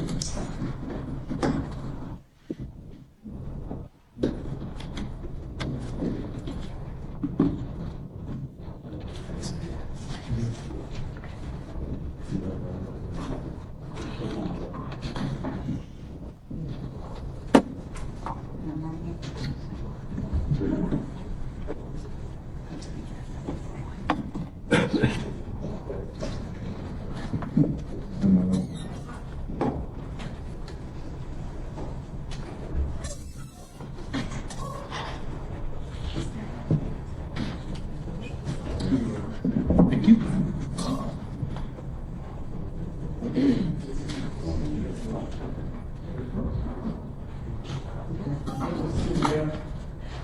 Okay, the witness has been sworn previously. You're still under oath. Yes, sir. You may proceed. Thank you, Your Honor. Could you please state your name again, Detective? David Denardi. Thank you, sir. We left off in late June of 2021. On June 30th of 2021, did you also participate in the search of Othal Wallace's vehicle in Alachua County? Yes, sir.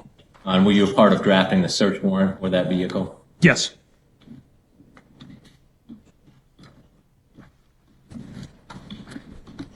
After the search of that vehicle, did you draft several search warrants on July 2nd of 2021, on or about July 2nd of 2021? Yes, I did. Did this include a search warrant related to a phone number you believe to be Othal Wallace's? Yes.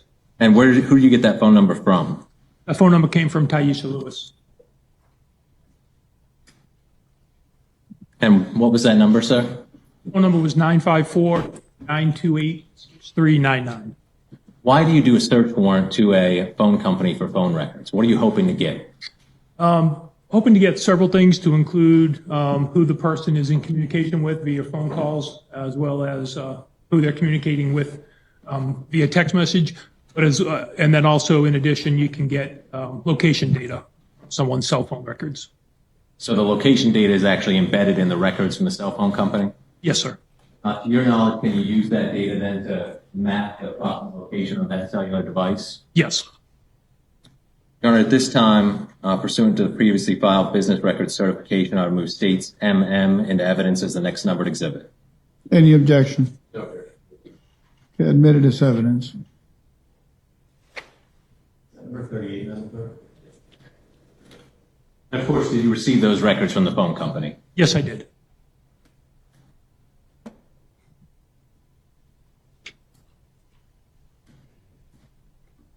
And did you review some of those phone records? Yes, I did.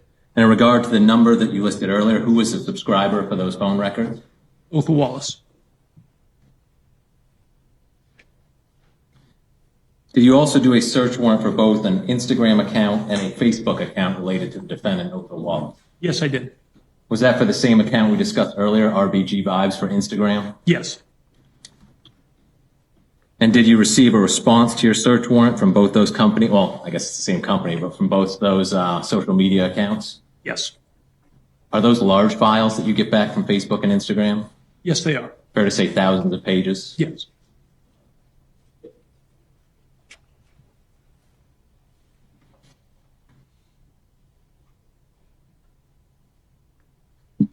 Going to July 15th.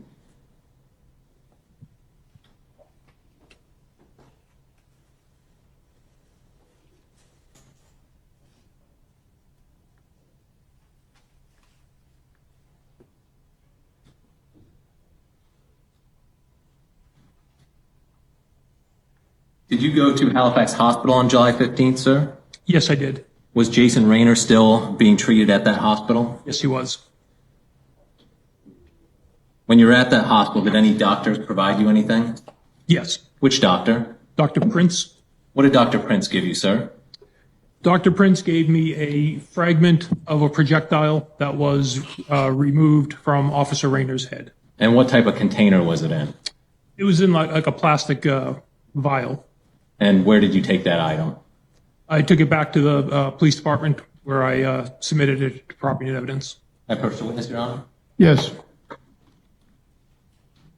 From the state's ID QQ. You recognize the container on that board as well as the item in the plastic bag? Yes. And what is it? This is the fragment of the projectile that Dr. Chris removed from Officer Rayner, and then the bottom is the container that was turned over to. Are both in the same or substantially similar condition as when Dr. Chris turned them over to you? Yes, sir. We'll take QQ into evidence in the next number exhibit. Any objection? No, sir. Without objection, admitted into evidence.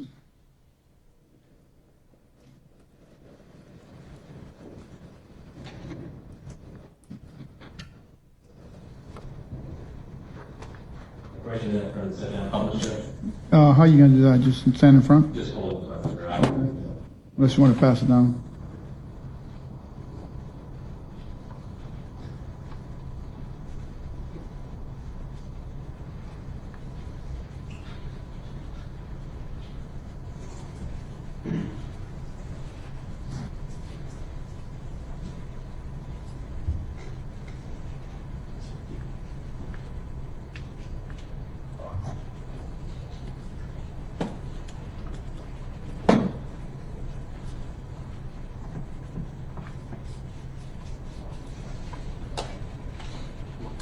I want to jump ahead now to July 19th. Did you and other investigators execute a court order, sir? Yes. What was that court order for? That court order was to obtain a sample of genetic and biological material from Othal Wallace. And did you execute that court order on Othal Wallace? Yes, sir. Did you collect the buccal swabs from him? Yes. How do you go about collecting buccal swabs? Buccal swabs come in sterile packaging. It also comes with a little box.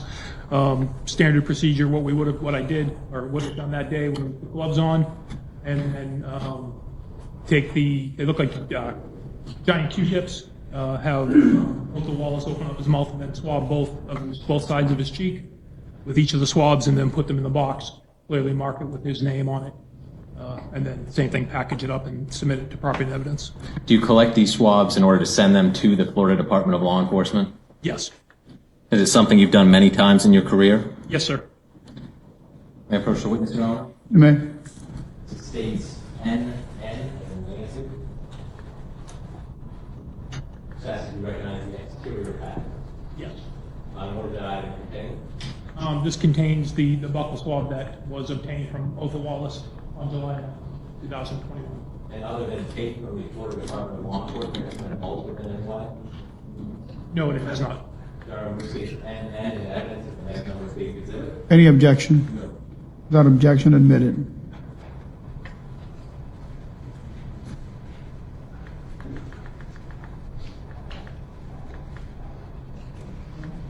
Detective, on August 17th of 2021, did you get some notification from Halifax Hospital? Yes. What was that notification? That Officer Rayner had passed away from the gunshot wound that he sustained at the hands of Othal Wallace. And as the lead detective, was an autopsy performed at the Office of the Medical Examiner? Yes, it was. Did they relay to you, I'm not going to go into them, but did they relay to you their findings from the autopsy? Yes, they did. As a result of that, what did you do? As a result of that, I completed another charge and affidavit charging Othal Wallace with murder instead of attempted murder. Thank you, sir. May I have one moment, Your Honor? Yes.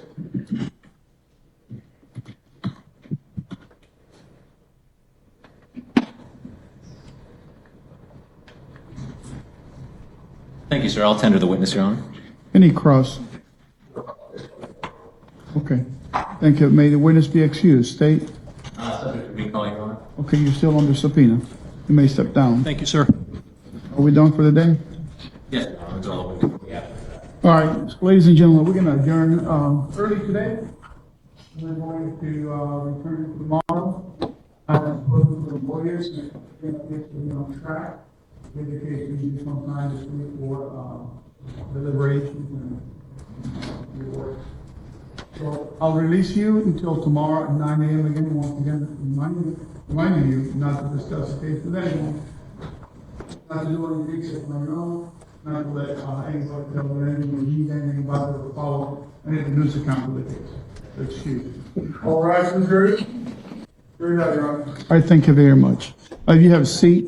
Let's talk a little bit about planning here. Where do we stand as far as the plan for the rest of the week? Yes, sir. I believe that we should be done by tomorrow afternoon or Thursday morning, early Thursday morning. We should be done at that. Okay. I need to address Mr. Wallace at this time.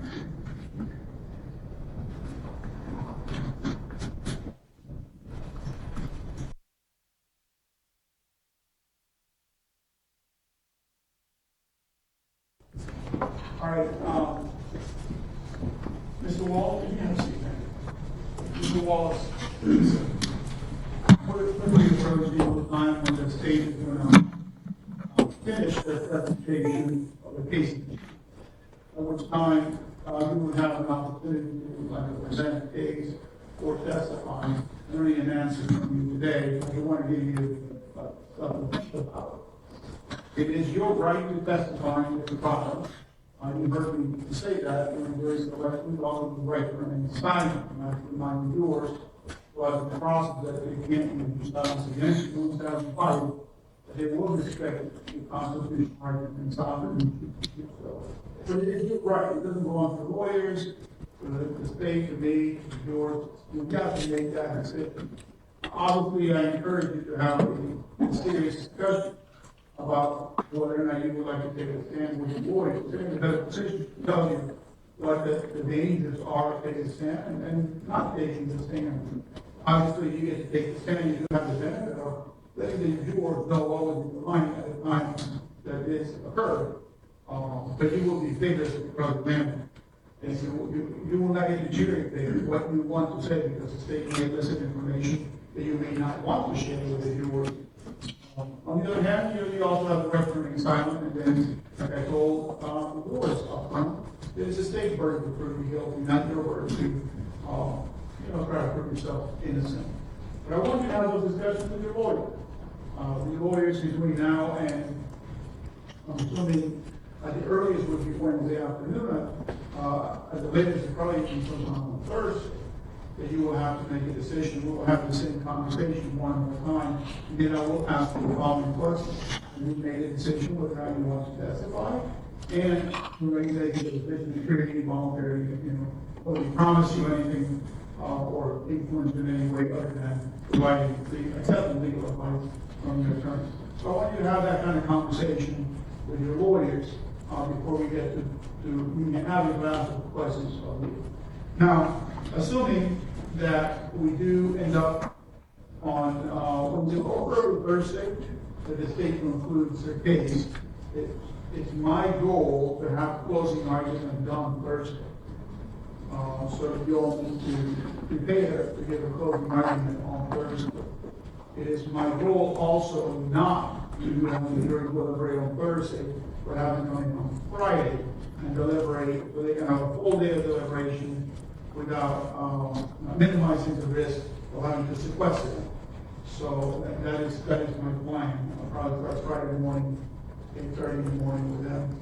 I charge them. So Thursday also we'll have a large conference, which means the state provides a set of jury instructions. I can receive one today. I won't look that up.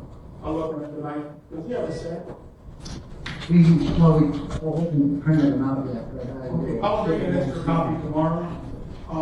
Did you put my numbers on the jury instructions? I did not, Judge. I can try and do that. I'll do that. I don't know how you do that exactly. I'll do that. It's not that hard. And then I'll shoot it back to everyone with the line of numbers. It makes it easier to correct. And then we can go from there. Do you have any questions as far as the scheduling or? no. All right, any other issues that we should anticipate? I was caught off guard by the motion to suppress on the statement. But any other issues like that I should phone up before? Well, Your Honor, if the state can provide additional case law regarding that particular issue on the statement, would the court be inclined to entertain listening to it? I'm not bashful about changing my mind. Yes, sir. However, let me just tell you a little bit of my reason. Yes, sir. The question elicited was a comment of the defendant's right to remain silent. The question is the last question that is asked when Miranda is read. So in other words, they skip all the first components of Miranda and just say, do you want to talk to a lawyer without telling me, hey, you do have the right to remain silent. Yes, sir. I understand what you're saying, that it's a spontaneous statement not related to the question. If that's one question, we gave an answer that was completely unexpected. The answer would have been yes, I want to talk to your investigator, or no. So the fact that they said, do you want to talk to a lawyer without moving Miranda, and you think the last question as the seventh thumb, to get him to open his mouth, it's really the reasoning behind my rule. Yes, sir. I'm kind of puzzled that this is the defense objective, because I thought the whole presentation has been, in fact, he had the opportunity to unleash, tremendous amount of firepower upon the people who were approaching him, and he didn't. Which I think that statement would have corroborated the defendant's theory. Of course, there's another component of the statement that perhaps was an admission that he didn't want to do. So at some point in time, I just anticipate this might come in somehow, but for now, I'll be my vote. Yes, sir. And that should be telling you what's coming out of my head. Yes, sir. Okay. But yes, I will listen and review any information. And the distinguishing aspect of your case that you provided with us, as the defense pointed out. In that case, Miranda was read up. Yes, sir. And then the defendant made some statements unrelated. Yes, sir. Okay? Spontaneous. All right, so with that, I think that concludes our day. We'll see you tomorrow at 8:30 again. And we'll pick up. Thank you, everyone. We are.